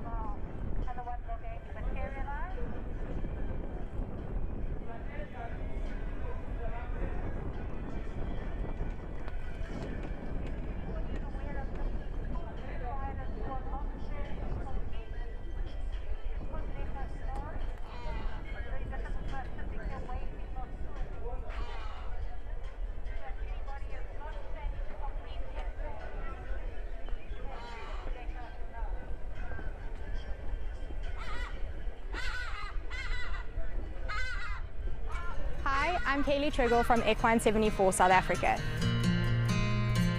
Equine 74 Gastric is an ulcer maintenance supplement for horses and ponies that absorbs the excess gastric acid caused by feeding and stress. In order to understand how Equine 74 works, we firstly need to understand how the horse's stomach works. Basically, your horse's stomach has a special feature and it produces gastric acid around the clock. Unlike humans, we only produce gastric acid when we are eating. This means that if your horse is not continuously eating or encounters any stressful situations such as loading, boxing, riding at a show, or even riding at home, they can overproduce gastric acid.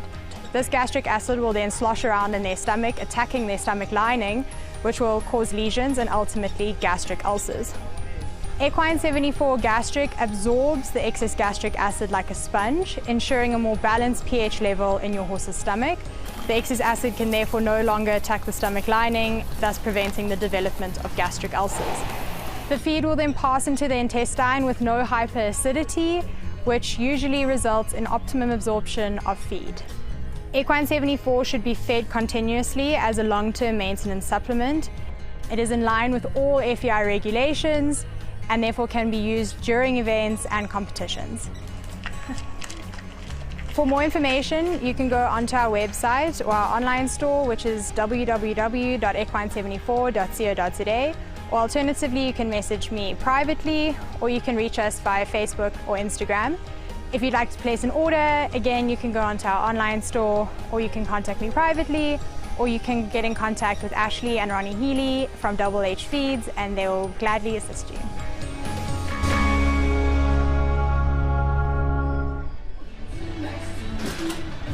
Welcome back everybody to Question Live SA here on the hot seat at the Peter Mini Arena. What a wonderful, wonderful day's jumping we've been treated to. Still plenty to come. We've got the 1m40 championship on the Saturday afternoon, and then of course we build up to tomorrow's World Cup. That's at 2 o'clock tomorrow. But first of all, let's have a little chat to one of the people, the young lady who's been very, very instrumental in the show, in the setup, in the look, in the feel, in the aesthetic. What a wonderful job you've done. You guys must be very pleased. Thank you, Aidan. Yeah, we're very happy with how it's turned out, but obviously we've had a good team behind us with all Kep's help. So it's not a one-man show. We've all come together, so yeah. Well, Kaylee Triggle is who we're talking about. Forgot to give her that intro. Kaylee is the young lady also behind Equine 74, this wonderful gastric ulcer medication, preventative, curative supplement. Tell us about it. Well, Equine 74 is an ulcer maintenance supplement for horses and ponies. Basically absorbs the excess gastric acid, which is caused by feeding and stress. Obviously there's a lot of elements that go into overproduction of gastric acid in horses, and what Equine 74 does is prevents the excess gastric acid from splashing on the top of your horse's stomach lining, which is where lesions are formed, and that's where the gastric ulcers are formed. So it buffers that, stabilizes their pH levels and allows for the food to move into the intestine without any hyperacidity. So yeah, in a nutshell. It's a wonderful story because your dad took horses overseas. One of them was very, very anxious, stressy, colicky horse, and that's where you found the product, looking for something to help her. And you introduced her this product and made the world of difference. Yeah, well, my dad took C Ultra to Europe to campaign for the World Equestrian Games, and she had 3 colicops. I stand to be corrected, but I think she had 3 colicops, and she used to live on medication for her ulcers. Obviously, without it, she used to colic, and my dad wanted a supplement to give her to maintain her acid production. And this obviously helps buffer the excess gastric acid, and we managed to take her off all of her medication that she was on, and it helped instrumentally. So we saw a gap in the market, and he decided we needed to bring it back. So yeah. How long have you had it in the country, and how are sales going? We've had it for about a year. Sales are definitely picking up now. A lot more interest in it, and a lot of happy clients. So yeah, very excited. Excellent. Yeah. And it's also about their well-being, because if their stomachs are operating correctly, then they're going to do so much better off of the food that you are giving them. So people with horses that feel a little bit stary, bad doers, and they're pumping food into them, they're not getting any results. this might be what they need, just to help them do better on what they're getting as well. No, definitely. Obviously, by stabilizing their pH levels and balancing their pH levels, the food can move into their intestines with no hyperacidity, which helps the microbes in their stomachs work better, which allows for them to absorb all the nutrients that you're feeding them. So you'll often find horses that have been suffering, they tend to lack condition, their coats go dull, obviously besides all their normal, their normal behavioral changes, their coats also take a pounding. So with them absorbing all the nutrients you're feeding them, you will often see one of the biggest changes in their entire well-being will be their coats, their condition, they'll pick up muscle. So yeah. I saw Volker at Easter Festival, and is Volker on this product? Yeah, we have all of ours. I've never seen Volker looking a picture of health like she did. I mean, it was that time of year where normally seasons are changing, they're looking a little bit starey, the hormone levels change. That horse was looking a bundle of muscle, and I've never seen such a dappled horse. No, she's got a lot of dapples. She's looking amazing. Yeah, so yeah, she really is. No, it's fine. Where does one get hold of the product? First of all, where does it come from? It's fully imported from Germany, but manufactured, I think, Sweden, Norway, the Scandinavian countries. That's where the ingredients come from. It's extracted it's actually from a seaweed in Iceland, and then it's dried. It goes through a drying process in Ireland, and then it's manufactured, packaged in Germany. So we import it from Germany, and you can get it. Obviously I'm selling it privately. So on my website, which is www.equine74.co.za, or you can message me privately, or alternatively, Ronnie and Ashley at Double H Feeds. They are the exclusive agents. Is it palatable? How do you feed it? Is it a powder? Is it I know the answers because I actually feed it myself. And the horse that I've got it on, I've had to reduce his food because he's actually become such a handful on the amount of food that he was on, that I can't contain his energy, so I've actually had to reduce things. So it's actually saving me money in the long run on food, because he's now just doing so much better than what I had him on. It's a cube. You just put it's a pellet, and you just chuck it in the food. Chuck it in their feed. I haven't had any issues with horses eating it. Actually, I've just got a client now that really struggles to feed her horse anything. It's very fussy, and she hasn't had any issues with it. So tell us about the quantities. You've got different you've got a kilo, a 6 kilo, a 20 kilo. Yeah, so it comes in 2 kgs, 6 kgs, and 20 kgs. You feed your horses 50 grams a day, so 25 grams at breakfast, 25 grams at dinner. So more or less, a 2 kg should last your horse around about 5 to 6 weeks. So yeah. And obviously, if a horse is more stressy or suffers from a worse condition with ulcers, you can just feed a little bit more, or is there a set recipe? Obviously, horses that are more stressed, they overproduce gastric acid, so they are more inclined for it to attack their stomach lining. So I tend, for my ones that are very highly strung and really stressed, I double their dose. And then as you get closer to shows where you know the stressful environment will be intensified, you can feed a little bit more. Yeah, 100%. You can. There's no overdose on it, if I want to say it that way. That's it. There's no adverse effects. They can't go sneak into the feed room, eat a kilo of it, and then you're No, they'll be fine. Race horses as well. It's not only for the jumpers. Any equids, any. No, my dad and Ezing have some of their race horses on it at the moment. So there's definitely a huge industry there.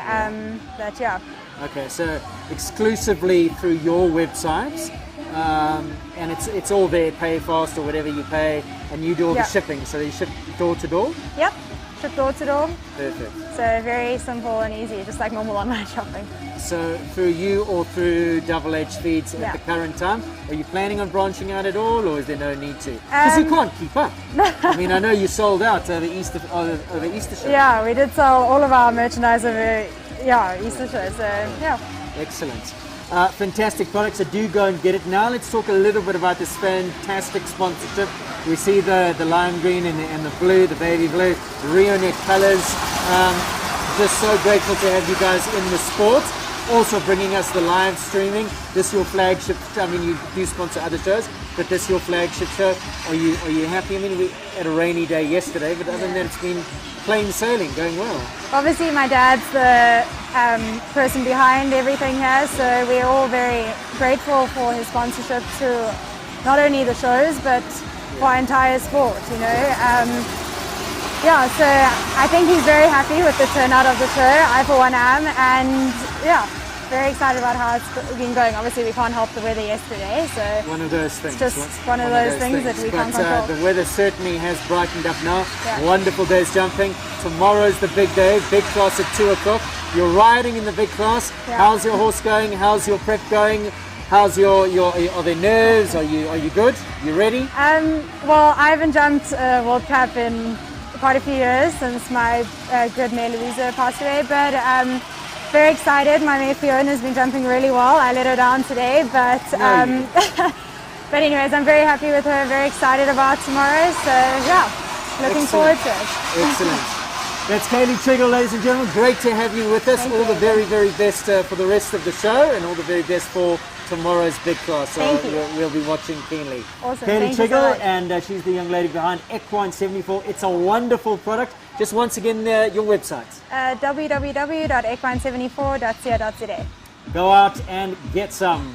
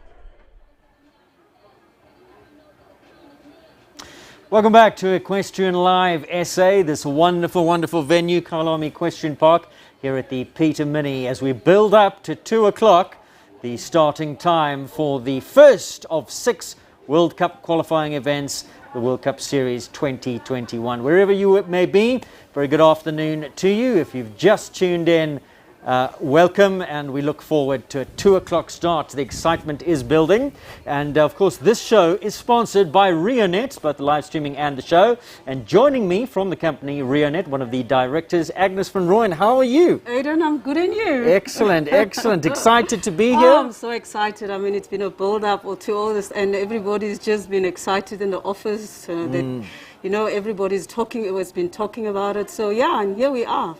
First of all, on behalf of all the equestrian fraternity and equestrian family, whether they're fans, riders, big thank you to Reonet. Without you, I mean, this wouldn't have been possible. This is your flagship show of the year, and what a show you've managed to put on. The grounds look resplendent. We're adorned in the Reonet green and blue. It's just a fantastic occasion. Indeed, so thank you. Indeed, it is. Indeed. I mean, this has been a passion of a few of my colleagues. I mean, Gavit this has been Gavit's life, you know. He grew up being a passionate show jumper and from his childhood days. And I mean, if it wasn't for Reonet and the passion of the colleagues, because mostly our employees are into show jumping. So it's been quite exciting, and yeah, this is why we're doing it, because not necessarily because our target market is not necessarily here, but it's about the company and Reonet and Gavit Trigger, who is the shareholder in Reonet, just giving back to the sport, you know, because it's been the passion of everybody. Now, have you been converted? Are you now an equestrian fan? Are you enjoying it? I'm slowly getting there. Has he put you on a horse? Has he invited you to the stables down the road? I'm slowly getting there. I've been,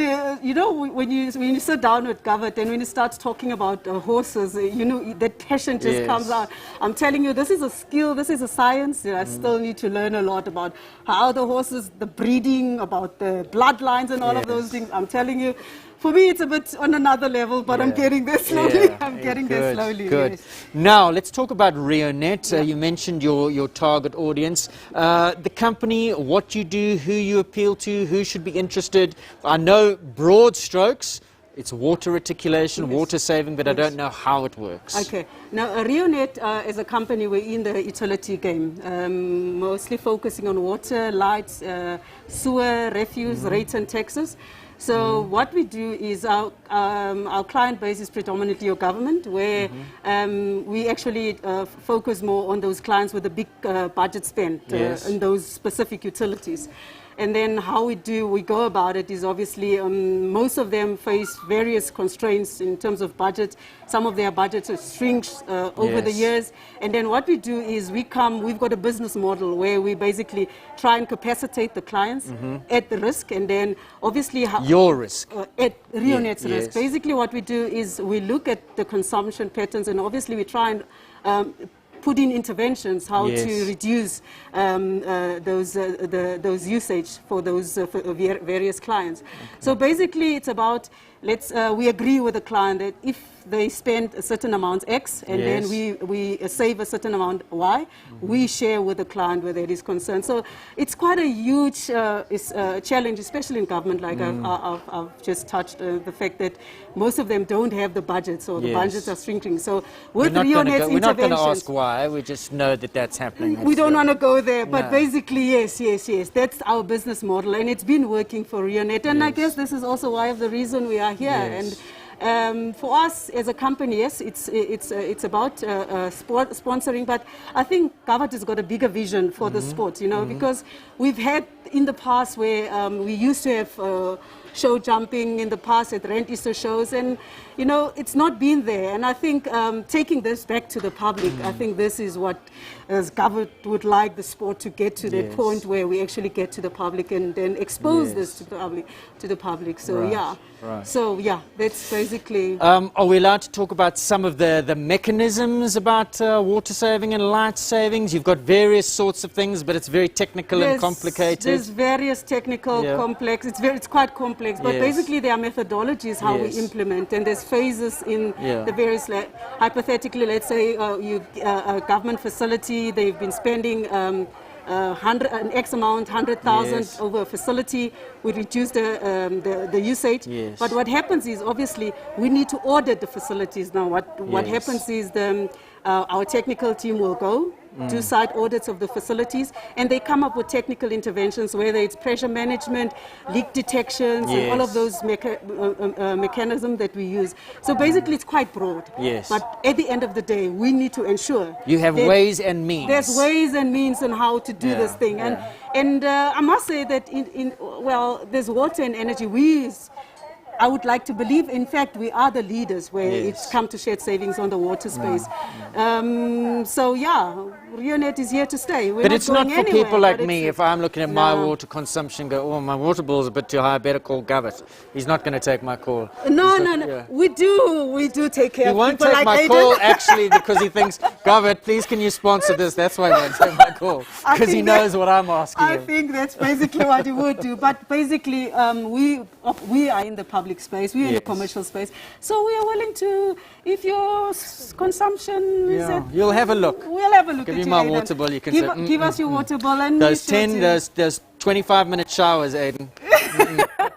cut down, Aiden. But yeah, there's various ways in terms of how we assist. The government is in desperate need of our services. So Yeah. we're actually trying to broaden it because we're current in national department, we're moving into provincial, and we're also looking at the municipal space. Yeah. So there's quite huge opportunities. I guess if Reonet does well, sports, We do well. you do well. Yeah. And that's where Yeah. that's what it would boil down to. Yeah. Been wonderful chatting to you. Thanks for enlightening me. You're going to go back. Have you been hanging out in the restaurant been area? hanging out there, Aiden, but yeah, I think now after my interview with you, I Yes. think it's time for me to relax now. Go, yes, go and have a glass of champagne, kick up your feet. Yes. How long is it? But Around about 40 We're minutes. and looking then forward to the all finals. the action. We're looking forward to 2 o'clock. Yes, Yeah. and we know who you're supporting, the boss. All the way, Excellent. Gavin Trigal and all the other team members from Reonet. Fantastic, Thank you so fantastic. much. Wonderful chatting to you, and Yeah. once again from all of us, big thank you to you guys, to Gava, to Reonet, Yeah. for everything that he does for the sport And- and this wonderful occasion. Yeah, no, it starts with the sports, sporty games like this, and there's also other smaller games that Gavat on the sports front, that on the horse front game that he does support, but this is one of the biggest one. And yeah, Reonet is here, and we're looking forward to other interventions and other ways we can support the sport just to grow. Like I said, we want to take it to the public, and yeah, next year we're looking to take it big. Excellent, Yeah. excellent, lovely chatting. Thank you so much. Agnes van Rooyen, ladies and gentlemen, of Reonet, one of the directors, and we owe them a huge amount, so do go check them out. They're online, and if you wouldn't mind, just give them a big thumbs up. Reonet bringing you this afternoon's live streaming here on Equestrian Live SA.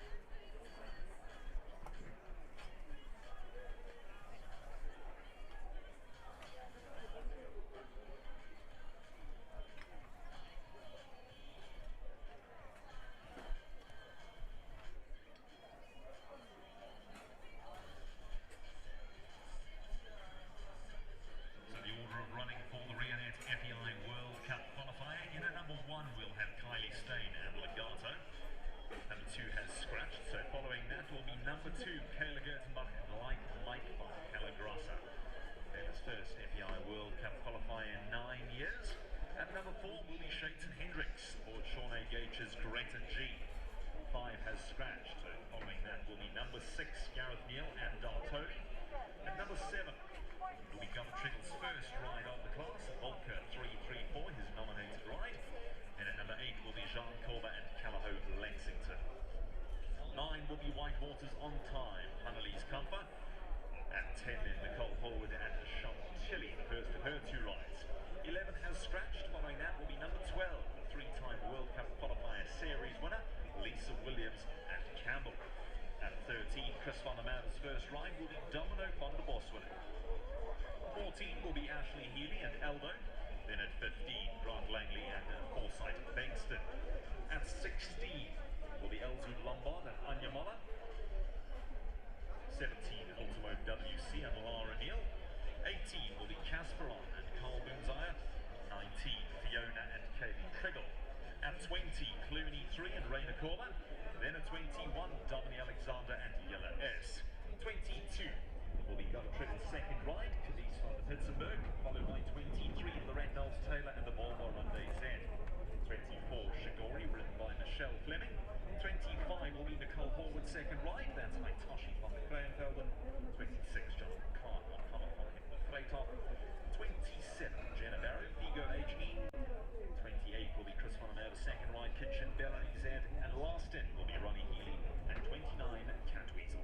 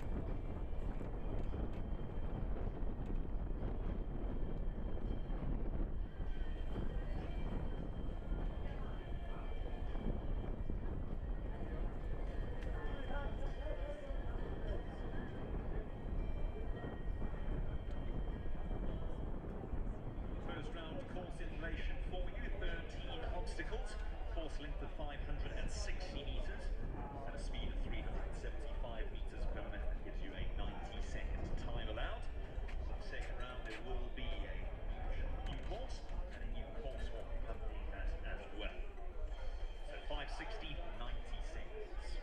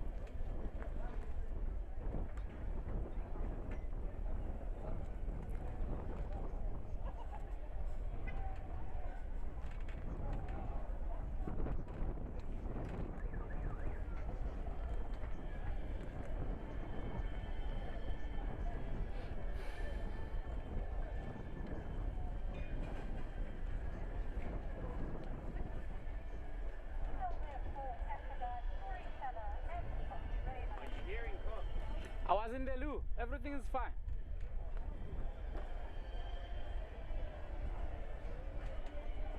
Just relax.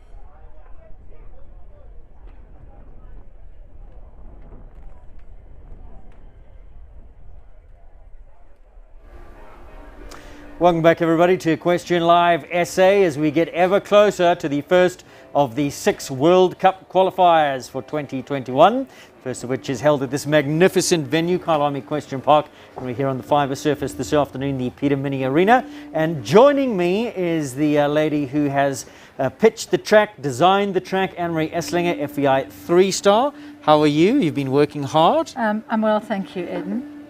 We're going to be talking about this track, the traps, the tests, the heights, the dimensions. Sure. What would you like to know? All where are the traps? The riders are not listening. They're on on track. They've got to work it out for themselves. I try not to build traps. I try to build fair tests all the way around the course. Some horses might find a little easier, or riders, some they might find a little harder.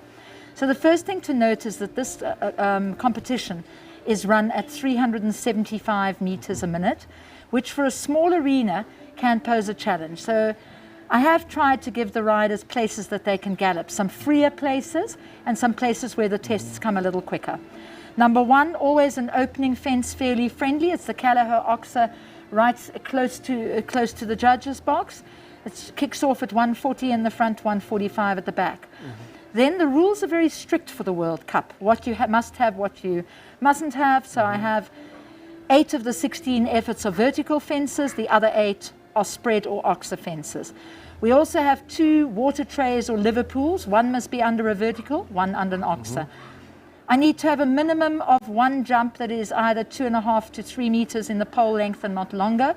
We have 3. The fences at Hollard, the fence at one business solution, and the cream and black are all shorter poles. Okay, so 1, you gallop around the big wall to number 2, which is the cannon fence, and there we have a plank on top. It's in the regulations that the plank's on top. And I see the red boxes come out of that cannon. I took the red box out because we didn't think the box and the planks went together. And we do have a wall. We also have kept the box at One Solutions and at Hollard. And there's a limit to how many solid fillers one wants at the bottom. Some fences do need to be a bit more open. Some also a little bit more light in color and in design. There's an open gallop to 3, and then they can keep galloping round the corner to what I deemed to be the first real test, which is the triple bar. Triple bar is 1 meter 90 wide and 1 meter 55 high. And you have introduced triple bars. I've seen them throughout the course of the week. I've had triple bars right through, and also a couple of turnbacks like are in here all through the show. I'd like to build the riders up through the show so they get introduced to the ideas that they're going to see in their main classes. Okay, so triple bars, first really big fence. They've then got 5 strides down to a 2-stride double, the first combination which comes on the left rein and enters with a vertical. They have 5 strides there, and then I hope a nice comfortable 2 strides going out. No time to take an inside cut. They're going to go around the number 1 and face up to the wall. The wall stands just under 160. A few years ago, we were always allowed the wall to be one of the 2 160 fences, but now it's not allowed to be a 160 fence, so that one's about 157, 158. I have left the bricks spaced apart. That poses a little more challenge. There's no room for touching those. They have to clear it. If you have the blocks on top, a little bit more jammed, they can stick and turn a little one against the other. This way, touches and it's off. I've then given them 4 strides or 19 meters to the first 160 jump that comes on the right jump. On the right rein, not the right jump, sorry. That's the Nelson Mandela Bridge fence. And that fence can be built with poles, with planks, or a mixture. My experience is that it jumps the best with a mixture of planks and poles. So I've tried to encourage them to jump it well. And where nearly all my jumps have got 18 millimeter deep cups, which are the shallowest cups provided under the FEI regulations, I've left that in a 20 mil cup, so there's a tiny bit more knockability on that jump. It's also fairly full, so I think, and it's jumped well all week, so I think it's inviting. Then there's about an 8 to 8.5 stride distance, 34.5, 35 meters. I measured it on inside line, 34.5 to a 150 by 160 wide Oxford Discovery, a new sponsor into the sport, Discovery Bank. That's fairly open and it's particularly square, that fence. A little bit of a breather, again they can canter a bit, to the Reonet treble. That's the center of the arena, center attraction, and our main sponsor for the show. It's 150 to 153 throughout, and it's built on 1 stride and 1 stride. Oxer going in 150 square, a little bit more open 1 stride, maybe a tiny bit tighter 1 stride. After that, there's a long way round to the Hollard Oxer number 10. And I believe they need to make 1 or 2 inside cuts there if they hope to make the time on the length that I've measured. Then we go with a left bending line from the Hollard Oxer, also 160 wide, 150 high, and 7 quiet strides on 29 meters off the left rein now to the second 160 fence. That one has a water tray, and I've allowed the water tray to come out in the front, which should help them to clear it. I think it'll jump well. The distance is a little quiet, but in the next round, that is my 1 to 2, and I think if there are a lot of clears and the pressure's on a few people, might go in the direct 6 strides there and drop a stride. Then they've got a doubling back, turn back, which we've also practiced a little in the week, to a skinny cream. It's quite full, my construction, but that jump knocks down for nothing. Those poles are feather light. That's at number 12. And then 6 strides to a square, open, not so easy colored poles, the new CUDA sponsorship at the last 150 square. So I think the tests are placed fairly. And I saw those poles you've brought out only for today. We haven't seen the darker green ones. No, you have seen them on day 1. Okay. On day 1 I had them under a vertical, just 3 poles, but they've come back for today. This morning, some of the horses in the early morning, they found that quite tricky. I think as the light improved, they rode better, but I think that could be a little trappy. The water tray underneath, no pulling out in front, with water in, which might distract the horses who don't like water. Water trays or liver pools ride very differently when they're empty as to whether they have water in. The moment there's water in, there's reflection, there's a little bit of sand falling on it. A lot of horses don't like them so much when there's water in and pay no attention to them when they're empty. So I think both these obviously have water in them. Right. Over 2 rounds. The time in the first round will determine penalties and time, the starting order for the second round. Yes. And it is over 2 rounds, so in the event of equality of score over 2 rounds, the time will be the deciding factor. Yes. Top 25% rule applies, so if we don't get more than 7 clears, we go to the top 25% rule, and you'll carry your penalties through to the second round. If they've made it too easy and they're more than 7 Yes. clears, all the clears go through. So we go to the second round, and very quickly take us through the second round. You so haven't determined heights or dimensions. I haven't determined the heights because this is a little bit of fiddle room for the course designer. Number 1 is very wide. I would assume we might make it a little narrow when it's number 1. We said they could maybe gallop there in 6 if it's pressured. Then they have a turn back with some options where we're going to change that jump if we need to or leave it there.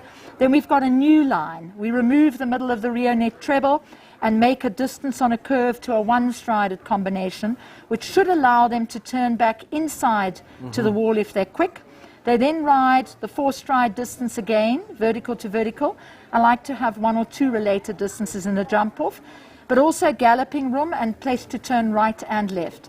Then a turn back to the final water tray, and lastly an inside option inside the wall to the last oxer. We will renumber and the competitors will walk again. Wonderful to have you chatting to us. Not too much time, around about 4 minutes to go. We look forward to it, and all the very best for your course, and thanks for being our guest. I hope it goes well. Thank you so much, Ed. Excellent. Anne-Marie Esslinger there, ladies and gentlemen. 5 minutes to go. We're going to take a quick break. When we come back, we'll be in commentary for the first of the 6 qualifiers for 2021. It's World Cup Series time.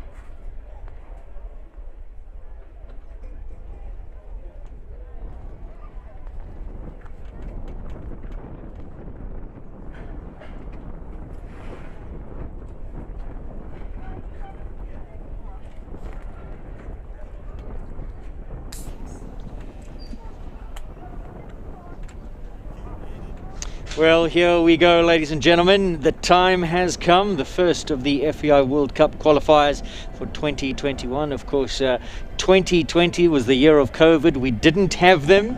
My, how we missed them. But we're back here in this wonderful arena. Peter Mini Arena here at Kailami Equestrian Park. Joining me in co-commentary is the lovely Aisling Triggle. How are you? Good afternoon, Aidan. I'm very well, thanks. How are you? I'm good. I'm just excited. I'm happy to be back here. This causes a lot of excitement. I do enjoy these classes. Really the epitome of show jumping at its purest form. So yeah, we're looking forward to this one. Now, you have some connections in this class. Govert's got 2 rides. Kaylee's there. You're looking forward to it? How are the nerves? My nerves are shot. I'm very excited. I'm very lucky to be sitting here in this box. We've got the prime view. I'm very excited for my family to be riding, and also there hasn't been a World Cup in over a year. So I think this is going to be a spectacular class to watch. You would like to be riding though. Do you suffer from FOMO? Not when the jumps are this big. Okay. Well, wonderful to have you here in co-commentary, and we look forward to a fantastic class. Let's quickly run through the rules once again. So this is over 2 rounds. We don't call the second round a jump off. It's over 2 rounds. The top 25% or all the clears go through. So the starting, in terms of starting numbers, we've got 2 scratchings. Number 2, Companero's Sun has been taken out. 3 scratchings, La Adorado at 5, and number 11, Alchemy's Cincinnati. So according to my calculations, top 25 means that we are guaranteed a minimum of 7 horses in the second round, or all the clears. So if we get more than 7 clears, they all go through. But if we don't get 7 clears, top 25% comes into effect. The second round, there will be a course walk. So all those who go through to the second round will be allowed to walk the second course. Those on the top 25% rule who are not clear will carry forward their penalties from the first round through to the second round, so that's important. We're running at 375 meters per minute. From what I could gather from Anna, she's measured pretty tight with the wheel as well, so time is going to come into play here. The riders are going to have to move on.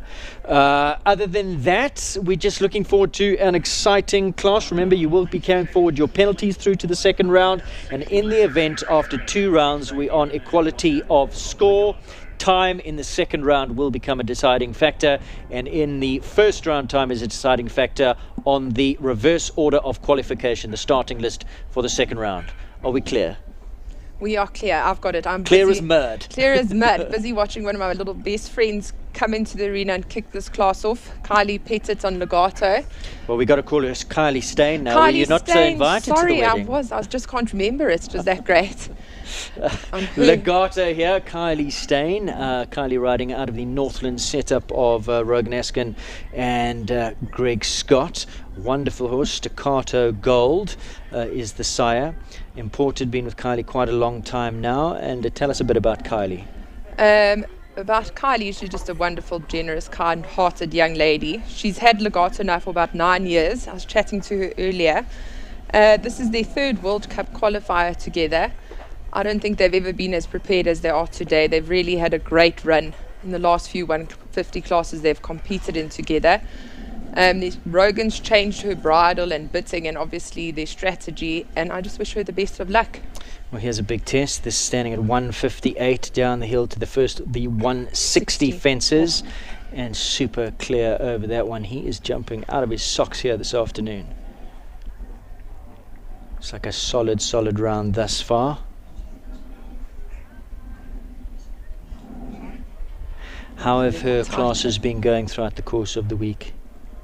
She's been going pretty well. Yes, pretty well. I think on day 1 she had a pole and a time fault, but she was happy with that. Obviously getting her feel going, building up for today. An interesting thing about Legato is that he's got a half brother out of the same mother, currently competing in the 160s overseas. Oh, interesting. Yeah, so his mom was quite a good brood mare. Oh. Did that go down? It did. Oh, beautiful round. That was terribly unlucky.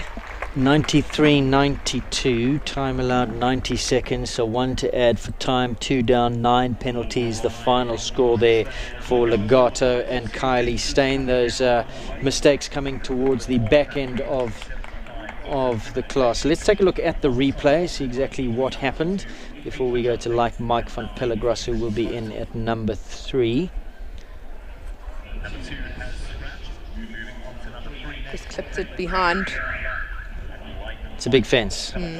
Huge and flimsy. Anna did warn us that that is a very flimsy fence. Standing at 1.55 m. So a very creditable round there from Legato and Kylie Stain.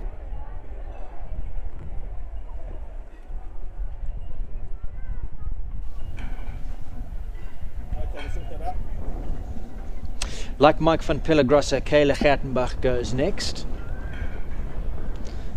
Like Mike, this is an interesting story. We spoke about it. Not quite focusing on number one. In the week. He is a bit of a quirky, tricky customer. Kayla gets a great tune out of him. He's got that compression hood on. Yes. Because he is a little bit quirky. She's done a wonderful job with him. They're going to build the fence, so there'll be 6 seconds to add to the time for that. Here's the replay.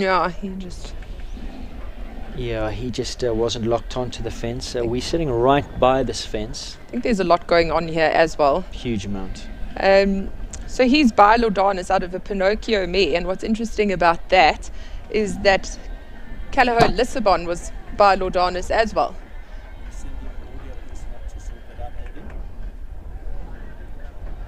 Yeah, he's Kayla's done a wonderful job with him. She was telling me the story. She took him from the Pellegrossa stud, which is actually a Frisian stud. He was standing there after Carl Bunzai gave up the ride, and she found out that he was available and took him on, built him up. I think he was in the could have been the 110s, 120s. Did a lot of work on his quirkiness, gave him a lot of confidence. I think they give each other a huge amount of confidence. Kayla then sustained that terrible injury where she was kicked. Yes. And they basically had to build each other up again when she came out of hospital after that, and found themselves in the 130s, quickly progressing to the 140s, and he's been going very, very nicely ever since. She's done a wonderful job with him. It's like one of those real feel-good stories. The two of them just found each other and have been giving each other a huge amount of confidence. So after that shaky start, she's back on track now. Rail at number 3. She did post earlier on her Facebook, this is his first World Cup qualifier. It will be the biggest round he's ever jumped in his life before, and this is her first World Cup in about 9 years. So I think there's a lot of nerves flying around here too. But she's an exceptional young lady, a brilliant rider. Yes. She did show him the wall when she came in. 160 fence there, absolutely no problem over that Nelson Mandela Bridge. So scope to burn. He is an out and out jumper, scopy horse, huge amount of power. And they look like they're getting in their rhythm now. This is usually how they start off their course.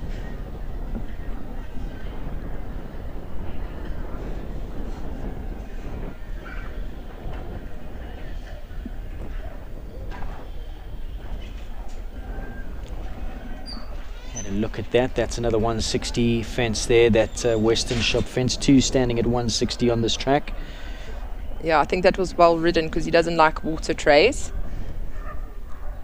Come on. Oh, that's a water tray sitting under that jump. Which is very unfortunate. Well, she'll go home, do a little bit more homework. He is a quirky character. She knows what he's like. I think she had in the outdoor Grand Prix also had a problem with the water tray that day. We brought him back once the class had closed, once it had finished, jumped the water superbly. So it's just I suppose about that, going away, doing some more work, coming back to fight another day. She'll be back with her team. It was very unfortunate at the last jump. Right, Greta G now at Chayton Hendricks, number 4, the man who was in co-commentary with me this morning. Did a stellar job there. Rides this lovely mare, Greta G.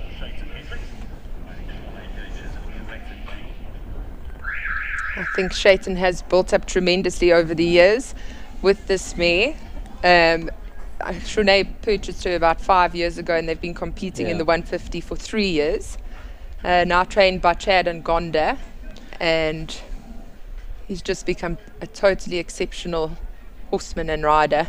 I think one of 2 horses by Silvio in the class, the other one being Cat Weasel. She's by Graftop out of a Silvio mare. She's out of a Silvio mare, that's correct. Yeah. And she has a full sister that jumped 160s and 3 other siblings that jumped competed in the 140s and up. So she's also out of a top mother line. Family performance is there. It is all there. But she is magnificent. Chaitin was quietly confident this morning. I said to you, do you have any nerves? He said, no. He's done his prep, he's good.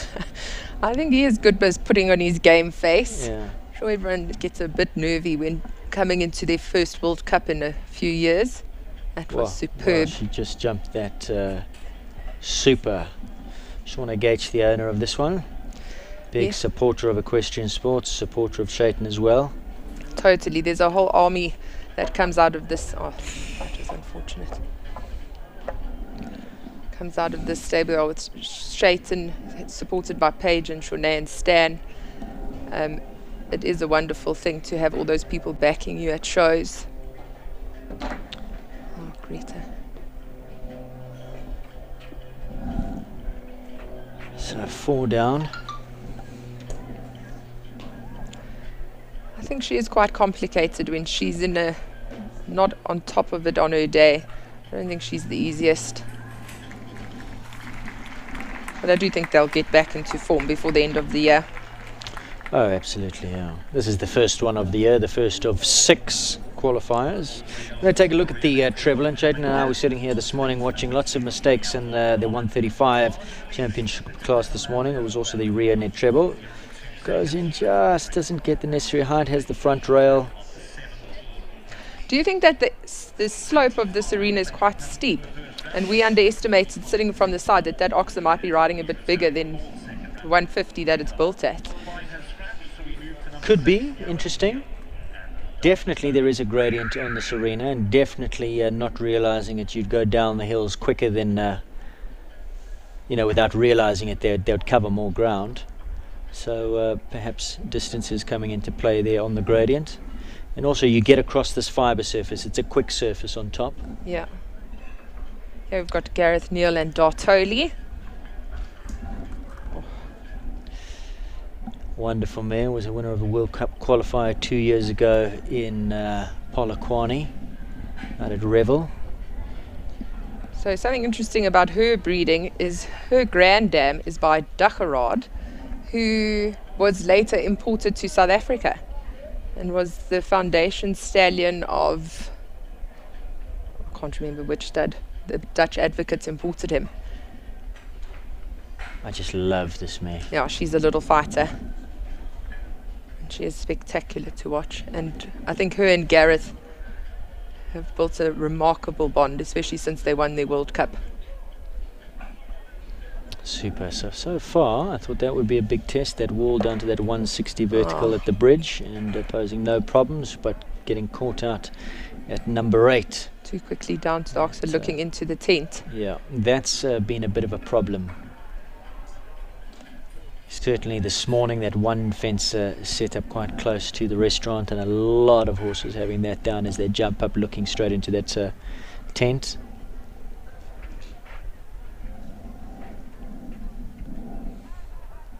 Gareth, in fact, won a few World Cup qualifiers in his time. One will remember Mirage, winner of a World Cup qualifier, and I think SA Champs in his day as well. That was before my time, but he is a decorated rider and works very hard. Talented. That was a pity with that purple jump. What a beautiful round. Yeah. Hopefully Final they'll score be back. of 5, so just the one down in the one time. 93.76. Let's take a look at the replay. So it clears the bridge at 160. Oh, looked like she almost put down in the middle of the fence. Looking there. down into a shadow.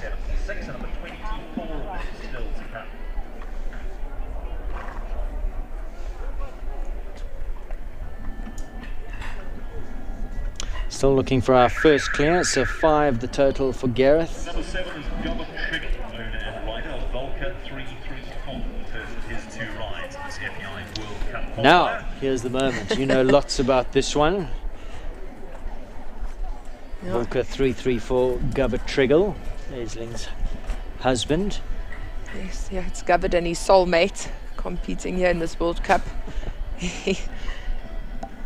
She is a fantastic mare, and I think this horse has made Govert's competition life like more than he ever could have expected it to be, competing in Nations Cups together. Good. Bringing her back here, every ride he has on this mare, he just revels in it. And she's done super well for him, hasn't she? Winner of a World Cup qualifier at Stockies Dry. Yeah, she's an ultra competitive mare. She is game for anything. She tries her little socks off. How big is she? I think she's about 16.2 or 16.3. Is it because Govert's so tall? He's so tall, yeah. He's 190 something. That snaffle that he rides her in, she was broken in or backed in. She had the same bit her whole life. Incredible. She's a totally uncomplicated creature, except for like her rearing before she comes in the gate, etc. Oh, She can is she a do that? fiery animal, yes. They love to rev each other up, these two. How are your nerves? Yeah, a little bit.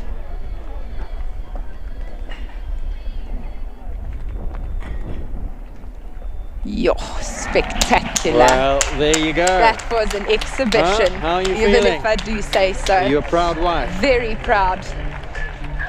Oh, First of the clears, well done. Volker 334 guarantees a spot in the second round. Remember, it's all the clears with the top 25%.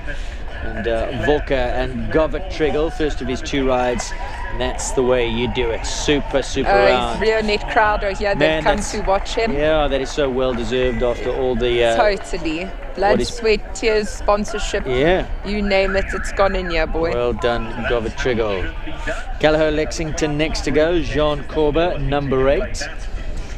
By Lisbon, out of a Ford Joy mare. Fiorella. Yeah, Fiorella, who Jean rode. In the 150s. This is Lexington's first World Cup qualifier. With Jean, I think this horse is the absolute apple of her eye. Bit of a pet. They love each other. Well, she rode the mom, so it's a real family affair here. She jumped his mom into the 150s. Only stepped him up into the 150s late last year at SA Champs, had a few outings there.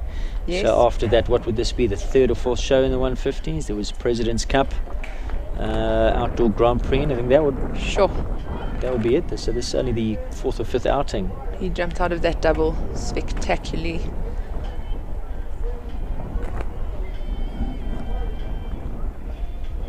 And every single show these two jump in, this horse just digs deeper, gets better, and they just totally delightful to watch. They are both fighters.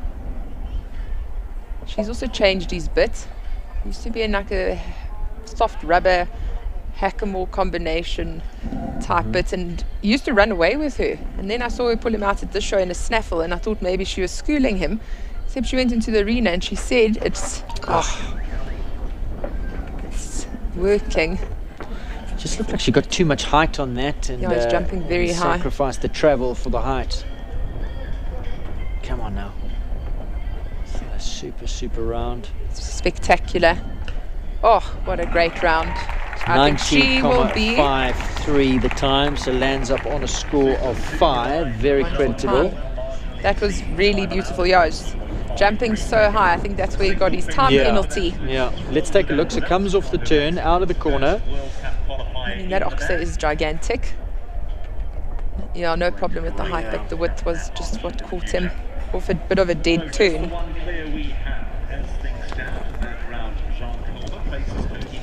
It's a fence standing 150 by 160. Yeah, off of a short turn out of the corner there. Takes quite some jumping. Yeah, definitely warrants a bottle of champagne later after that round for Jean and Lexington. Next to go is Hunnelly's Comfort, number 9, White Waters on time, South African bred warm blood by Beach Haven on track. Hunnelly's Comfort rides. She comes from White River area. Mom runs yard, trained by her mom Cry. Speaking with Cry this morning, she proudly announced that she bred the horse and the rider. And Cry produced this horse up to the 135s. And then thought it was time for her daughter to take him over. And she's actually just done spectacularly with him. Oh, she needs to get him locked on. Oh. He was looking to the right into the grandstand there, wasn't locked onto the fence. These two definitely do it in their own way, but this is a gutsy girl. And I think this is also their first World Cup. Definitely is, yeah. Definitely, yeah. Also pretty new to top level. I think they've had 2 or 3 shows together at top level. One down so far. She's got nerves of steel, this girl. Gutsy. Totally. So this horse has a full sister in Western Cape that's also jumping in the 145s, also bred by Cry, which I thought was, that's like a big thing for a local stud to have bred 2 top horses. Who's that horse you were talking about? Her name is Whitewater's Oh Love, jumping the 145 in Cape Town.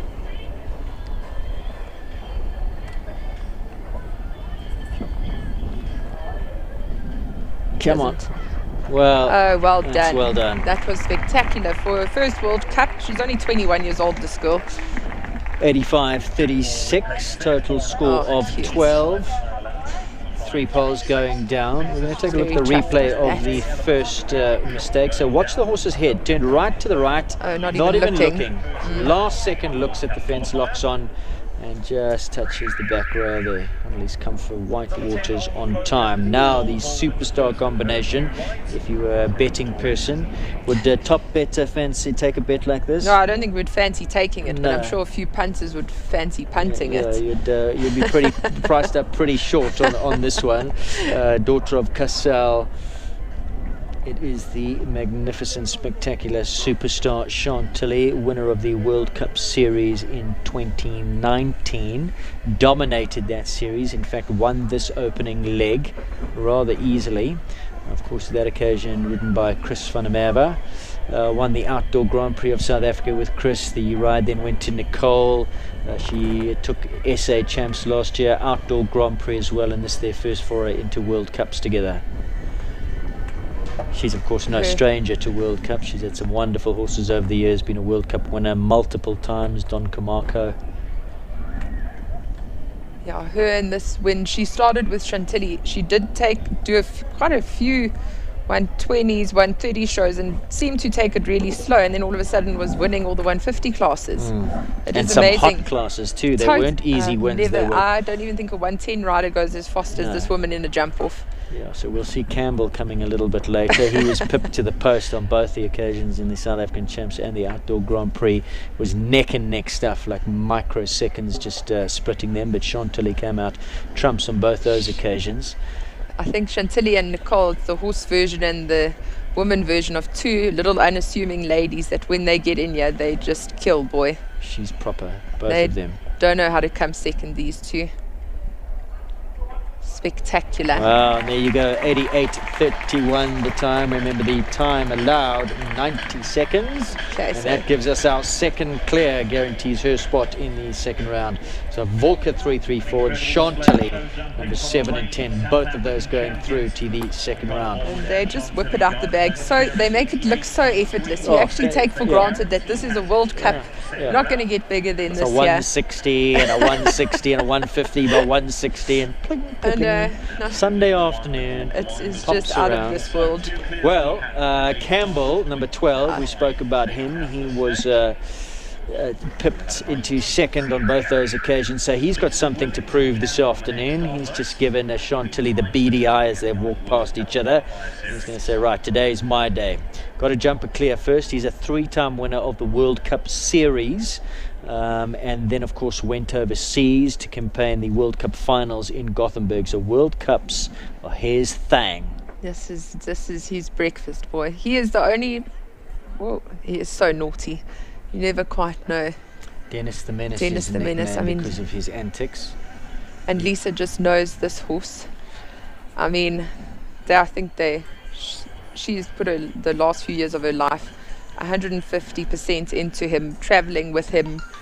I mean, saddling him up, jumping him, tacking him off, lasering his legs. When they were in Europe, they were inseparable. It's her child. It's totally her child, her best friend, and it's just amazing what they've accomplished together. And he's a proper horse. I mean, and if you go into Horse Telex and look him up, he's the only horse in South Africa that is listed as a 165 horse, because obviously he competed at the World Cup final. yeah. And the World Equestrian Games, and that was World Equestrian massive. It's just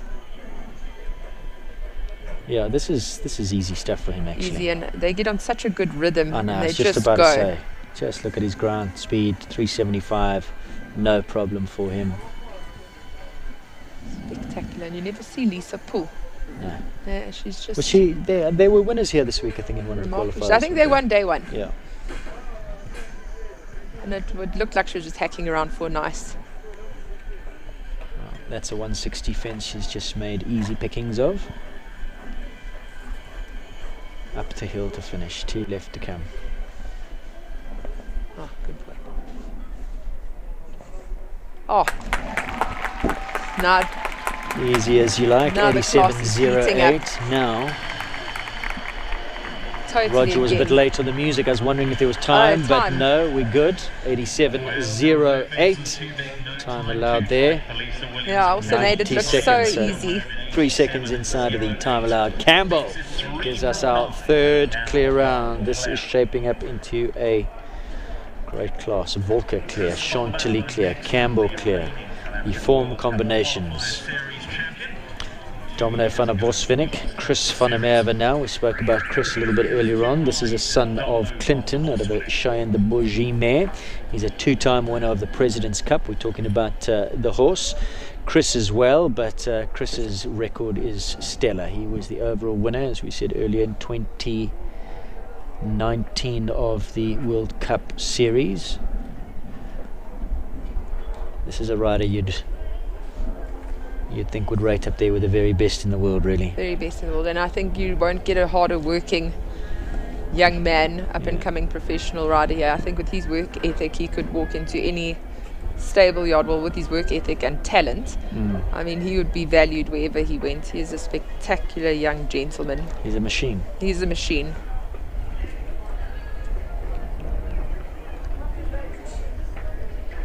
Oh, Domino's also looking. Domino's already 18 years old. And Yeah. they've kept this horse in beautiful condition. Yeah.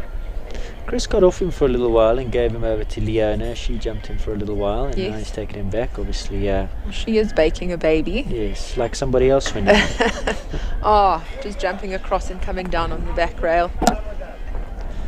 4 penalties, but remember, top 25%, so that means at least 7. So now he's got to try and move on a little bit, because in that second round, we've got a couple on 5. We don't have any on 4. So if he can bring it back in 4, just on the 1 down, get inside of the clock, then he's still in there with a shot of going through to the second round.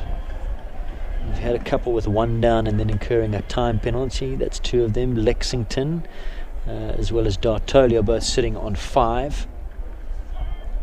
Good. Beautiful round. That was a pity. You can hear how hungry Chris is when he's riding. So he comes home in the 4. Good time, 86.95, which puts him into 4th position. Top 7 will go through. Take a replay of this. Yeah, he just kind of dove to the right, didn't he? As he said, went across the fence, found the back rail. Now, it gets interesting. Top 7 going through. Currently sitting in 7th place is Legato and Kylie, On 5. who are sitting on 9. 2 down, 1 time penalty, 93.92. So anything better than 9 in 93.92 will, at this stage, knock Kylie out of that top 25% and go through. So the riders now will probably have runners saying this is what you need to do. You can't have more. If you have 2 down, you still go through, but you cannot have a time penalty. But of course, they're probably all aiming for clear rounds. That's what's on their mind. Eldo now. I'm going to let you tell us about Eldo.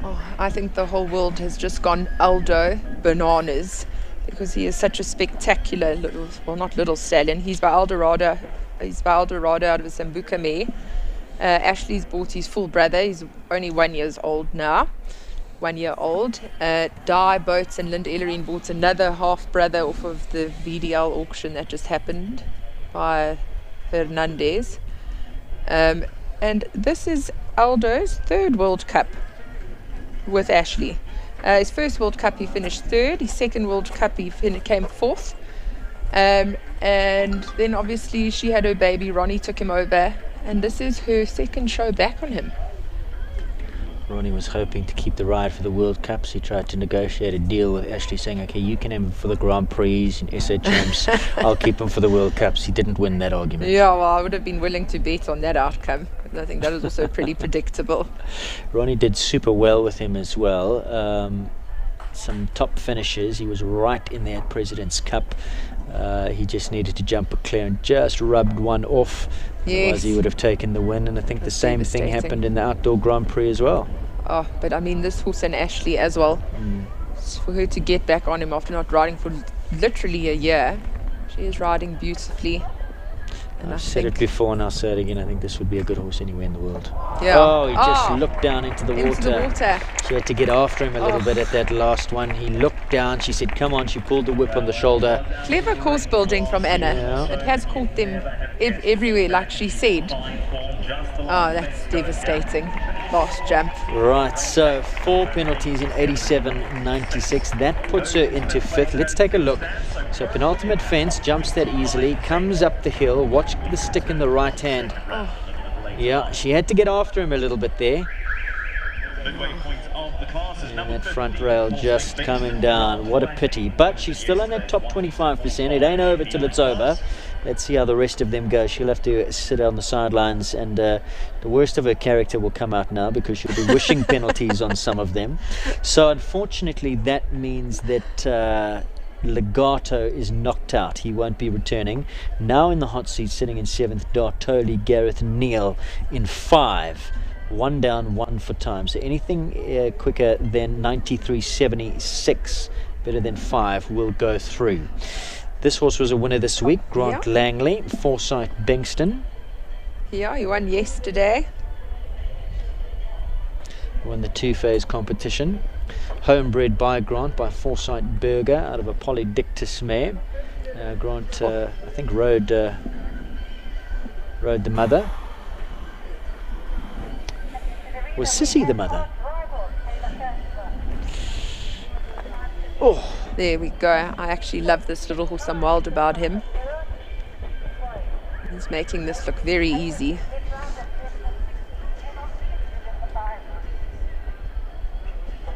Oh. Yeah, Grant, that class that he won yesterday, the scope and dimension wouldn't have been anywhere near this. It was a 145 class. And Grant did say he was realistic about his chances. He says, listen, I'm going to give it a go. I don't know whether he's up to the level, if he's ready for it, but anything can happen.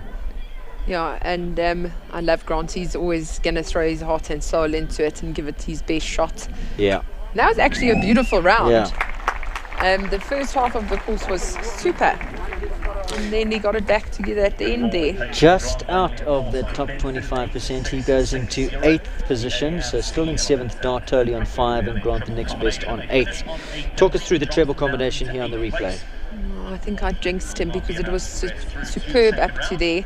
And I still think that treble's riding huge coming up the hill towards out of that corner. Kumel is the dam of Bengston. Thanks very much to Pine Dean Stables. Adrian and Tammy just correcting me. We don't. We love some constructive criticism. Yes. Thanks, guys. Now the old man. Oh, what a beautiful horse! Forsyth Lombard. Lombard. We've just seen Bengston finished on the 8. So let's just take a look at those rankings again. Still sitting in 7th, Dartoli and Gareth Neal. So still, you have to, if you have one down, you better make sure that you get home without a time penalty to see yourself into that top 25%. I mean, Anya must also know this horse like the back of her hand. She rides him so beautifully. He's stabled next to Volker in secure stabling. And this horse is 19 years old, 18 years old. I mean, he's got little, you can't see because of his ears, but he's got grey above his eyes. And he's just such a sweetheart. Yeah, you're not quite there yet, Aiden. You will be in 4 months' time when your kid arrives. Yeah. He's going super, super well at the moment. There was a time that I thought she was winding down his career because she put him down into the... Yeah, and then all of a sudden he was back in the big time. And he is, clever footwork. Yeah, fancy feet there. That must have felt like something. She's Good she ride, is so Anya. calm and composed, and I think she's also a very hard worker, Anya. Yeah. I've been seeing she's been doing a lot of dressage shows lately. Oh, really? Yeah. You wouldn't say he's 19 years old, would you? It says a lot Yeah. for the stud where he was bred. And how she's maintained and looked after him. About the longevity of the horse, and because I mean he would have some mileage on those legs as well. He's jumped in a lot of big Grand Prix. Definitely. How's this round? This is mind-blowing. Stayed up.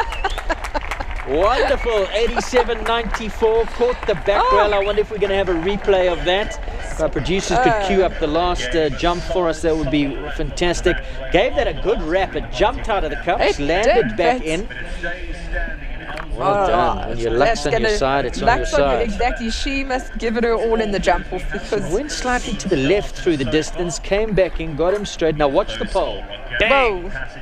But doesn't he also dislike water jumps? He hates water. Yes. I think he's worse with the actual water jumps, like in the bob. okay. The water trays, I think, is no longer a problem for him. That Kuda jumps a bit sneaky at the back. Anna's just checking that. She's checking if anybody's put Prestic or super glue on those cups. It's too late, Anna. Wow, what a brilliant result there. Elzu Lombard, the old man.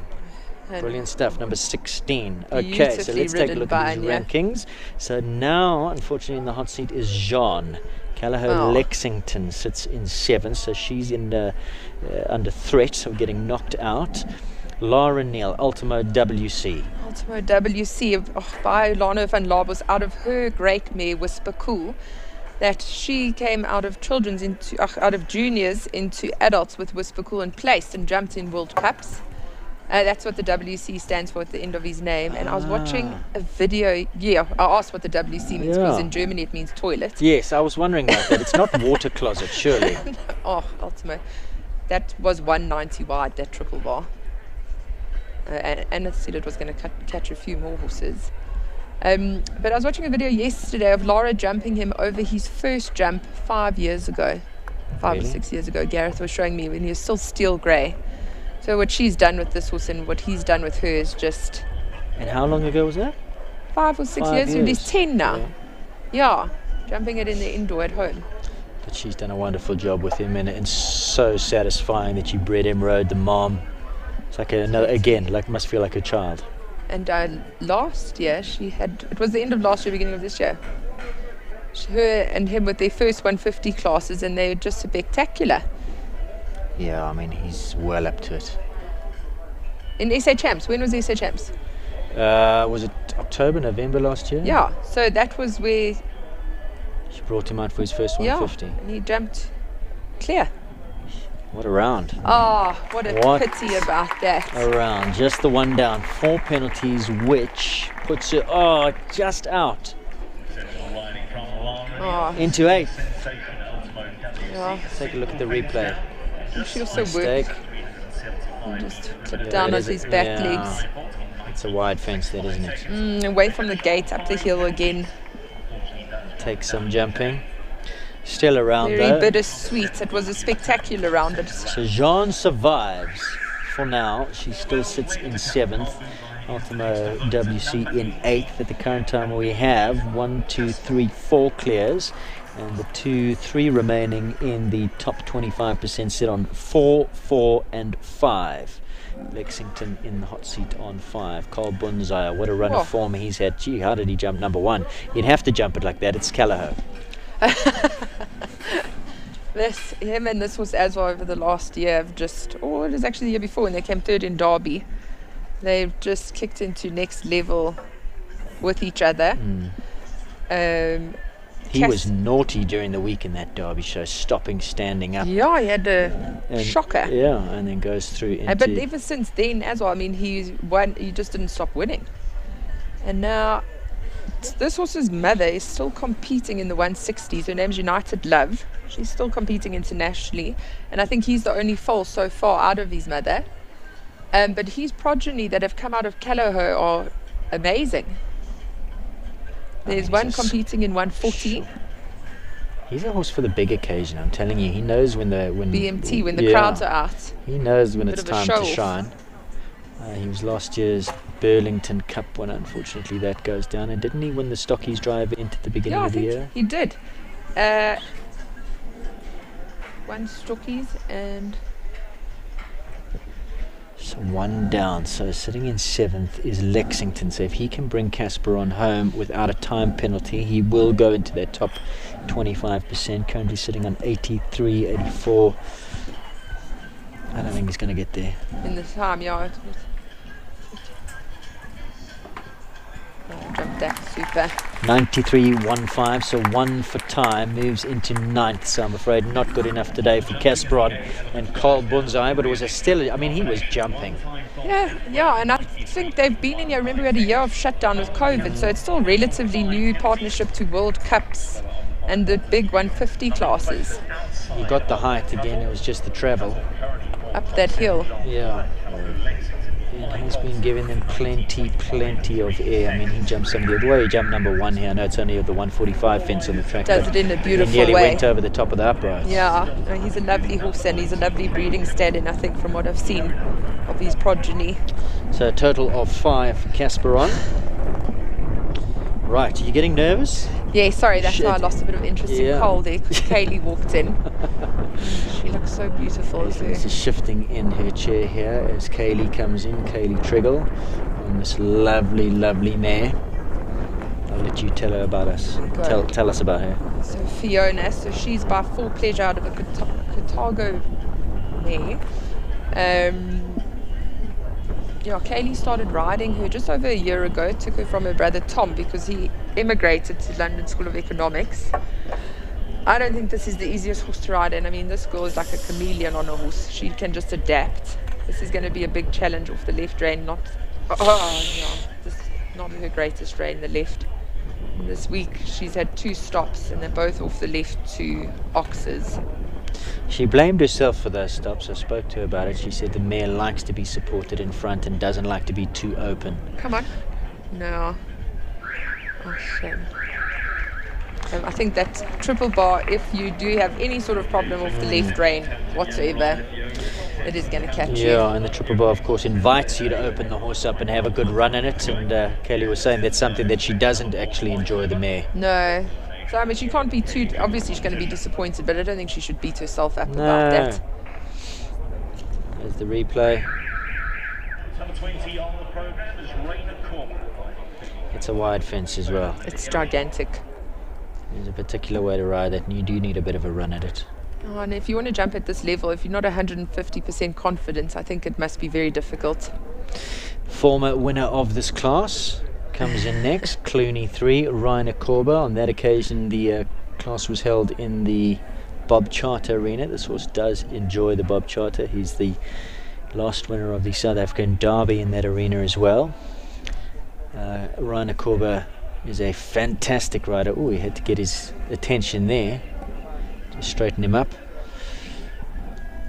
Helped by Rogan Askin, Northland Stables, where the horse is housed, owned by Linda Ellerine of Back on Track. Yeah, Linda's owned Clooney for about 10 years now. And when I was speaking to Rogan about him this morning, he said he's the sweetest horse, nicest person, but he's never fallen off a horse so many times in his life, including last week where he fell off him up the driveway or something. Correct. He was a little bit left of the wall. He's one thing he's got is endless scope, top end scope. Yeah. And he can jump a big fence.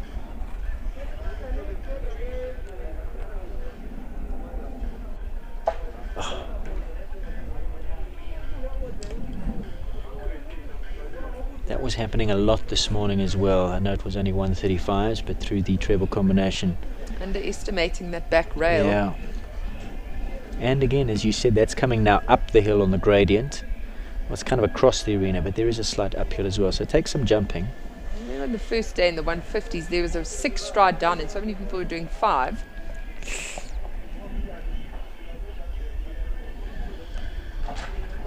Oh, and the last goes down as well, so I'm afraid he's not going to be the winner this time around. No. 12 penalties, not good enough, I'm afraid, there for Clooney and Reiner Korber. Let's take a look at the replay of the first of the mistakes. Clooney and Reonet Korber, former winners of the Qualifier series. Yeah. 17 starts, 4 have gone clear. Did he belly that? He did, he hit it with his tummy. It looked like he bellied it. Didn't push hard enough off the ground. Not their best day, but they'll definitely be back. Absolutely. Ray and Clooney, there's still a lot. Moving on now to number 21. Let's take a look at the stats. 23% clears we have now. 17 have gone. 9 left to come. 23% in this Reonet sponsored first of the World Cup qualifiers for 2021. Now Dominic Alexander goes next on this 11-year-old gelding. This is Yella. Oh. 12-year-old gelding now. Domini's a consummate professional. Been at the top of his game for many years. Professional horseman. Trains a lot of pupils. I think if you had to take a rider out of a textbook and put it into real life, that would be Domini. Well, we had to get after Yella there a little bit. That triple bar takes some riding. Yeah. Away from the gate. 155 off the turn, by 190. 190 wide. You've got to have a good run at it. And just coming away from the gate, sometimes they're thinking about home. He had to get into Yella there. Has Domini, this horse hasn't jumped a World Cup here?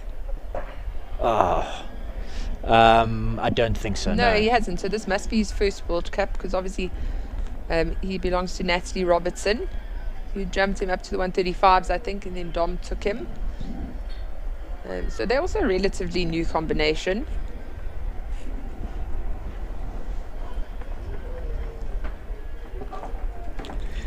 Lots of people this morning had that down. It was coming the other way, but they do look at that Hollard fence. I think he might have just not been 100% straight as he rode to that. It's again off the turn. They're thinking about the time. Yeah. Oh, jumped that, no problem. Yella S, 8 penalties, 88-89, goes into 12th place, is still sitting in 7th. Jean's surviving here. She's survived a few. In there. Yeah. She's not allowed to sit down at the Reonet table just yet and get stuck in. Oh. Just looked a little bit snug and strong to that one. I don't think he's going to be too disappointed if it is the horse's first World Cup. They've got a lot still coming in their direction. Right, here we go. It'll be okay. Yeah. He's already clear on Volker. Yes. From now on, it's just a bonus. It's just, this is my horse now. Yeah, So okay, he's so the extra Kadish, precious well, on. tell us about your horse. Candy Patch. She's spectacular. She is such a beautiful person, this horse. She's only 11 years old. Govert found her in Europe. He bought her from Marcus Beerbaum's stable. Yep. She's not quite his ride. She irritates him because she's a bit slow and not as careful as Volker. But she's... Does she tank a little bit? Does she? Yeah, take no, a she hold? gets Is out that of what the that strong. was about, yeah. And she doesn't know how to say no, this horse. But she does get a bit ahead of herself, especially when the jumps get bigger. I think she gets a bit anxious. There we go. Oh, good jump over there, sure. Now you, once the babies come, are you... She jumped that beautifully. Yeah, super. Are you taking her back? Yeah, for sure I'm taking her back. I'd have to give him a gentle reminder every day. Don't get too attached. Well, there we go. has that no number problem. 7 come down yet? I mean, that's the 160 fence. I thought that would cause a few She problems. hasn't put the plank on top of it. She's Yeah. put the pole, which I think was kind of her. Because whenever it's that plank, it's so flimsy. And she said she put the slightly Good deeper ride. cups on there as well, just to give them a chance. Oh, it's- that was yeah, a soft pole. yeah, very. I think this is also his first World Cup on her. So, as long as he keeps giving her a nice mileage for me, I'm not going to complain. Train her well. Yeah.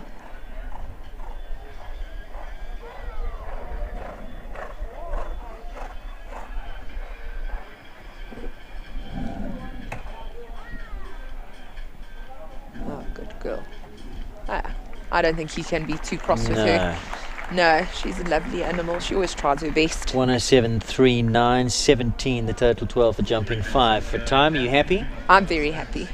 He's not. I can see he's very angry, but she's good horse.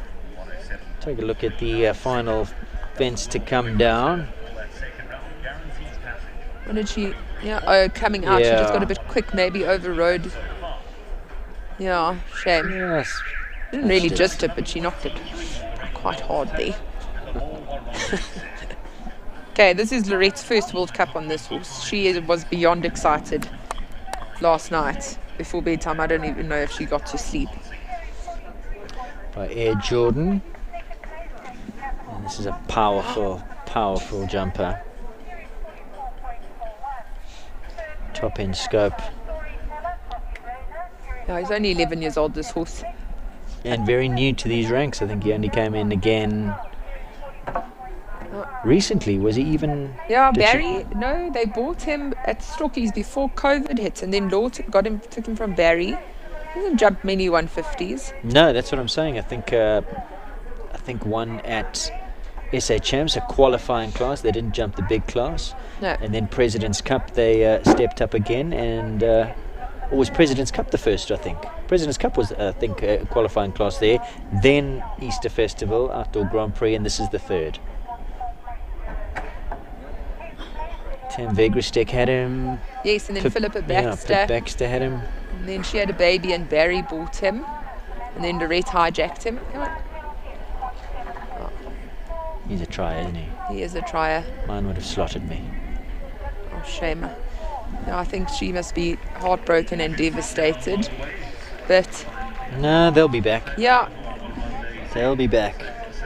So retirement there from Moore. Let's take a look at the replay.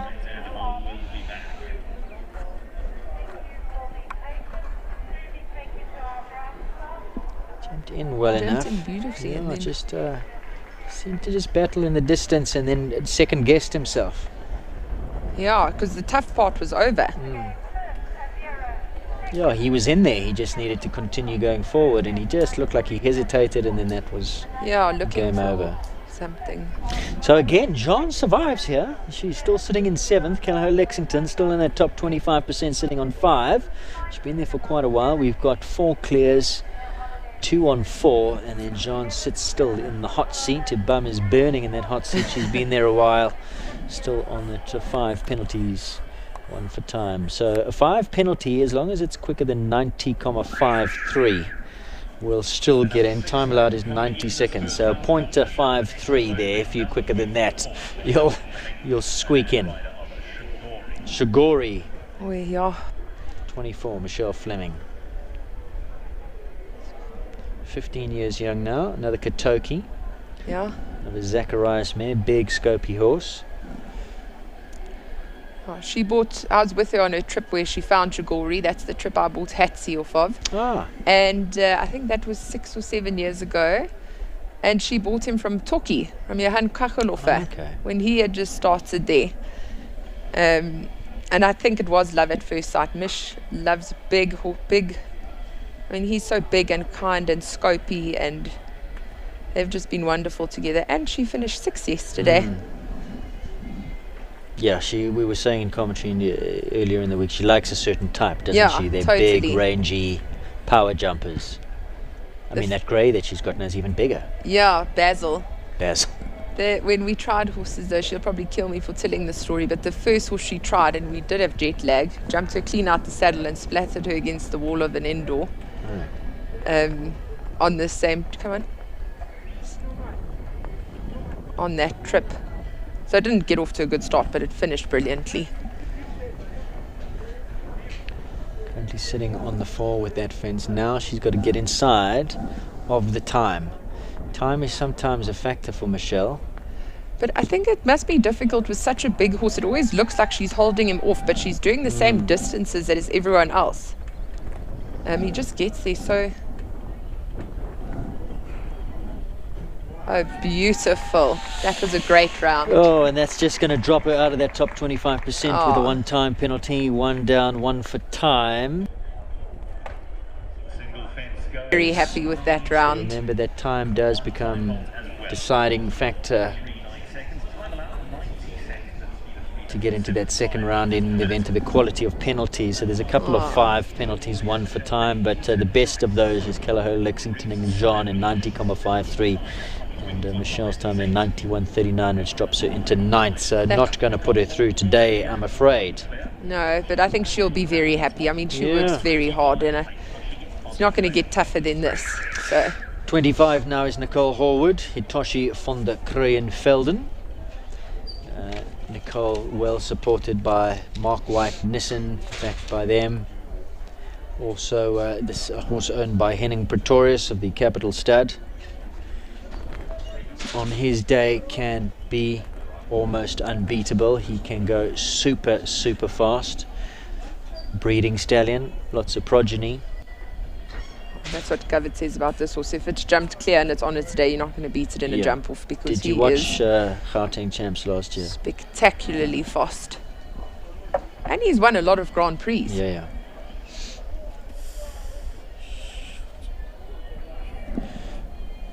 By winning mood out of a Sudaboji mare. Of course, Nicole would love a double here. She's already got the clear on the mare.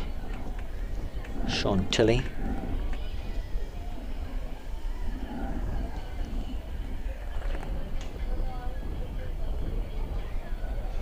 Sure, gave that air at 160. They are flying.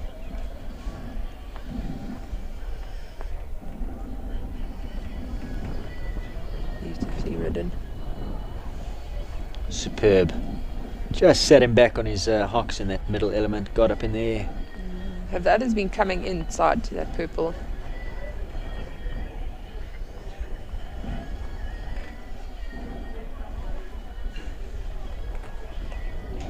We'll be sitting with the time 75.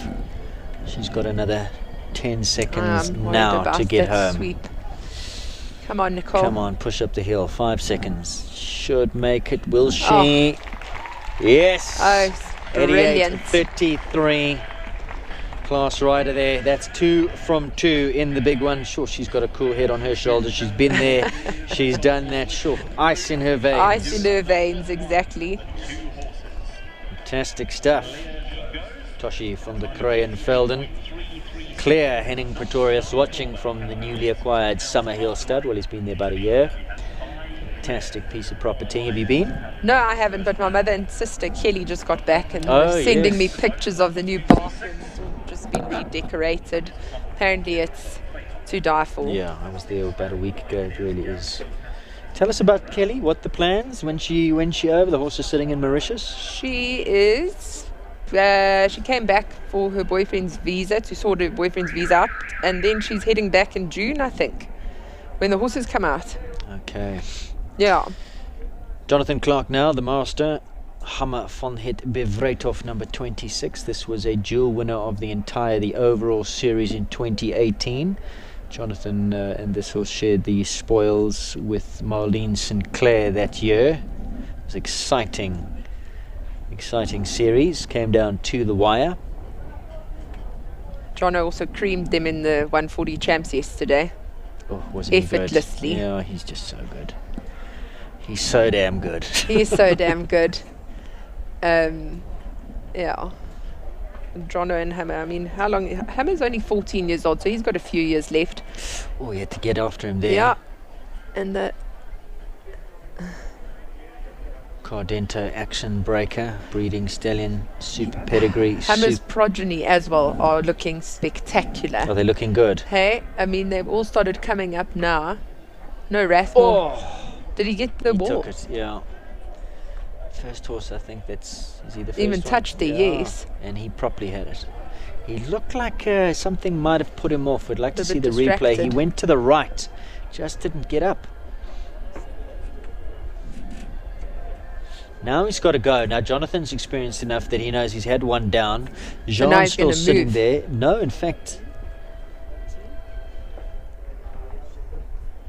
Jean has been knocked out. So Eldo now in the hot seat. So in the hot seat is Eldo and Ashley. 4 penalties in 87.96. So he has to get home very quickly. 86, 87, 48. He's just squeaked in. Sits in 7th. He gets so he's in. pipped out Ashley. So he knocks out by Ashley. 0.5 of his. Ashley's time 87.96. Jonathan's time 87.48. Just gets into that top 25% with not that many left to go. So is he going to stay there? Now watch what happens. Watch the line. He jumps. Oh, he just And lift He up just behind. didn't get up behind, did he? No, that's not like Hammer. No.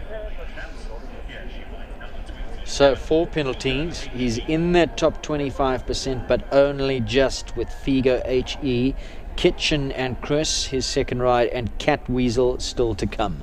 3 left to go in this first round. So the pressure is definitely on. Liberty Figo HE in his first World Cup qualifier. Dutch bred, Canterano, Berggraaf. And Jenna Barrow's been a winner today in the 135 championship class. Her eye is in. She's in a winning mood. And she just got engaged. Did she really? Yeah, like a month ago. Oh, fine.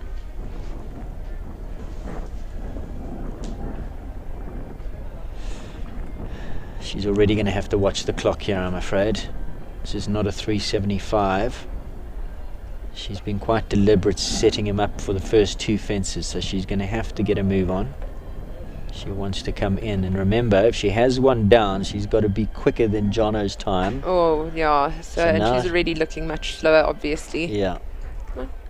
Jono's time 87.48. So now, if she's going to have any chance of that top 25% move into that second round, she's got to get going, and of course that's going to put a little bit more. And that was the first one to hit the wall.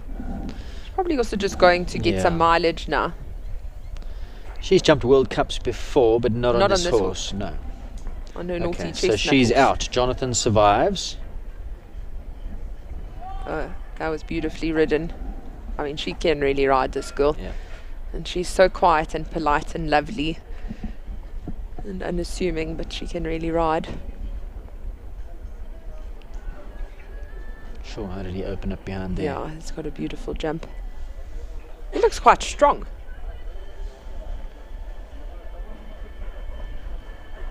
What's she got in his mouth there? Looks like quite a contraption. She's in some sort of a lever action. Oh, well done. 90.61 finishes on 9, 2 down, 1 for time, but she'll chalk that up to experience, and that'll give her a lot of confidence in World Cups to come as well. So she's a bit of a hack-a-mole bit combination going there. We'll take a look at the replay. First fence that comes down. Sure, so had a look at that. That triple bar is riding huge. Chris van der Merwe. Kitchen. 4 penalties in his first ride. Domino van der Bosvink, although it was a wonderful ride.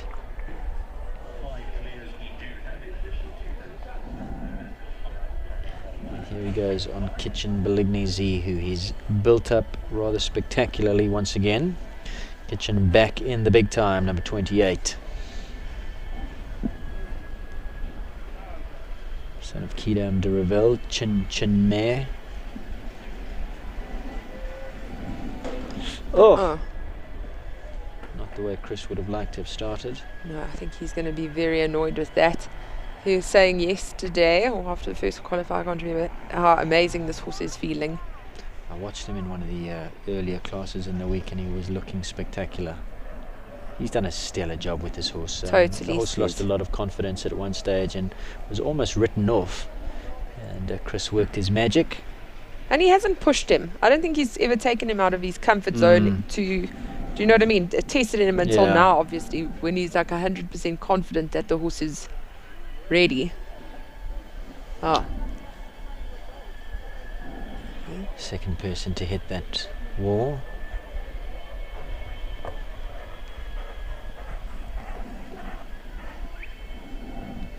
I think Barry's whistling to come out. Oh, is that the whistle? Yeah, that is the Barry whistle. Is that what that means? Yeah, Okay. so obviously, let's see. Oh no, he's going, boy. Chris didn't hear the whistle.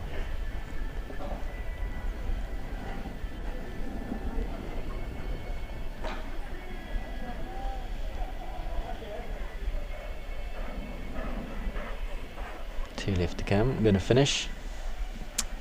I think this is just going to be a nice mileage round for him to build from for the next World Cup. There we go. Well done, Chris. 90.3 won the time, although that's pretty irrelevant. A few fences going down. Total of 21 penalties. He's going to take a look at the replay of the wall. He just didn't lift his back legs. Yeah, he put one fetlock in each one of those bricks. Oh. So, one to come. Hummer surviving, sitting in 7th with Jonathan Clark on 4 penalties in 87.48. And Ronnie's in. How big is this horse, Aidan? He's not big. Do you think he's even 16 hands? But do you think he knows that? No, do you think Ronnie knows that he's also only 16 hands? Ronnie loves this horse. He loves him. Cristela Silvio Mare. He can jump. He can properly jump a fence. Yeah, no. And he's just gotten better and stronger and better over the years. Ronnie's done a stellar job with him, he really has. So this horse's grandmother was one of the foundation mares in Hanover. What is it? Well, Lodger, I think that was her name. And she was his grandmother. His grandmother, which was a Werther mare. Oh, he had to get going at that. Fell in there. Oh, Ron. Weasel. It's not his day today. No. Oh, what a pity. Retirement there from Cat Weasel. He's named after a 1970s children's character. Oh. Yeah, Cat Weasel. I looked it up. I didn't just know that. I wasn't watching children's shows in the 1970s. Yeah. Neither was I. Right, so shame. let's take a look. So we've got 6 clears. How many clears? 1, 2, 3, 4, 5 clears. Volker, Chantilly, Campbell, Lombard, Hitoshi von der Kruyenfelden, and then we've got 2 that have gone through, Domino with Chris and Hammer van het Bevretov. So the riding order will be Hammer, Domino, Hitoshi, Chantilly, Lombard, Campbell and Volker.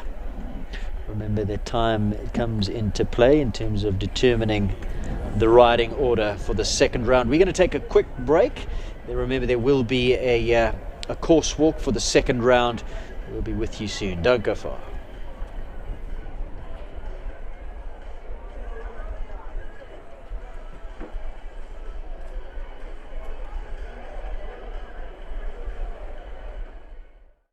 Hi, I'm Kaylee Triggle from Equine 74 South Africa. Equine 74 Gastric is an ulcer maintenance supplement for horses and ponies that absorbs the excess gastric acid caused by feeding and stress. In order to understand how Equine 74 works, we firstly need to understand how the horse's stomach works. Basically, your horse's stomach has a special feature and it produces gastric acid around the clock. Unlike humans, we only produce gastric acid when we are eating. This means that if your horse is not continuously eating or encounters any stressful situations such as loading, boxing, riding at a show or even riding at home, they can overproduce gastric acid. This gastric acid will then slosh around in their stomach, attacking their stomach lining, which will cause lesions and ultimately gastric ulcers. Equine 74 Gastric absorbs the excess gastric acid like a sponge, ensuring a more balanced pH level in your horse's stomach. The excess acid can therefore no longer attack the stomach lining, thus preventing the development of gastric ulcers. The feed will then pass into the intestine with no hyperacidity, which usually results in optimum absorption of feed. Equine 74 should be fed continuously as a long-term maintenance supplement. It is in line with all FEI regulations and therefore can be used during events and competitions. For more information, you can go onto our website or our online store, which is www.equine74.co.za, or alternatively, you can message me privately, or you can reach us via Facebook or Instagram. If you'd like to place an order, again, you can go onto our online store, or you can contact me privately, or you can get in contact with Ashley and Ronnie Healy from Double H Feeds, and they will gladly assist you.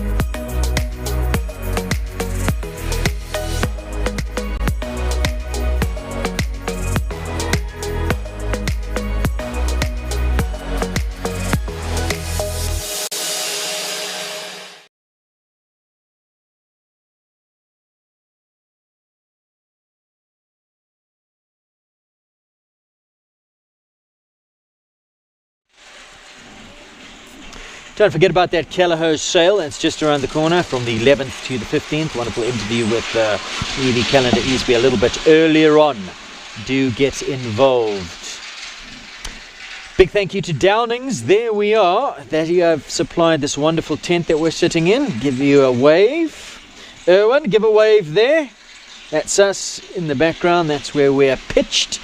Right next to this very new judges box here at the Peter Mini Arena. Big thank you to Downings, and with particular reference to Richard Mons. Thank you. Also, thank you to Canon, sponsoring the Canon cameras, www.canon.co.za. That's Jim on that camera. Give us a wave, Jim. And there is Toomey.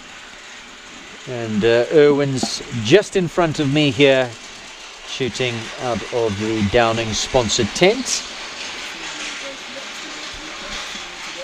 So don't forget, we've got the second round coming up. It's not a jump off, it is a second round. We'll explain the difference when we get there. Anne-Marie Esslinger is currently pitching the track. There will be a course walk, so there's a slight break. We're going to go take a look at some of those very, very special lots on offer from the Callahoo online auction.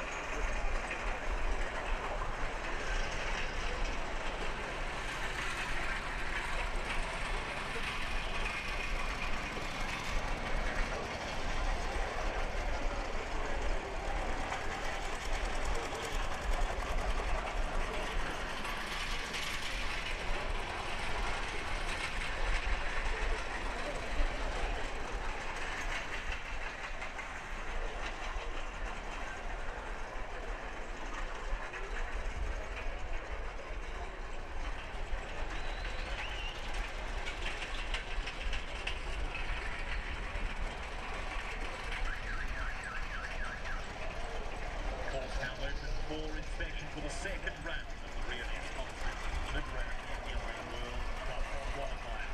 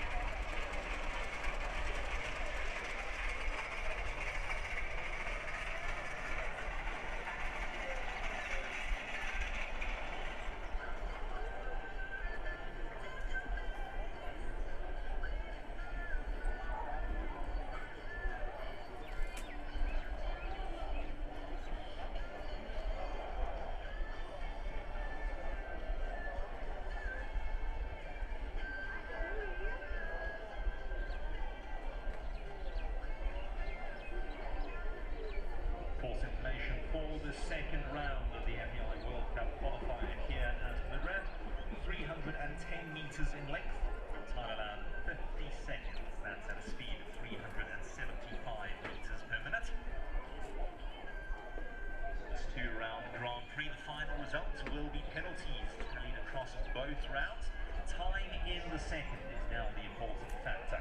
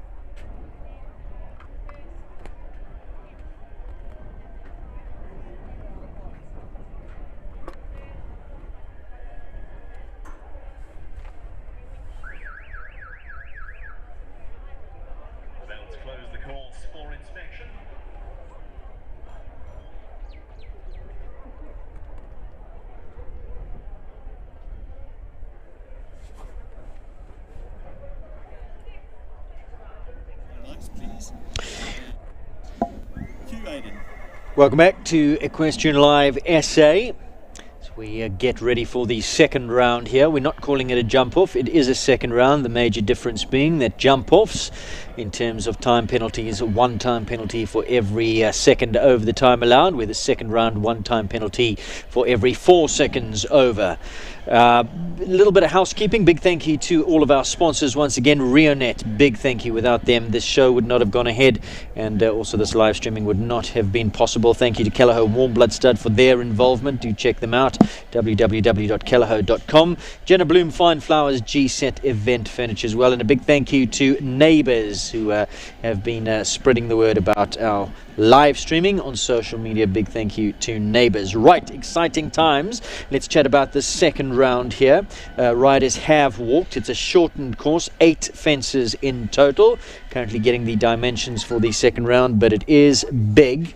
Horses going through. The second routing order has been determined by both penalties as well as time. And Anna Esslinger currently writing in the dimensions for me, so I'll give you those in a moment or two. 310 meters the course length.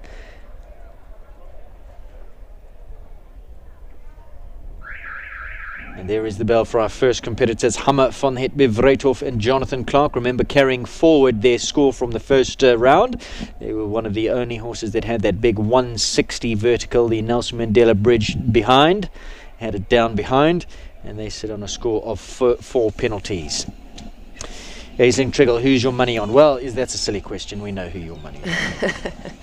My money is definitely... Well, I think we've got our 3 predictable combinations in here. Chantilly, Volker and Campbell, but Hitoshi made it through on his clear, and he is extremely fast in a runoff. And Anya and Lombard just had such a beautiful first round.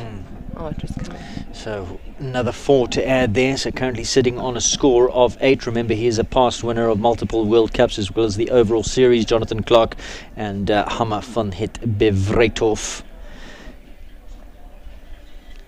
Remember, if riders do have 2 horses in the class, they need to nominate a horse as their chosen horse for which they're going for the points, and a 3rd fence down there. So not the round he was looking for. So 8 in this round, 4 from the previous round. Total score of 12 for Jonathan Clark and Hammer. We're going to take a look at the replay of that first fence coming down. Hammer also was off for a while, so he's got to get back into the swing of things and being back in these big grades.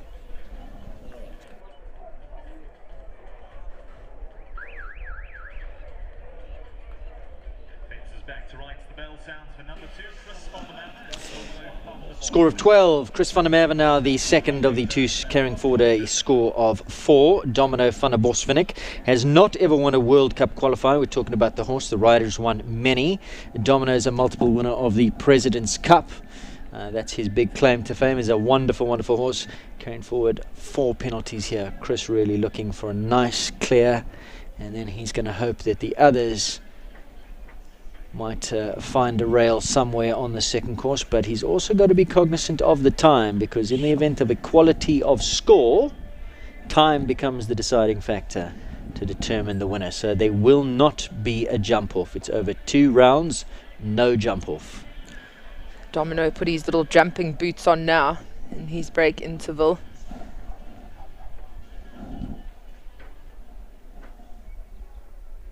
Inside to the last.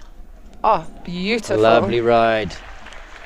Finishes on the 4 penalties in 45.69. 45.69. So now Chris will go and sit on the sidelines, and hopefully, well, it's a terrible thing to say, but he'll be hoping that they all find a rail, and that puts him back in the running.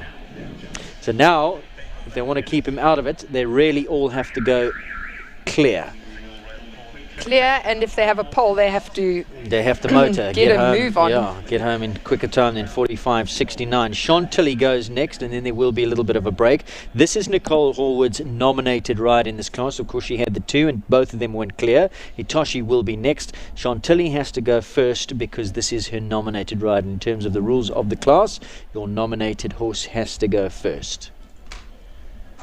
Oh, that was very unexpected. 1 down. So now she needs to get home in a quicker time than 45.69, and she also knows that Campbell is coming up behind her as well. He'll obviously be aiming for the clear, but should he pull a rail, she needs to be in a quicker time than him. She looks like she's not too worried about the time. Early in the season, I guess, maybe. Oh, and I mean a brand new partnership. So... brand new partnership in SA Champs and Outdoor Grand Prix. Not really. She blew them away. She didn't hang around thinking it's a brand new partnership. Some of us take about 10 years to get to know a horse, okay? Just not their day today, unfortunately. No, and that time, 47.53, means that Chris is now in the lead. So he leapfrogs Chantilly as she's found a rail. Four penalties in 47.53, and just like that, things can change. So number 1 off that turn, which shuts them down, then shoots them forward to get your rhythm to start the jump off. I think it's like a tricky ride into the first jump of a jump off. Do you bolt it around the corner and have a flyer, or do you wait sort of for the extra one? Campbell might get his revenge today. Of course, he was a close second to Chantilly on both those occasions in the SA Champs Championship class, as well as that Outdoor Grand Prix, just beaten by a whisker. So Nicole's going to dismount Chantilly, and she's going to now warm up Hitoshi van der Kruijenvelden, who will be next to go. So there will be a little bit of a break here. Has she dismounted? Is she taking her time? Does she know that we're all waiting for her? She's still on. Is she getting a debrief by Gonda? Gonda's marching to the warm-up, from what I can see. No, she's jumped off. She has now gotten off. She's going to have to... there's a boot check. Boot check. Okay, so there's a boot check. We're going to go for a quick break, and Nicole's going to jump on Hitoshi, warm up quickly, and then we'll be back with her second round on Hitoshi van der Kruijenvelden and Nicole Horwood, following that Anya Mola, Lisa Williams, Govert Trigger last to go. Hi, I'm Kaylee Triggle from Equine 74 South Africa. Equine 74 Gastric is an ulcer maintenance supplement for horses and ponies that absorbs the excess gastric acid caused by feeding and stress. In order to understand how Equine 74 works, we firstly need to understand how the horse's stomach works. Basically, your horse's stomach has a special feature and it produces gastric acid around the clock. Unlike humans, we only produce gastric acid when we are eating. This means that if your horse is not continuously eating or encounters any stressful situations such as loading, boxing, riding at a show, or even riding at home, they can overproduce gastric acid. This gastric acid will then slosh around in their stomach, attacking their stomach lining, which will cause lesions and ultimately gastric ulcers. Equine 74 Gastric absorbs the excess gastric acid like a sponge, ensuring a more balanced pH level in your horse's stomach. The excess acid can therefore no longer attack the stomach lining, thus preventing the development of gastric ulcers. The feed will then pass into the intestine with no hyperacidity, which usually results in optimum absorption of feed. Equine 74 should be fed continuously as a long-term maintenance supplement. It is in line with all FEI regulations and therefore can be used during events and competitions. For more information, you can go onto our website or our online store, which is www.equine74.co.za, or alternatively, you can message me privately, or you can reach us via Facebook or Instagram. If you'd like to place an order, again, you can go onto our online store, or you can contact me privately, or you can get in contact with Ashley and Ronnie Healy from Double H Feeds, and they will gladly assist you.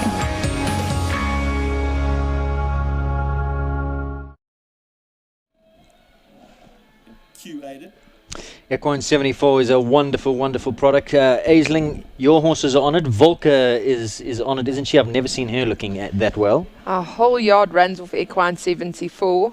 I mean, even Fiona, you saw what she looked like. It just gets them looking next level, feeling next level. Milo's little ponies on Equine 74. It's suitable for the whole family, put it that way. www.equine74.co.za. So Nicole Horwood has dismounted. She's remounted Hitoshi van der Kruijenvelden, who sits on a score of 0. Thus far, we've seen Hummer go. He collected 2 poles to add to that 4 in the first round. Currently sits on 12 penalties. Domino van der Bosvink, he gave us a lovely clear in the second round. Sits on the 4 from the first round. Nicole Horwood, Chantilly, clear in the first round. Collected the first rail, the first fence at jump number 1. This Hollard fence, it's off the turn at jump number 1. Found the back rail there, and currently sits on a score of 4. So Chris van der Merwe at this stage, with still 4 more to come in the second round, leading in a score of 4 in 45.69. Then in second, Chantilly, Nicole Horwood 4 in 47.53, and Jonathan Clark and Hammer van Vrethoff sitting on a score of 12. Still to come, Hitoshi, Nicole's second ride. Then the dark horse here, Elzu Lombard. Wouldn't it be a wonderful story if the old man at 19 years old could take this World Cup? I know that you're obviously a big Govert fan. It would be wonderful if Govert could win as well, but it would be a heartwarming story if Lombard could prevail. Well, I came up with the dark horse in the race line because he's my dark horse in this race. You choose your own one. Okay. And I just am so impressed by the way she and him, they jumped their first round. It was beautiful. It would be a stunning story. And totally unpredictable going into the event, but that's the beauty of a World Cup. So of this field that we see here, Hummer has won multiple World Cup qualifiers. Domino's never won one, but has won President's Cups. Chantilly is a multiple winner. Hitoshi has won a World Cup qualifier. Lombard has not. Campbell has. And Volker has. So of this entire field, just Lombard and Domino, the 2 horses that have not yet won, as Nicole canters in on her second ride. She's not going to make the same mistake that she made on Chantilly. Well, I suppose it's just one of those things, really. It didn't seem like a big mistake. Show jumping error. She found the back rail coming off the turn. Not a lot of space to get a run at this jump number 1. That's the question that Anne-Marie Esslinger has posed. And the shadows have fallen in front of the jump now. Here she goes. Hitoshi van der Kruijenvelden. Nicole Horwood currently sitting on 0. Beautiful. Oh, Come she on, did Nicole. touch it with the toes, that back rail. Stayed up. Gave that a little wrap as well. So far, so good. They're still in the cups. If she has one down, she's got to get home in a quicker time than 45.69. There we go. She's looking for the clear here, is she?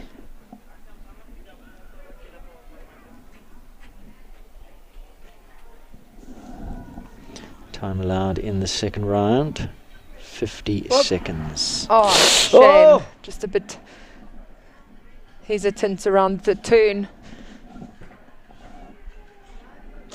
Oh, she's going to be so cross.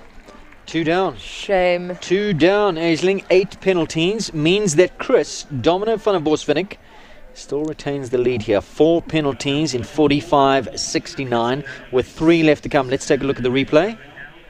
It's just devastating because that's when she started giving it a go. He locked a bit. Just not too deep. Yeah, he collected those rails, didn't he? 7 goes down, and then the last fence coming down as well, sitting on a score of 8. Right, here she goes. Where's her head at? What's she going to do? I think she's going to go for conservative clear. I mean, you never know. I think she's going to... I don't think she's going to go crazy. I don't think she's going to be silly, but I think she's going to go up a gear. She looks like she's winding up the engine there. The old engine. Come on, old boy. Let's go. No, she's going to give it a go. Look.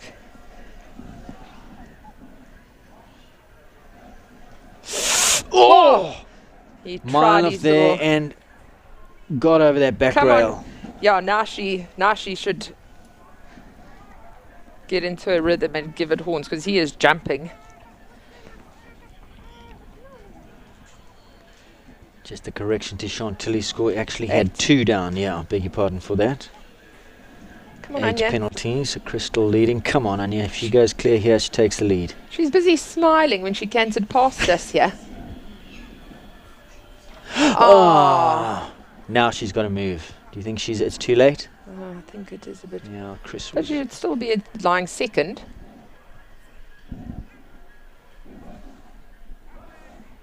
Chris was home. Come on. Oh, good girl. Well done. I think she'll be happy. 52.81, which means 1 for time as well. So we'll finish on a score of 5 after 2 rounds. Score of 5. We're going to take a look at the replay. So Chris leading here for the best in 45.69. Jumped the number 5, the wall super. And then just gave it a good wrap with the back ankles, those back fetlocks. Right. You would expect the horse in picture to give us a lovely clear and to take the outright lead. But anything can happen. The best so far, 4 penalties in 45.69. Anya sitting in second, Elzu Lombard, 5 penalties, 52.81. This is Lisa Williams Campbell. Spot on. 3-time winner of the overall series on this horse. 3 consecutive wins in the series.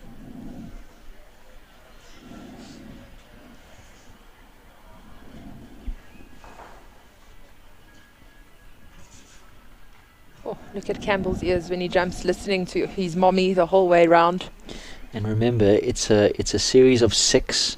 It's a rider points, and there have been riders that have won the series having not taken a win, but just being Good rewarded ride. for consistency. Oh!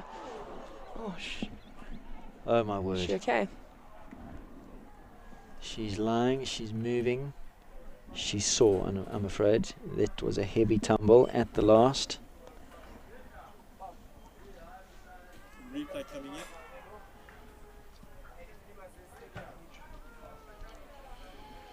Taking a look at the replay. Sure, I mean... He was just... I think... Oof, that's going to hurt in the morning.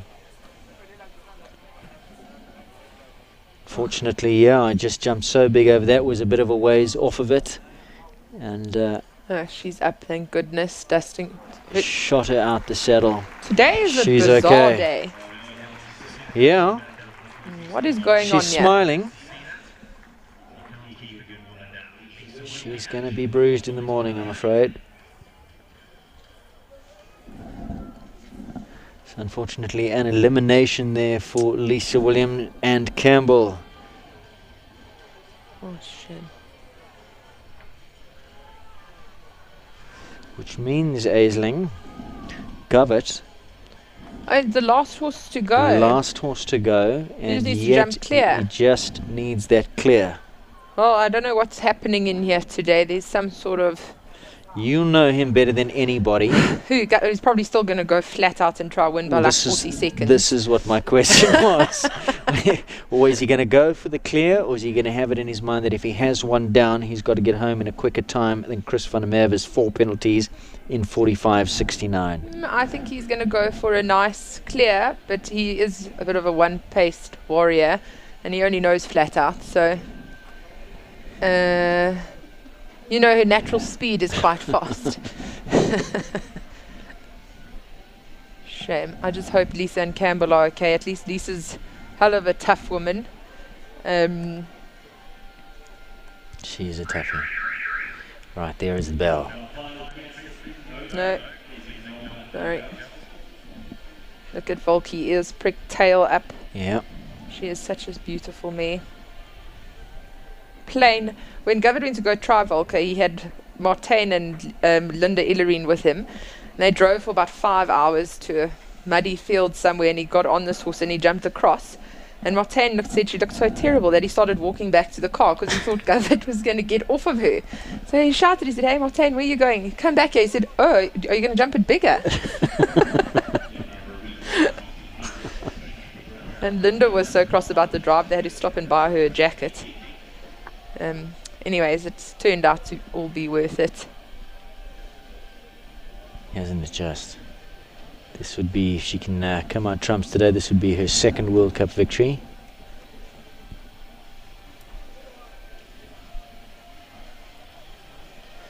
Does he suffer from nerves at all, like you do? No, he suffers from. I'm saying like you do, watching him. No, he gets so fired up. Yeah, not a nervous thing, like a let's go kill it thing.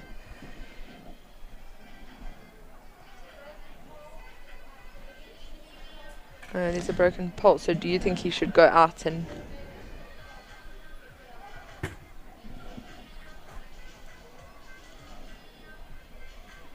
So there's a broken pole at that Kuda jump.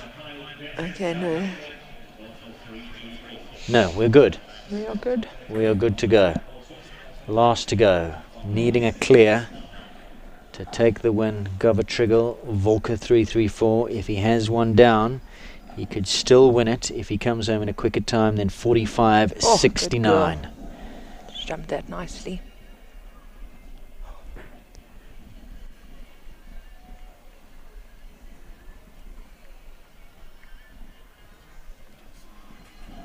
There's no time that we can. Good girl. It's giving her a beautiful ride. Yeah. I mean, she is jumping. Currently sitting on 26 seconds. Oh, come on, now you better now leave it, boy. Now he's got to go. Now he's got to go. Time that he's aiming at 45.69. I don't know if he can do it. Started too slow. Come on. Yes, he can. Come on. Yes, he can. 44.56. 4 penalties. Into the lead goes Govertriggle, the winner of the class in 44.56. He had it down. He got home by the skin of his teeth, and he takes the win despite the pole. Govertriggle take a bow. Volker 334. I didn't think that he was on a hot enough pace to challenge Chris's time. Chris looked like he knew that he had to go. He got the clear, Chris did. Chris, incidentally, the only one out of all of them in the second round that jumped to clear. I know. This man's going to be the death of me, honestly. Govertriggle, and I think that's a wonderfully fitting win. The man behind the Reonet sponsorship, the man behind this show, the man behind the live streaming. What a wonderful, well-deserved result there. Govertriggle prevails in the first of the World Cup Series for 2021. Volker 334. Her second win, he prevails 4 penalties in 44.56. Chris van der Merwe back in second place. His time 45.69. Aisling, how are you feeling? Who came third? Third was Anya Muller and Elzu Lombard. I'm very happy for her. 5 penalties. Fourth place to Hitoshi. Fifth place to Chantilly. And the sixth placing going to Hammer van het Bevretov. You must be a happy wife. Totally happy wife. And thanks, Aidan. That was a wonderful afternoon. Well spent. Thanks for being with us. Aisling Triggle was a very enjoyable co-commentary. Enjoyed that a lot. Thank you for being with us. We're going to take a short break. I'm going to mic up and run down there for the prize giving. Aisling, all the very best. Thanks for being with us. Bye.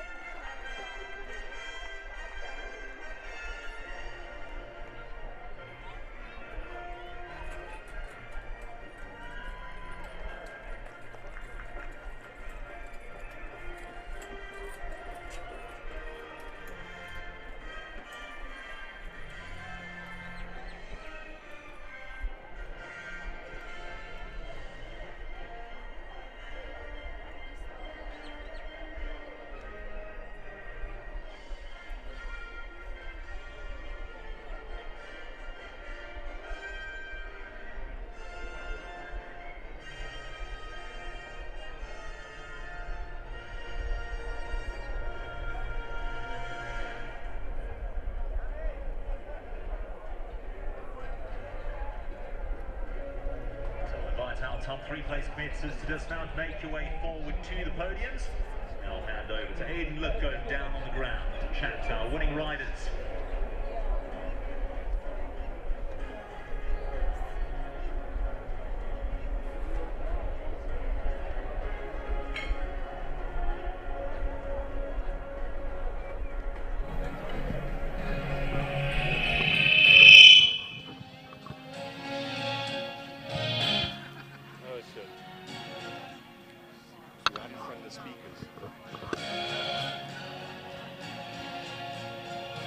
One, two.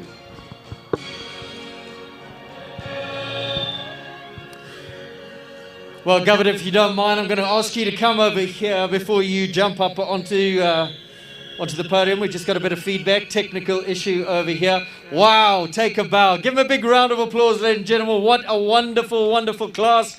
What a wonderful way to finish.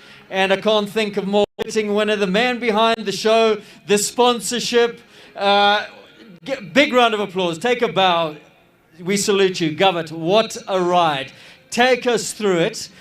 Interesting class, interesting second round. The couple clears. Chris, in fact, who came in on 4 penalties, the only person to jump a clear in the second round. You came in last. You needed to jump the clear to take the win. But also, if you hit the fence, the 4 penalties was there. But if you beat Chris's time, you still prevail. Was that in your mind? Did you know what his time was when you had the rail? Were you cognizant of the fact that you now needed to move on? Well, thank you, Aidan, and thanks everybody for being here today. This is truly, truly an amazing sport, and we are very privileged to have these horses in our lives. Yeah, I was just hoping for a clear round, because that's all I needed, and I couldn't go around anywhere in case what happened there happened, and it happened at the third last fence. Doesn't give you much time to then try and catch up, and Chris was, I believe, smooth, and yeah, anyway, Volker, when you step on the gas, you can go, but so the last 2 jumps, she was quick, and I was worried about the 2 oxes. Those are difficult for her. Tall verticals normally her game. But she jumped beautifully today. What a horse, huh? What an unbelievable horse. This is her second World Cup win. Of course, she's a winner at Stokkies Dry. Yeah. How special is she to you? It's, you know, all of us have that one horse of a lifetime. And I think she's that one for me. Big congratulations, Governor. What a way to finish. And as I said before, a more fitting winner I cannot think of. Big round of applause. I just want to thank my Reonet team that are here.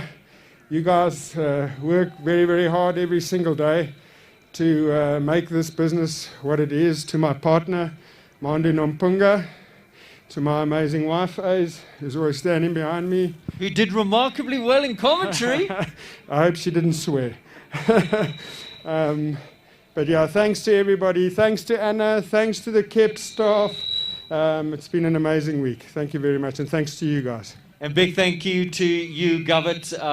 The sport is so much richer for your involvement. Big round of applause once again. You can see how much it means to him. He's emotional after the win, and why wouldn't he be? He deserves it. Govert Triggle, take a step onto the top tier. Chris, come and have a chat. Well done, buddy. Game and defeat. Only person to jump a clear in the second round, but those 4 penalties in the first round, costly. Absolutely. It's always the best thing to go clear. He dove off a little bit to the right there and had an unlucky pole, but he came back and jumped a great round. He's a soldier, 2-time winner of the President's Cup. Back in the big stuff. You happy? You proud? Absolutely. After all the things that happened last year, he had to come back and step up. He's 18 now. But he's a good horse. He's always been a little bit tricky rideability, but scope he's got, and I think he proved that today. I'm really happy that at his old age, it's the best finish he's had, so I'm very happy. Was he your nominated horse? He was, yeah, he was. Game and defeat, but you still take away the 17 points for second, so you're still in it. It's a long way to go, still 5 more legs. Big round of applause, please, for Chris van der Merwe, past winner of this event and a past winner of the World Cup Series in its entirety. Anya Mola, ladies and gentlemen, come and have a chat. Elzu Lombard, the old man, 19 years young. What a wonderful round he gave you in the first round, clear all the way. We were cheering for you. We were hoping it would have been a fairy tale win. He was one of only 2 horses, in fact, Domino the other one, and Your Boy, one of the only 2 in the field who hadn't won, who came into the second round, who hadn't won a World Cup. What a story that would have been. Yo, Aiden, it's an undescribable feeling, really. As you said, the horse is 18 years old, going 19. I actually didn't expect him to jump clear the first round. He hasn't done it in 3 years, so I'm very happy. He's been such a soldier to you over all the years. When we talk about horses of a lifetime, this one must be for you. Oh, definitely. The best horse around in my eyes. Now, how much is left in the tank? How much more can we expect from him? It depends on Lombard. We'll just take it show by show, and hopefully we get a few more out of him. There was a time when he came down. I saw him jump in the 130s, 135s. I thought you were easing him out and we're just going to enjoy it. And then back up into the big stuff. Yes, I want to say I was friendly bullied to jump this week. My coach, Dominic Alexander, who's been great throughout my riding career, said maybe just book him into the secure stabling and just take it day by day, and that's what we did, and it paid off. We were watching you ride around the second course, and as you cantered to number 5, you came past the commentary box with a big smile on your face. Oh, yes. As I say, it's an indescribable feeling to go through the start and finish of a course like this. Got some good points in the bag. All the very best for the rest of the season. Big round of applause for Anya Mola. Governor, I'm going to come over to you for the final word. I hope we don't get too much feedback. Maybe we just step over this side. It's ringing in our ears. As usual, there's some other people that I forget to thank. My coach, Barry. And then Smart over here that looks after my magnificent Vorkie every day. Well done, Smart. Thank you. And also to Karen De Peer that manages our stable. I just left them out the first time round. Big thank you to Gubba Triggle. And Gubba, don't go far away because we have some gifts on behalf of Kyalami Equestrian Park. You've done so much for this sport. This show wouldn't have gone ahead without you. From all of us, from the management and the Exco, big thank you to Govert and his Reonet team. Big thank you. Give him a round of applause once again, ladies and gentlemen. A lot of money went into the show from the man of the moment. Richly deserved win. Enjoy the moment. Kylie Stain. Where is Kylie Stain? Got a little bit of something for you. Kaylee. I beg your pardon. Kaylee. I thought you said Kylie. Kaylee, where are you, Kaylee Triggle? Is Kaylee around? Here she comes. Trot up, trot up. Kaylee Triggle. Thank you so much for all the work that you have done behind the scenes. Big thank you from Kyalami Equestrian Park Management and Exco. Kaylee Triggle's worked very, very hard putting this show together. Wasn't her afternoon on the back of Fiona, but there'll be plenty more. Kaylee, well done. And Anne-Marie Esslinger, where are you?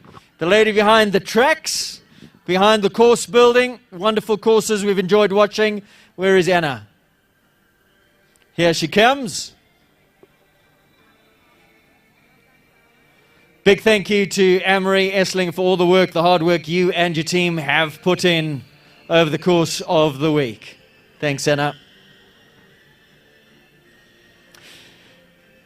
Ladies and gentlemen, do hope that you have enjoyed it. There are winners. Off to a great start in the World Cup Series for 2021. The winner walking away with 20 points. Gubba Triggle, 17 points. Chris van der Merwe, 15 to Anya Mola. Lots to come. Well done, Aiden.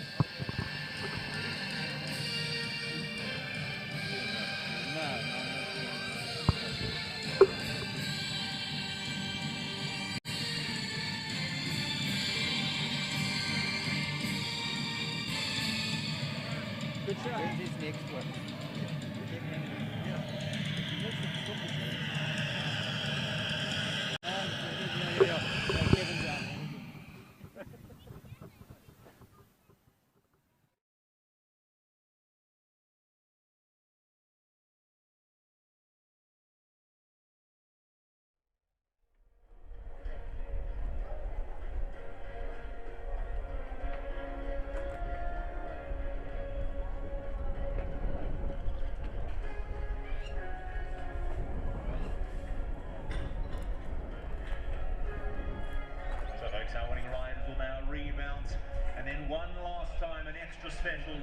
of applause for the winner of this first leg of the FEI World Cup Qualifier Series 2021, Triggle and Volker 334.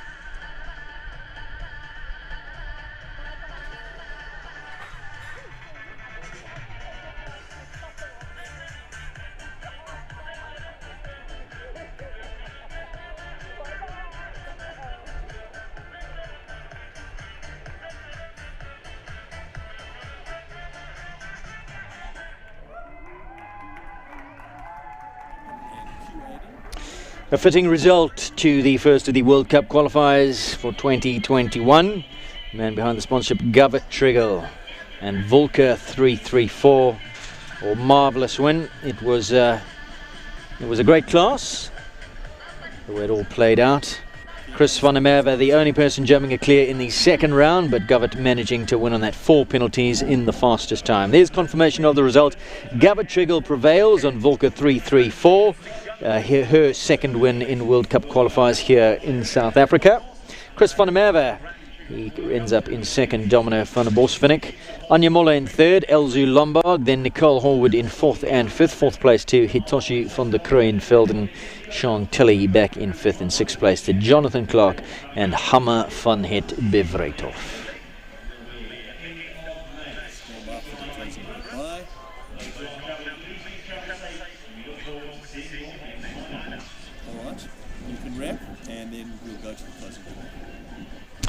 So we hope that you have enjoyed this live stream broadcast here from Kyalami Equestrian Park, the next leg in the World Cup Series that is at Stockies Dry in just over a month's time. We will be live streaming for that here on Equestrian Live SA.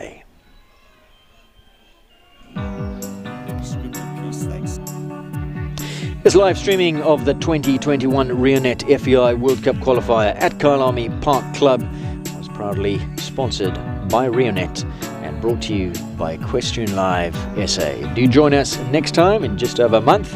Until then, take care of yourself. Heels down, chin up. Bye-bye.